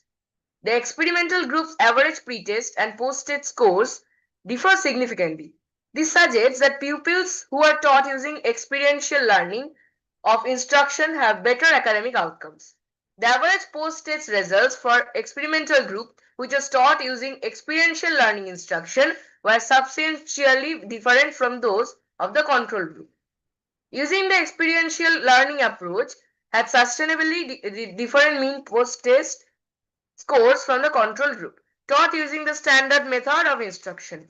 This suggests that the experiential group performed significantly better. The experiential learning approach is more effective than the traditional teaching method in enhancing academic achievement. I move on to the next slide, which is my overall conclusion. The modern teacher should encourage their students to be creative, to have innovative thinking, to research-oriented environment, and to be interested. To facilitate these transitions, teachers should receive support through seminars and orientation programs focused on the experiential learning approach. Additionally, it is important to emphasize this teaching approach in different textbooks. Proper training for teachers on experiential learning approach is essential to enhance their effectiveness on teaching. Here are some references which helped me in writing this paper. And overall, thank you.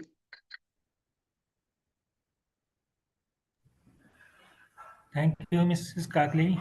Next participant, serial number 133, Mrs. Edioti Esther. Are you hearing me? Edioti Esther.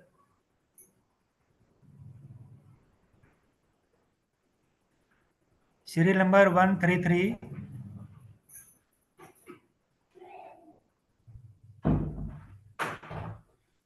Available है Next. Available है sir No, no, madam. No option लगा दीजिए फिर नहीं है तो Next 151, serial number 151, Avashika.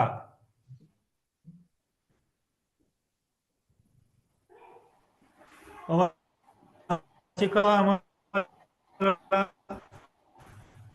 are you hearing me? जो आपके पास अवेलेबल है उनका पेपर प्रेजेंट करवाइए बाकी के एब्सेंट लगाइए Next serial number 253, Dr. Sumit Ghosh. Yes, sir, I am here. Hello, sir. Okay, am I sir. audible? Yes, Okay, yes. I am sharing my screen now. I am sharing my screen.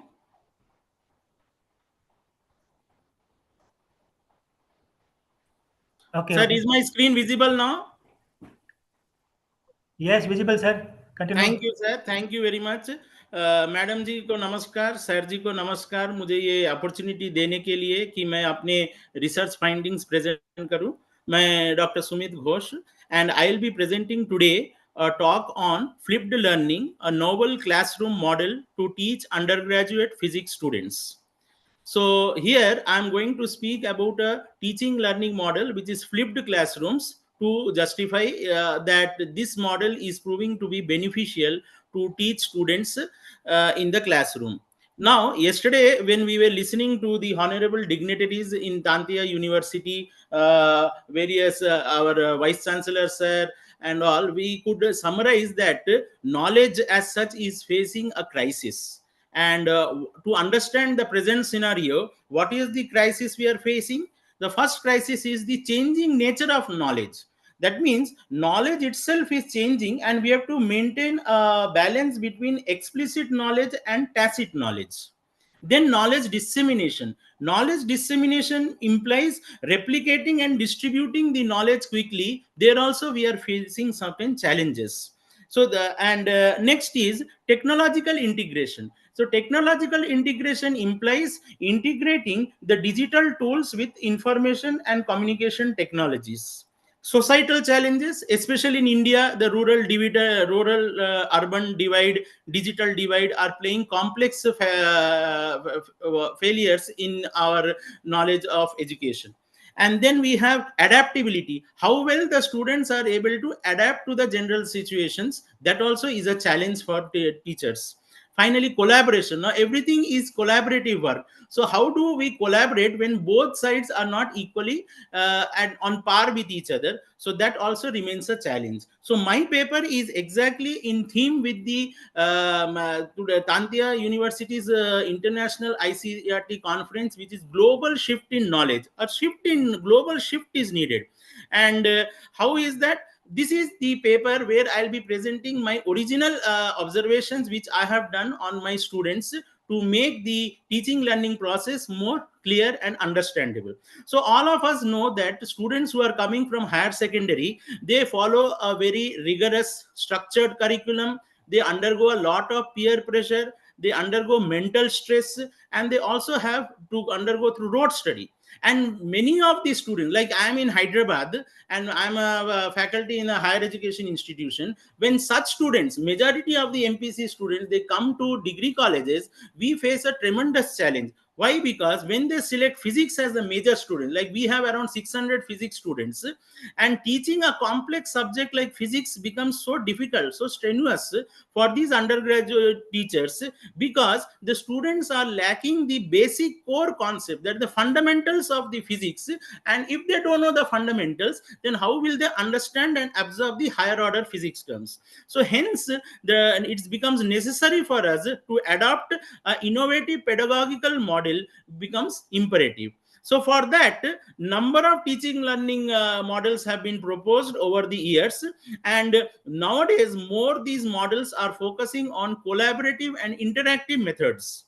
So here I am going to, this was my ethos behind when I introduced my this model. That is Benjamin Franklin, a very famous physicist, father of electricity. He had said that, tell me and I forget, teach me and I remember, involve me and I learn. So that means it implies that we have to involve our students along with the teaching learning process. And for that, I have selected the flipped classroom, which is an active learning and higher order thinking, self-regulated methodology. For those who may have layman to many may be knowing about flipped technology or flipped model, it just to put in simple terms, flipped classrooms are nothing but where the student has both certain in-class components and some in-house components. So where he learns something and then comes here.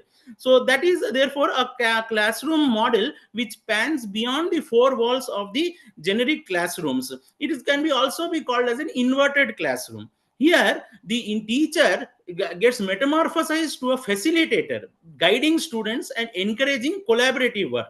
So this concept of flipping has been new, and especially in our college and in our country, because the internet has improved so well, the use of smartphones have improved so well, that this process I could invoke in my classroom. So how did I do was, but the one problem which I felt was that originally if I apply the flipped classroom as it is, then it will be difficult for me. So what I did, I tweaked it, I little bit changed it, suiting our heterogeneous demographic profile. What I did was, rather than flipping, which means go to the house and see some internet videos and come back, no, I made them give some activities both in classroom and in house. Like, what were their activities? Some hands-on minds-on kits, some assignments, problem solving, simulations, seminar presentations, concept practice, lab activity, and even sometimes competitions, healthy competitions, to encourage the students. And now, during all these activities, when the students come to the classroom, the teacher has a very important role, because a proactive role in clarifying the doubts, and when they get deviated, and constantly playing the role of a facilitator throughout the process. Now here also I found out that the sessions were becoming very interesting when the students started defending this hypothesis. Remember, these are the same students who never knew what were the basics. Now they are defending those hypotheses and removing the misconceptions. Finally, also alternative methods, or suppose some method could not work, I again changed it to suit that particular need of it. So here, these are some of the kits I have presented as diagrams. I hope all are able to see there. So these are some simple systems of optics which we can use it to teach the concepts of light.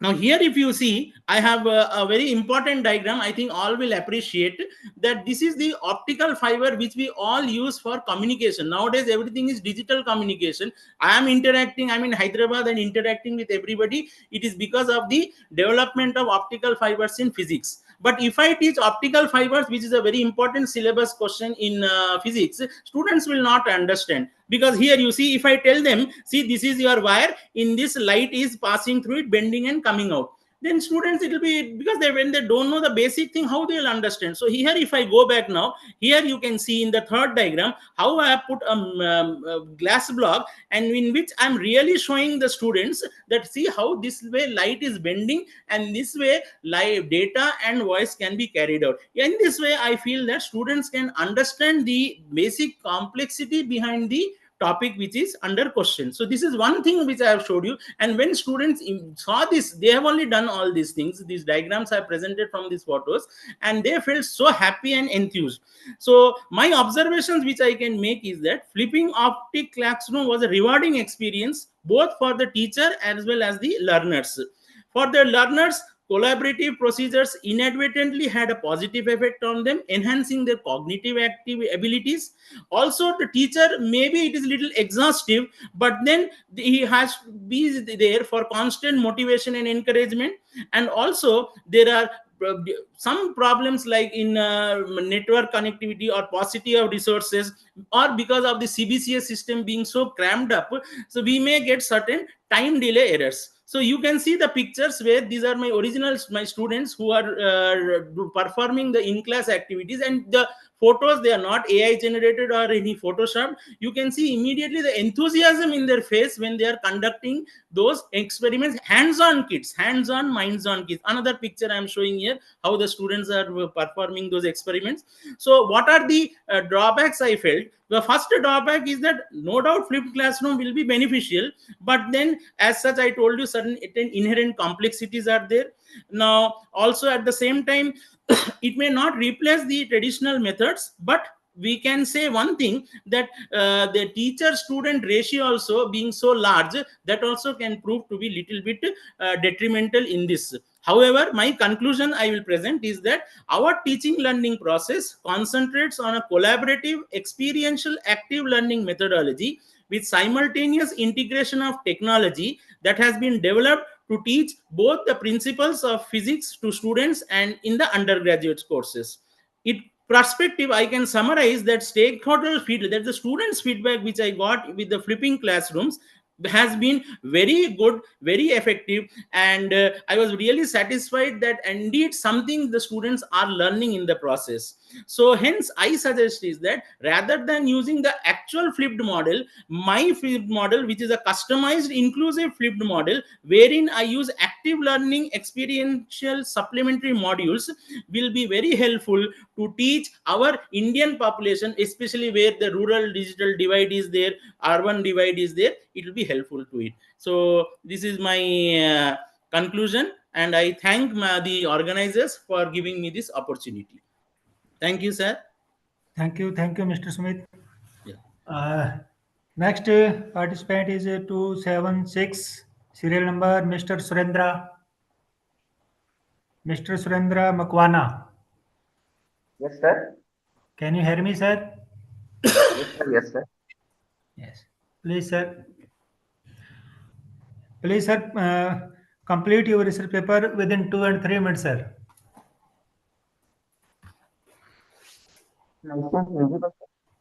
Yes, yes.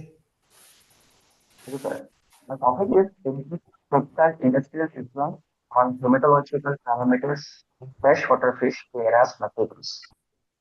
Research scholar Surya Mukwan, Ganganagar University, Jodhpur. Sir, please share screen. Sir.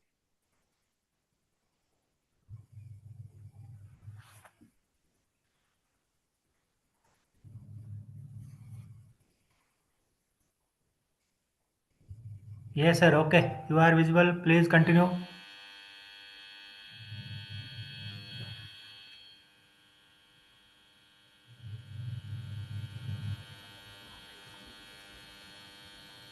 My topic is textile industry system on hematological parameters of fish, whereas materials. I am research scholar Surya Mukwan, Maulana Azad University, Jodhpur. Introduction. British poet Nagraj Auden says, thousands have lived without love, not one without water. What is the most important nutrient of all life? Rapid expansion of textile industries has resulted in the large-scale release of chemically complex ecosystem. Textile wastewater typically contain dyes, heavy metals, nutrient bleaching, enzymes, and aromatic compounds, many of which are resistant to biodegradation. When discharged into freshwater system, these pollutants impair water quality and pose significant risk to aquatic organisms.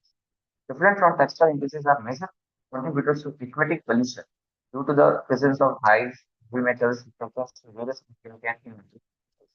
When discharged untreated or partially treated into freshwater bodies, these nutrients can adversely affect aquatic systems, particularly fish, which serve as reliable bioindicator of environmental quality. Now, what is the problem and theories behind this? The pollution is a major produced by industrial nutrient value in Rajasthan. The printing and dyeing industries cover in major portions of industrial section. The textile effluent discharged through these industries of toxic nature that was also noticed by Satish et al. Improperly treated wastewater from textile and dyeing industries of treating rainwater quality areas due to discharge of improperly treated effluent from CGTs. Treated or incompletely treated textile effluent can be harmful to both aquatic and still adversely affect the natural ecosystem, imposing long effects. Method is collections and accumulation. Healthy sea metricus specimen were collected from liquid sugar source, climatized in lab area for 2 weeks in the controlled conditions. Different collections and preparations were textile effluent was collected from a nearby textile processing facilities. Some lethal concentration 10%, 20%, 30%, but were prepared by dilution in chlorinated water with one control group maintaining clean water. Experimental design. Fish were exposed to different concentration for 96 hours. Utility was monitored daily. I would like to explain hematological analysis. The kind of exposure blood sample from oral vein using vinyl syringe. Several processes were followed to measure hemoglobin, hematocrit, RBC, WBC, leukocytes. Observation, we can say in this table, effect of textile effluent to hematology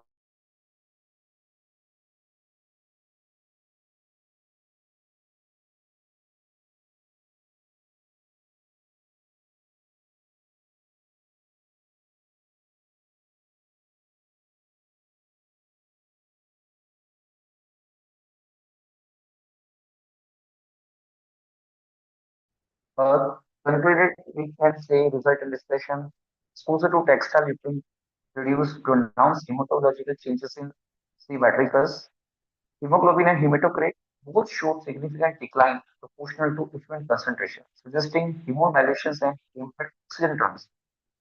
Reduction in hemoglobin and hematocrit indicates anemia, lack of blood caused by toxic and exposure. Different constituents such as azotides, heavy metals may inflammatory forces cause hemolysis. RBC count notable decrease were observed, indicating possible agent restriction. RBC restriction suppressed erythropoiesis, lack of RBC count due to toxicum.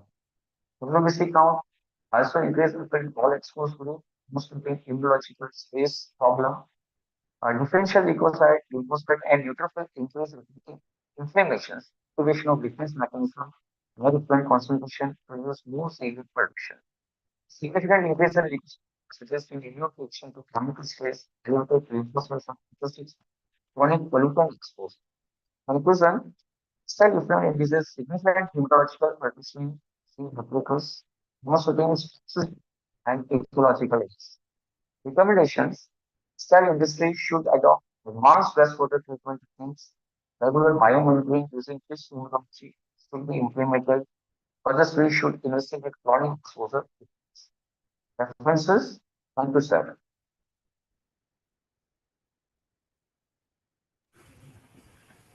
Thank you, Dr. Makwana. Next participant, serial number 275, Dr. Jasbir Singh. Yes, sir. Yes, sir. Dr. Jasbir Singh, please continue. Yes, sir. Can I share my PPT? Yes, yes. Okay, sir.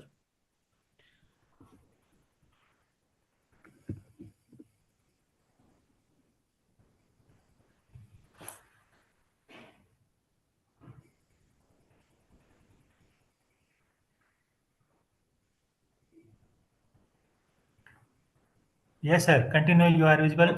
Okay, sir. Good afternoon, sir, and good afternoon to everyone. I am Dr. Jasbir Singh. My presentation topic is the Ayurveda as a catalyst for the education, innovation, and the sustainable future, a multidisciplinary approach for the global health and the well-being. And first of all, the overview of the study of the global health and the education shifting of the toward of the preventive and the sustainable base model, and Ayurveda contributed the insight for the holistic living of the ecological responsibility and the well-being economy, and mixed method study that of the N is equal to 185 across the academic, clinical, and entrepreneurship and policy stakeholder, and 82.7% that support for the Ayurveda in the multidisciplinary education, and 69.4% that are also view as the Ayurveda as the innovation and the startup driver, and 76.2% that is also support of the Ayurveda base of the sustainable industrial cluster, and AEIN that of the model proposed to integrate of the Ayurveda that of the education, innovation, and the sustainable future.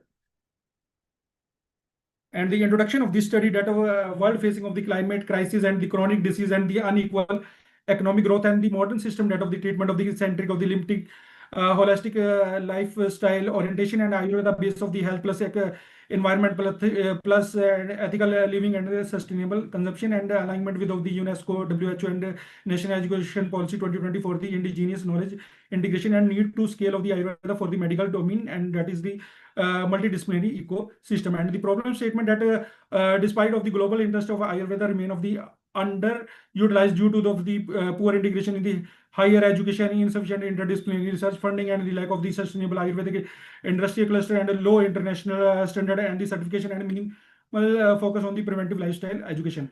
And the aim and the objective of this study that of the aim that of evaluate the academic and socio-economic and sustainable relevance of the Ayurveda in the shaping of the future education and the innovation, and the objective of this study to analyze the stakeholders of the prescription of the multidisciplinary Ayurveda and determine the Ayurveda exposure of the sustainable orientation and proposed an evidence-based integration model, and identify the global expansion barrier and the solutions. And the literature inside that a review of the literature showing of the increasing of the recognition of the indigenous health model across of the discipline, that of the Patwardhan study of the 2018 and WHO Global Traditional Medicine Strategy 2014 to 23, and the Raghav and the Singh study 2020, and UNESCO study, and also Kapoor study also use this literature study. And the hypothesis of the study, there is a null hypothesis that there is no significant relation between the exposure to the Ayurveda base of the knowledge and sustainable orientation, innovation, readiness, and the positive behavior transformation. And the alternative hypothesis, that is H1, that there is a significant positive Please relationship say between about the exposure. only conclusion. Okay, ma'am. To the Ayurveda base of the knowledge. And these are the hypotheses, and these are the research methodologies that is used of the quantitative and qualitative in the nature, that also statistical test of the ANOVA, chi-scale test also used. And these are the key finding of the result that of the awareness of the Ayurveda, support of the curriculum integration, sustainable alignment. And these are the stakeholder perspiration of the studies. And these are the AIEN model, that of the Ayurveda education, innovation, and sustainable future. These are the conceptual framework, and these are the statistical analysis of the result of the correlation, that is the R is equal to 0.69, that of the Ayurveda expose of the strongly improve of the sustainable thinking, and ANOVA, that is the P is equal to 0.003, and the Ayurveda significantly Please influences. say about overall ma'am. conclusion. Okay, ma'am. Okay, ma'am.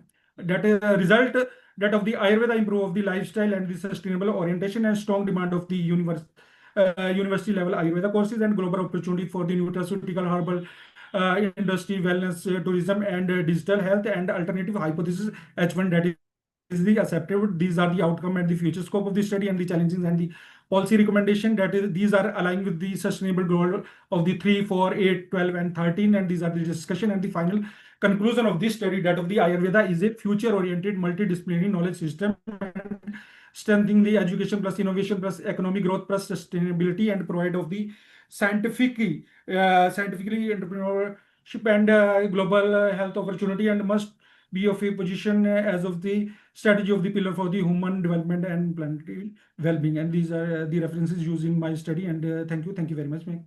Thank you, ma'am. Thank you.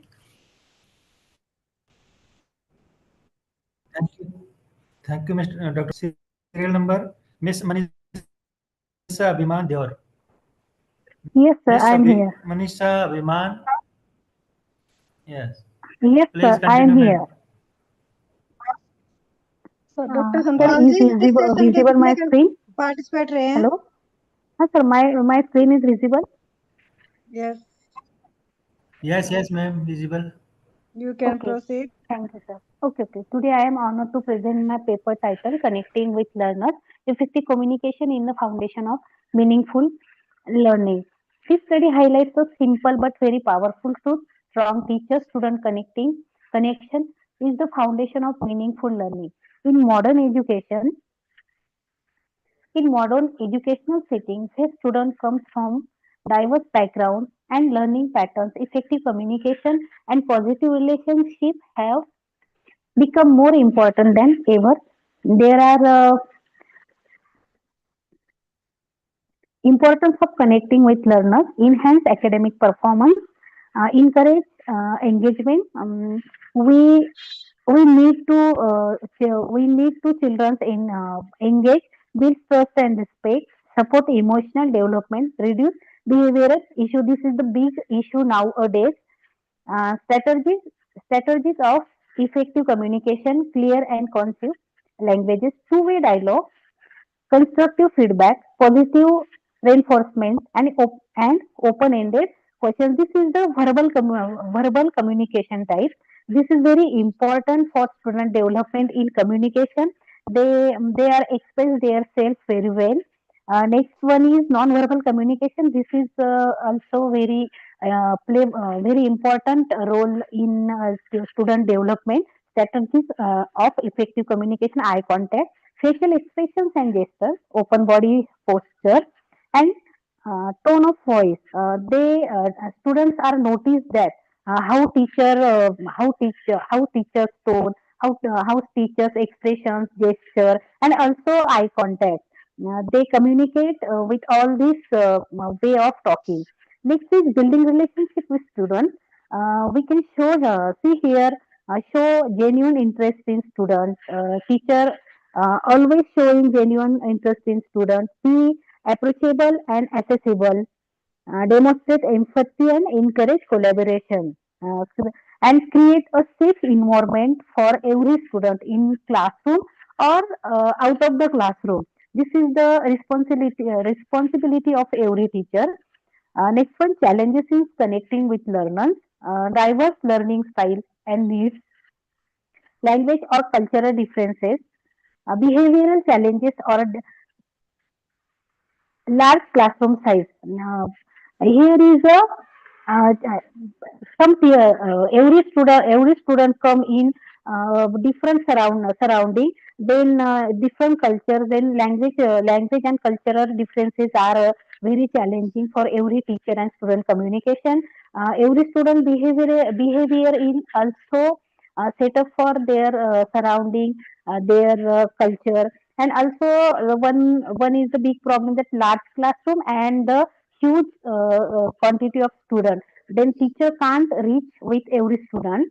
Next one, challenges in connecting with learners, differentiated instructions, small group instructions, active listening, cultural responsive teaching. Small group interaction is very important in communication. In this method, every student express in his own language, and also active listening.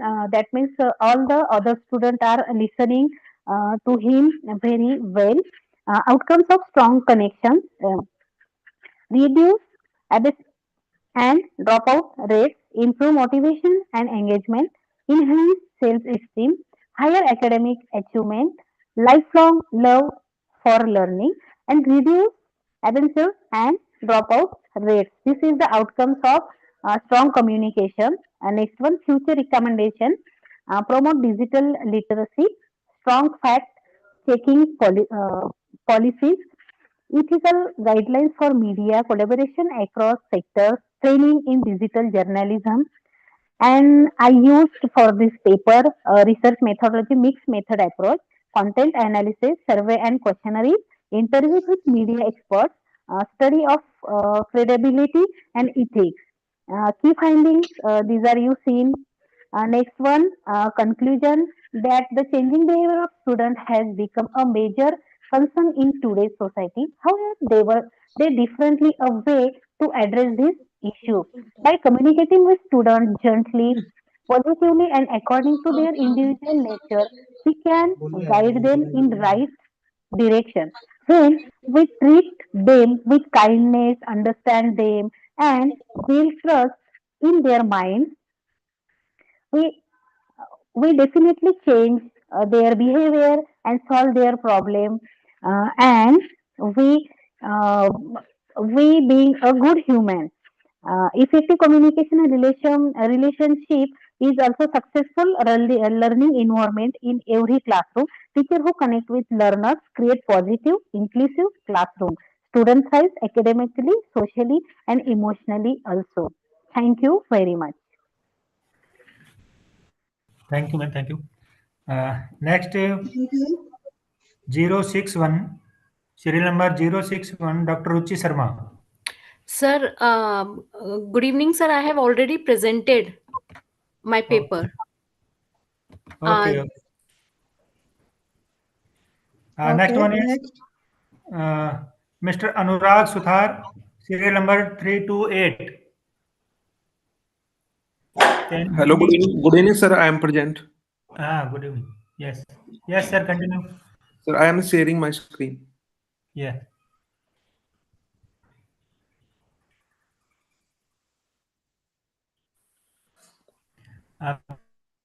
Please, sir, complete your paper within 2 and 3 minutes. Ji, sir. Ji, sir.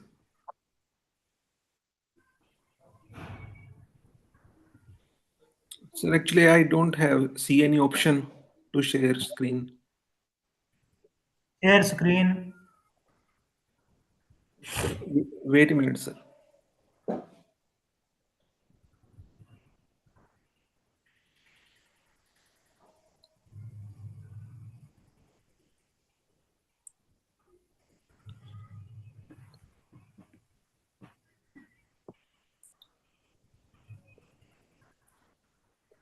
Sir, anything visible? No, no, sir.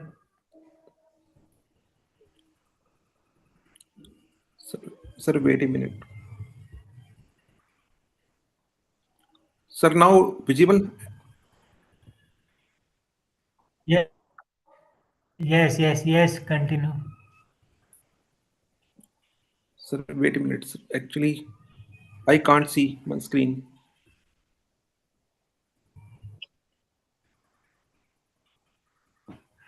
Screen share option. Sir, PPT is showing? Yes, PPT. Yes, continue. Sir, is it visible? Yes, Okay. visible. Continue. Okay, sir. Okay, sir. So my title is Cyberbullying and Online Harassment, Legal Gaps in India. Good afternoon to the chairperson of this seminar, academician, for researchers and participants. Today I will be presenting on the topic of cyberbullying, online harassment, legal gaps in India. My name is Anurag. This topic is extremely important today because cyberbullying affects not only children but also adults, women, and public figures. Why this topic matters? India has become the world's second largest online population with millions of people using the internet every day. With this rapid increase in digital communication through social media, messaging apps, and online platforms, there has also been a sharp rise in case of online abuse. Understanding the digital environment, India has a very high smartphone users. Most people, including teenagers, have affordable smartphone and internet connections. We depend heavily on the platforms like WhatsApp, Instagram, Facebook, Snapchat, and gaming communities. What is cyberbullying? Cyberbullying refers to repeated harmful behavior carried out through digital means. It includes any act intended to insult, threaten, embarrass, or humiliate someone online. Cyberbullying can take many forms: messages, photos, videos, comments, posts, or even calls. What makes it more serious than offline bullying is that digital content spread fast and cannot be easily traced.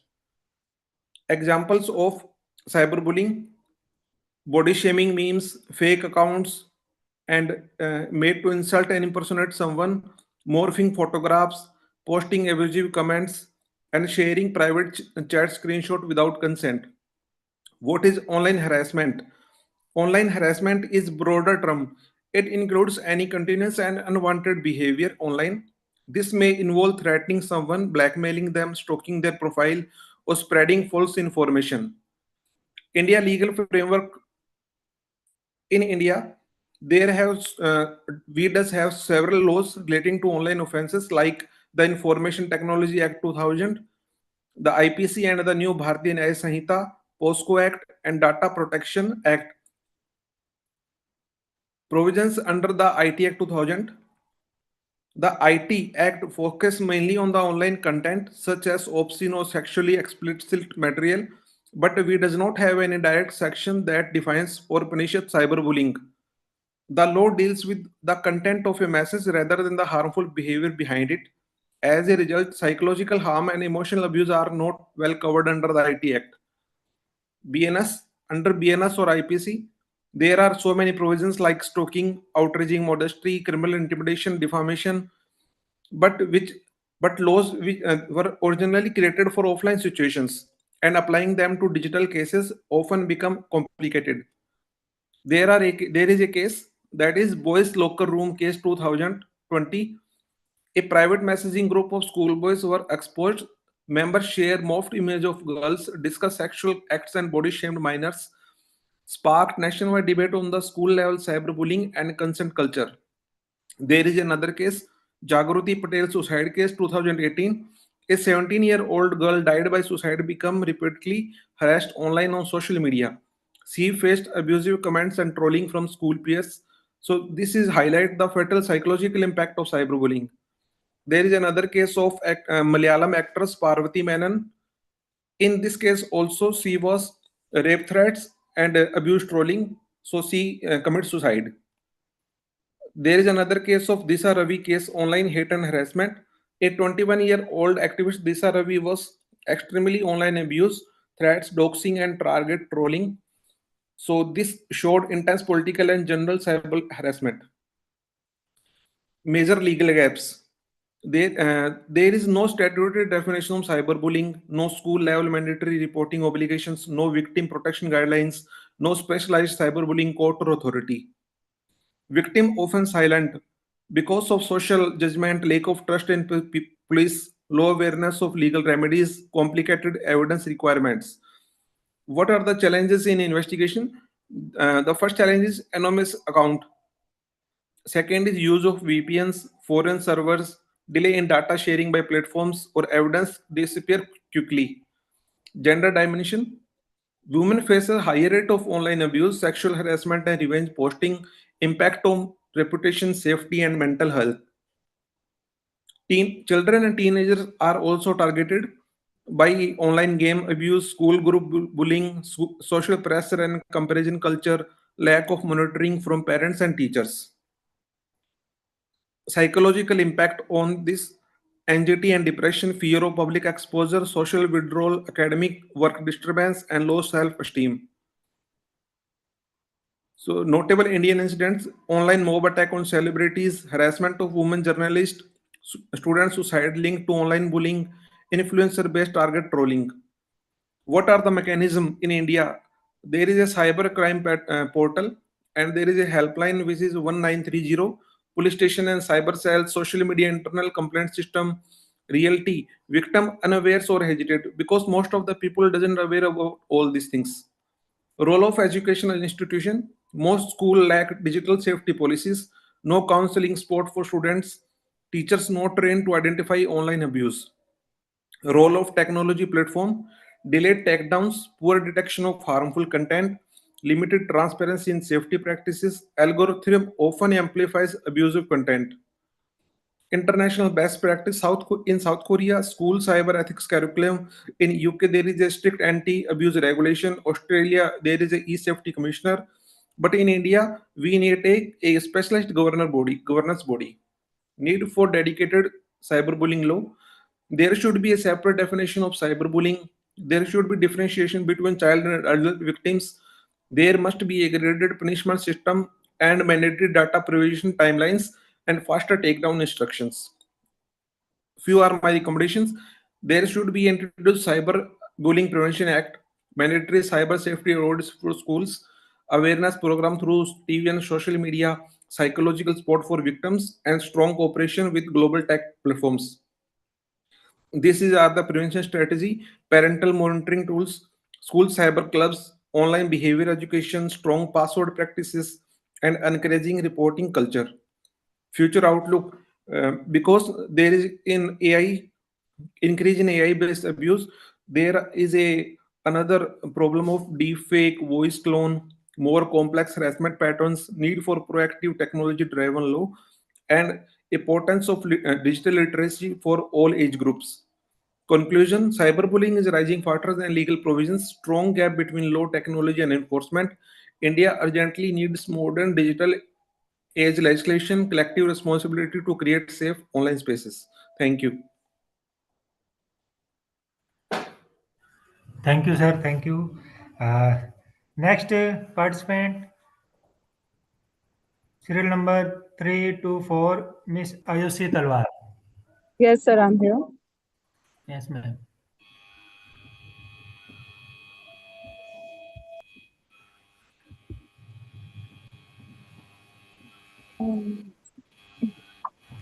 Please share screen, ma'am. Screen share. So just a second.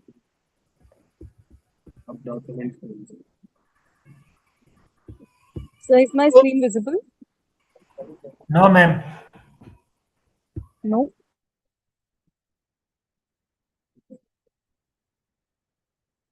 Just a second, sir. Just.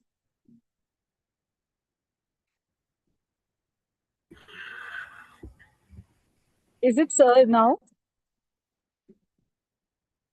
Yes, ma'am. Continue, please. Yes.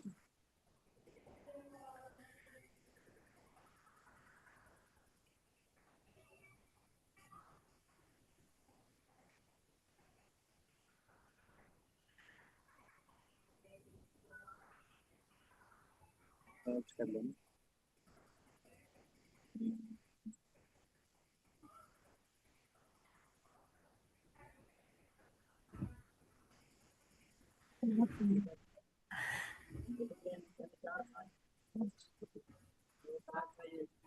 just give me a second. Somehow the file is not opening. Just give me a second.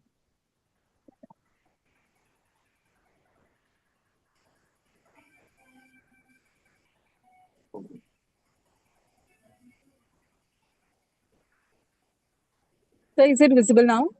Yes, yes, ma'am. Continue. Okay. So the topic, the research paper that I'm presenting today is on the topic the digital madam, gender pedagogies and the feminization of AI in Indian classrooms. So technology is never neutral. It always carries the fingerprints of the culture that creates it. Good afternoon to everyone present here and thank you for joining. This idea of technology carrying cultural fingerprints forms the starting point of my research. And I've studied how AI driven teaching assistants and classroom bots entering Indian schools are almost always presented in distinctly feminized forms. Whether it is Siri, Alexa, Indira AI, Iris, or the many emerging educational bots, their voices, names, tones, and even appearances overwhelmingly mirror the cultural figure of the patient, spoken madam. My research does not evaluate the technical efficiency of these systems, but instead it examines what this feminization means within Indian classrooms that already have long standing gendered expectations around teaching, authority, and emotional labor. In India, when see, especially in primary and middle schooling, the teacher is often imagined as a nurturing, endlessly patient female figure. When AI enters these settings with a feminine voice and personality, it seamlessly blends into this imagination, but it also transforms it in quiet ways. Please So, in say all, about only conclusion. okay,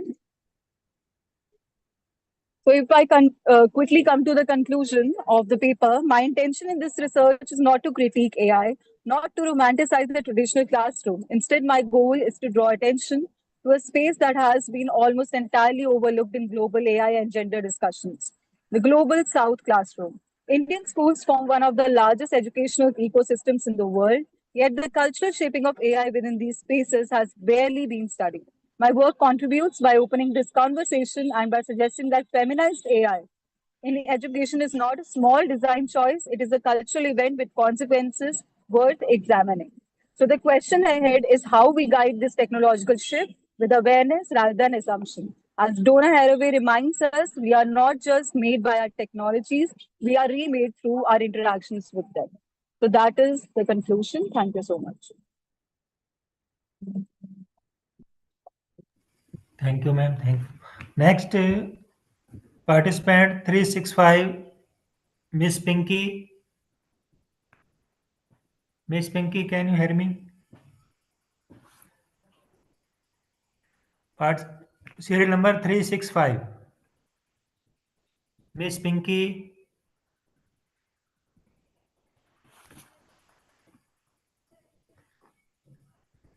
Miss Pinky, can you hear me?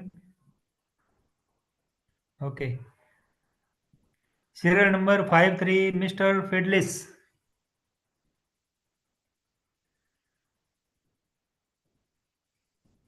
Yeah, I'm here. I'm Hello, here. sir, Pinky. I'm here. I'm here. Fidelis is here. Okay, sir. Continue with the 2 and 3 minutes. Hello, sir, Pinky is here. थोड़ा Uh, Tej Fidelis is here. Can I share my screen? Pinky speaking here. Pinky, after some time, please. Yes, sir. Sir please my turn 365 sir mute हो चुका था phone इसीलिए मेरा रह गया बीच में बोलने से आप सिर्फ 2-3 मिनट रुकिए, इसके बाद आपके करवा दें। Okay sir Yes, Mr. Fiddlis, continue.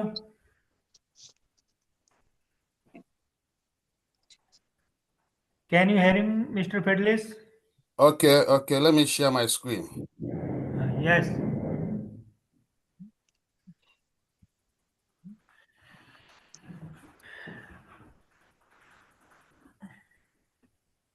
Can you see my screen?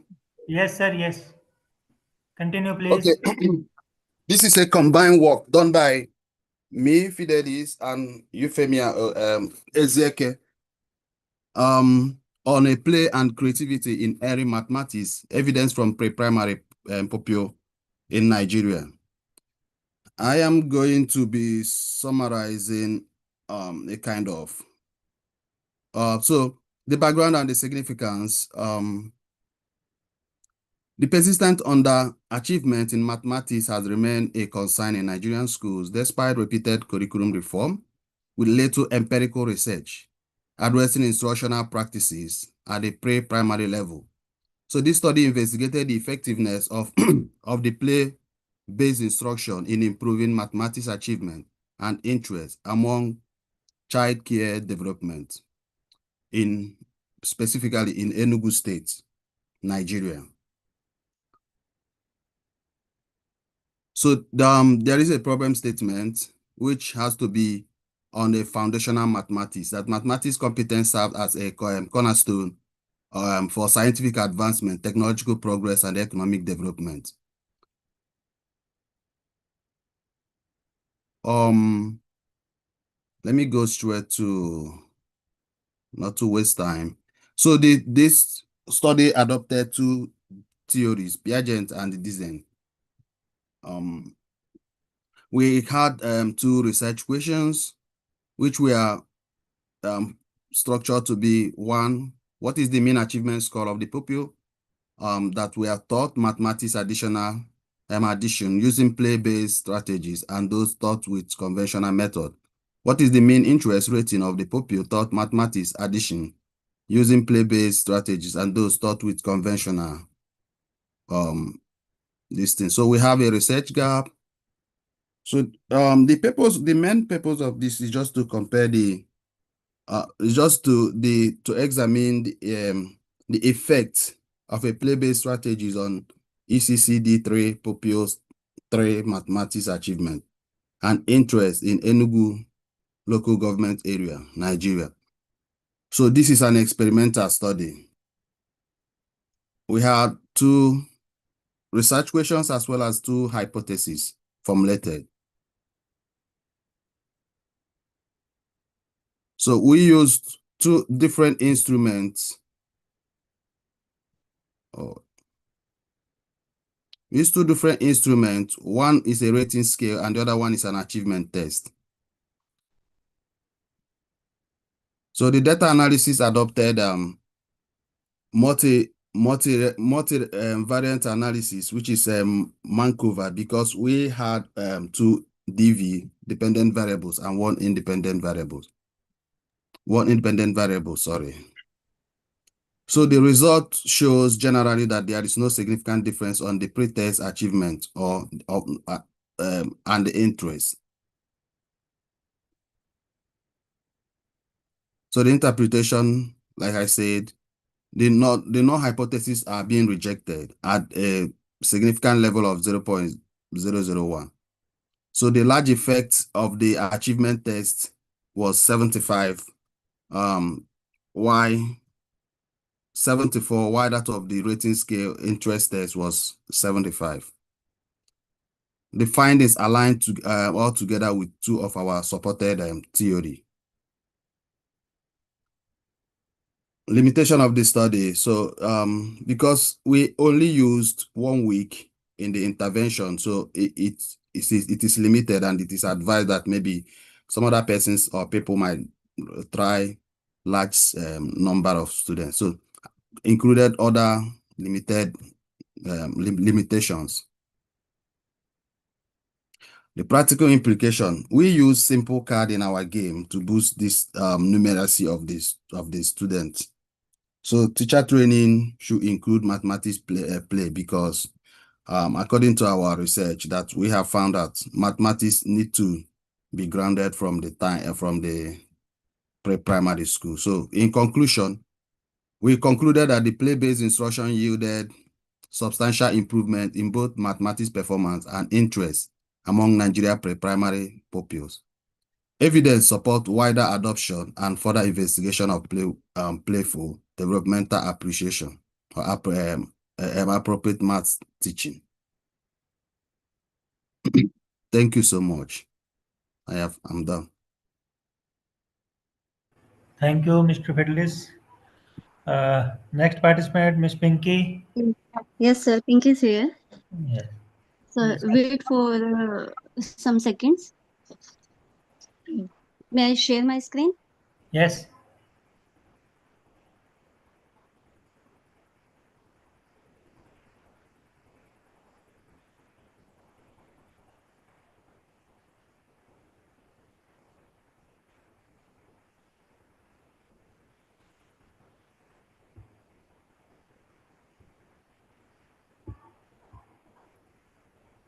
You are not visible, Miss Pinky.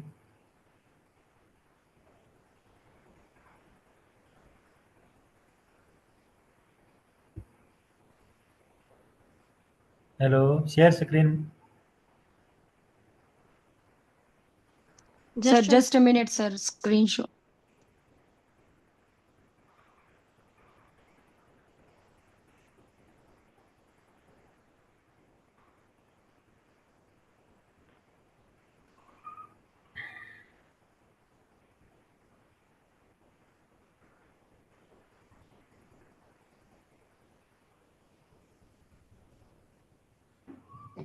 Hello hello hello sir visible हो रही है स्क्रीन? नहीं सॉरी सर मैं अपनी प्रेजेंटेशन सर ऐसे ही कर सकती हूँ बिना स्क्रीन के? हाँ सर कंटिन्यू करो. Okay sir okay thank you so much sir. Good evening, sir. Myself Pinky, and my topic is parental support and educational aspirations in academic achievement among high school students. Parental support through encouragement, involvement in school, and high educational expectations significantly boost high school students' academically achievement by fostering motivation, self-esteem, and parental involvement positively impact student success by boosting motivation, bettering behavior, improving homework completion, and increasing attendance. Key components of parental support: emotional and motivational scaffolding and academic socialization and involvement and impact, home based and school based attitude communication, positive correlation. Types and support: aspirational communication, homework help, school participation, direction and purpose. Higher attainment, emotional support, instrumental support. How parents can help: communicate, set expectations, provide resources, and show interest. Importance of parental support: fosters positively behavior and motivation, creates conductive environment, enhances learning, builds stronger bonds, communicate, set expectations, monitor and assist. Be involved, create environment.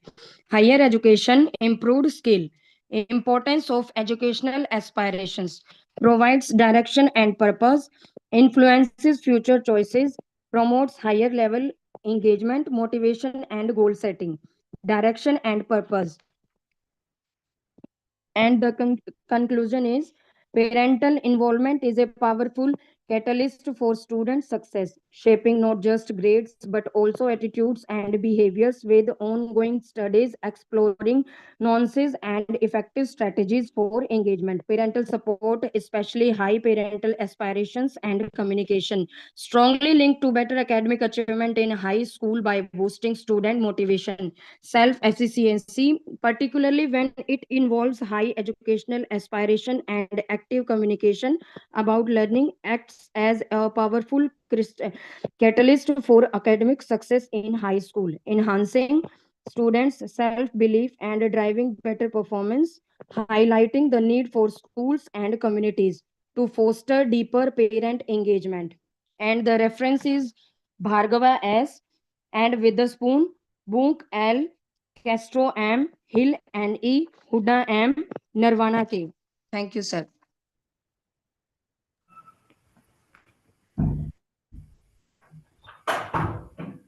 Thank you. Thank you, sir. Next participant, serial number 151, Awashika Amalola. Avasika, can you hear me? No. आप डालूंगी page Tata देवर मेरा no रही वाला ta-da जी वाला बका तू दिखली बैठ चला देखो दबदब हो रही तड़ती सी तावड़ी तावड़ी आप मन के बोलते धीरे बोल शांति शांति एक सांस में बोल ली Pinky, mute your.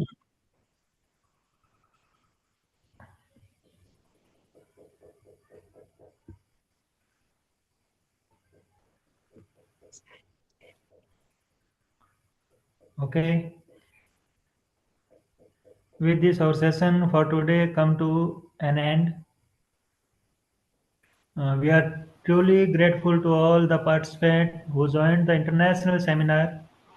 Your active involvement and thoughtful inputs we deeply appreciated. Thank you all the participants.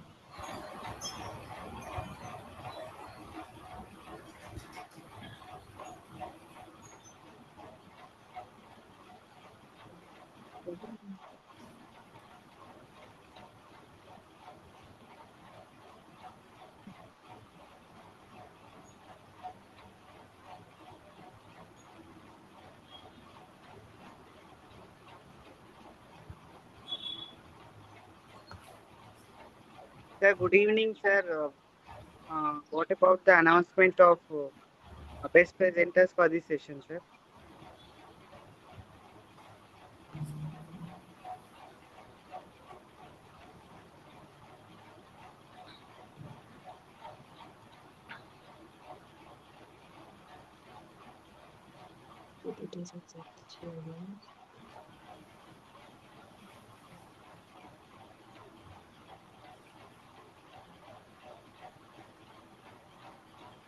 Please, mom, I will present my paper yet.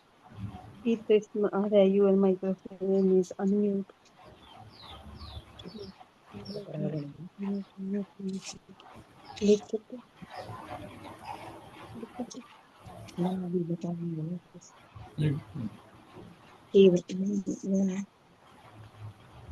Last में कुछ और बताते हैं सर्टिफिकेट्स के बारे में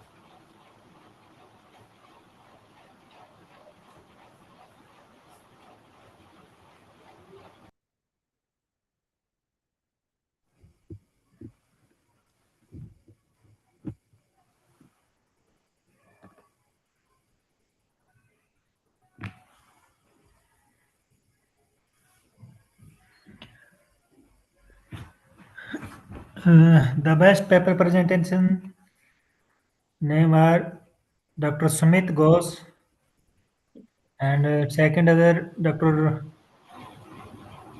Pakli Kundu and Dr. Anurag Suthar.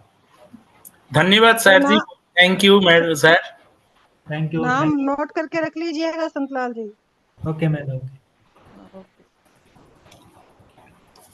Thank you madam thank you sir Thank you, everyone. Thank you doctor Santlal ji for cooperation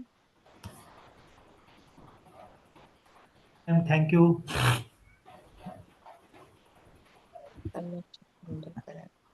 now session is over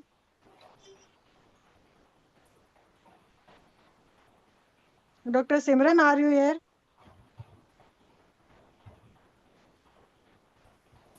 doctor Simran Hello, Ma. Good afternoon, Ma. Are you here? Dr. Simran?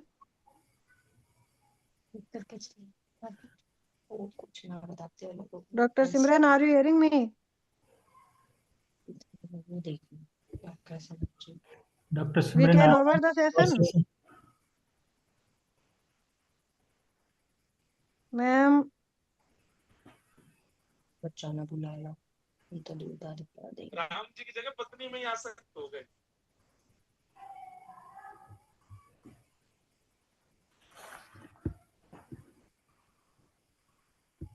ma'am, we can over the session.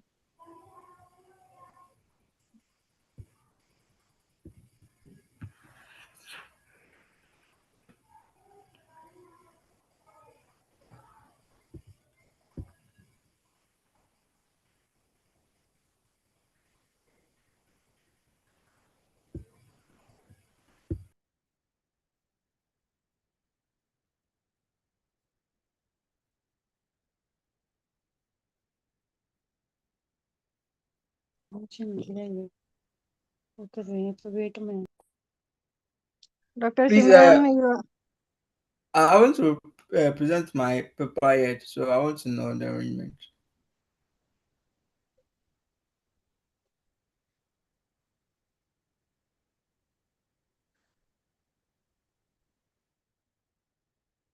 thanks to everyone. Session is over. Thank you, madam. Thank you. Okay.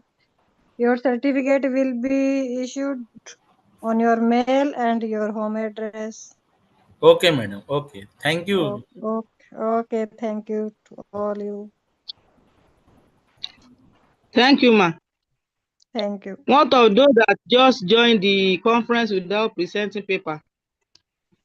We participated, but we heard lately, so we could not present any paper. Do we also have a certificate of participants or of participation?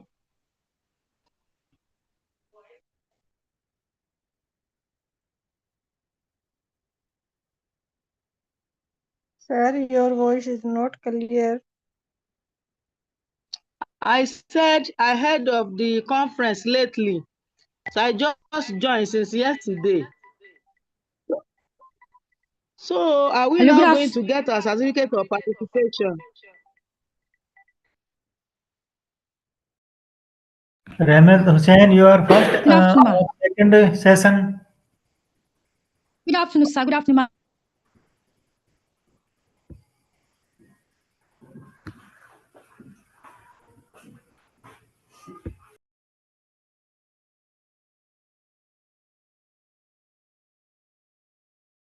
Can I proceed? I'm here to present my paper. Hello, sir. Good afternoon. Hello, good All afternoon, sir. participants are requested to leave the meeting link. Session is over, please. Are you hearing me? Please leave the meeting. Technical session Hello, 4 is over. ma. I can't hear you. Doctor Santlal आप मुझे सुन रहे हैं? संतलाल जी Yes. इनसे अगर आप कह सकते हैं तो आप इनको कह दीजिए, हो सकता है मेरी आवाज नहीं सुन पा रहे हैं, पता नहीं कि फोर्थ टेक्निकल सेशन ओवर हो चुका है और मीटिंग का लिंक है उससे लीव हुई है आप लोग. Okay.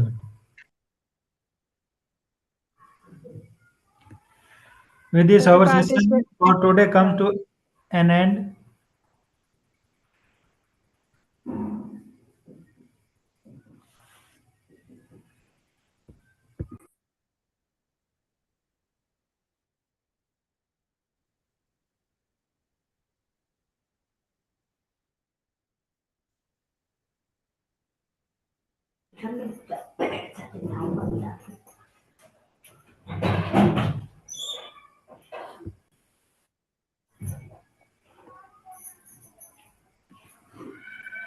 The time is over. Please leave.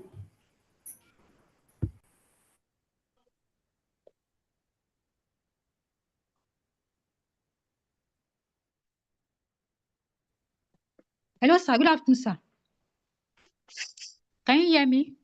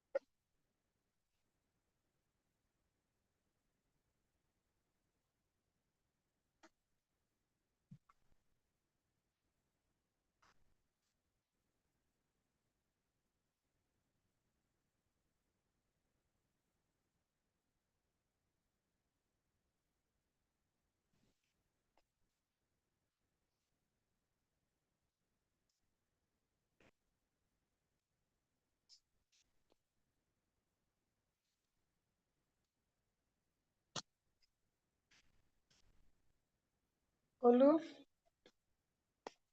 तेरी खीर भी बाकी पड़ी है भाई, खा ले। अरे यार अभी तो जूस दिए यहाँ के 10-10 मिनट के गैप में नहीं। चीजें ले आओ आगे। खा ले, बाद में कुछ भी खाना है। ठीक है ना।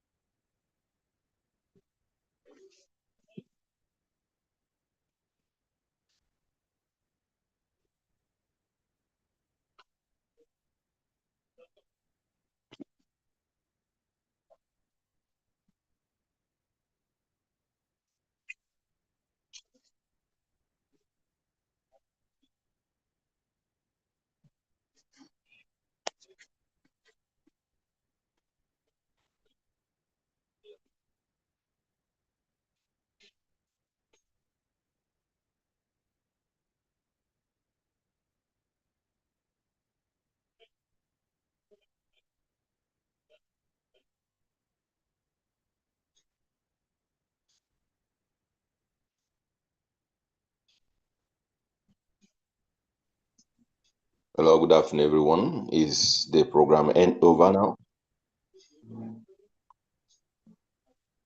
Good afternoon, everyone. Is the program over?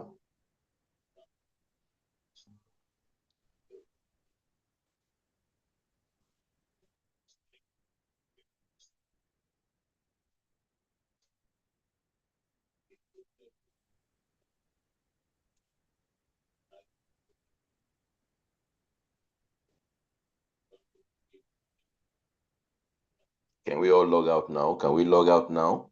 Is the program over, please? Is it over?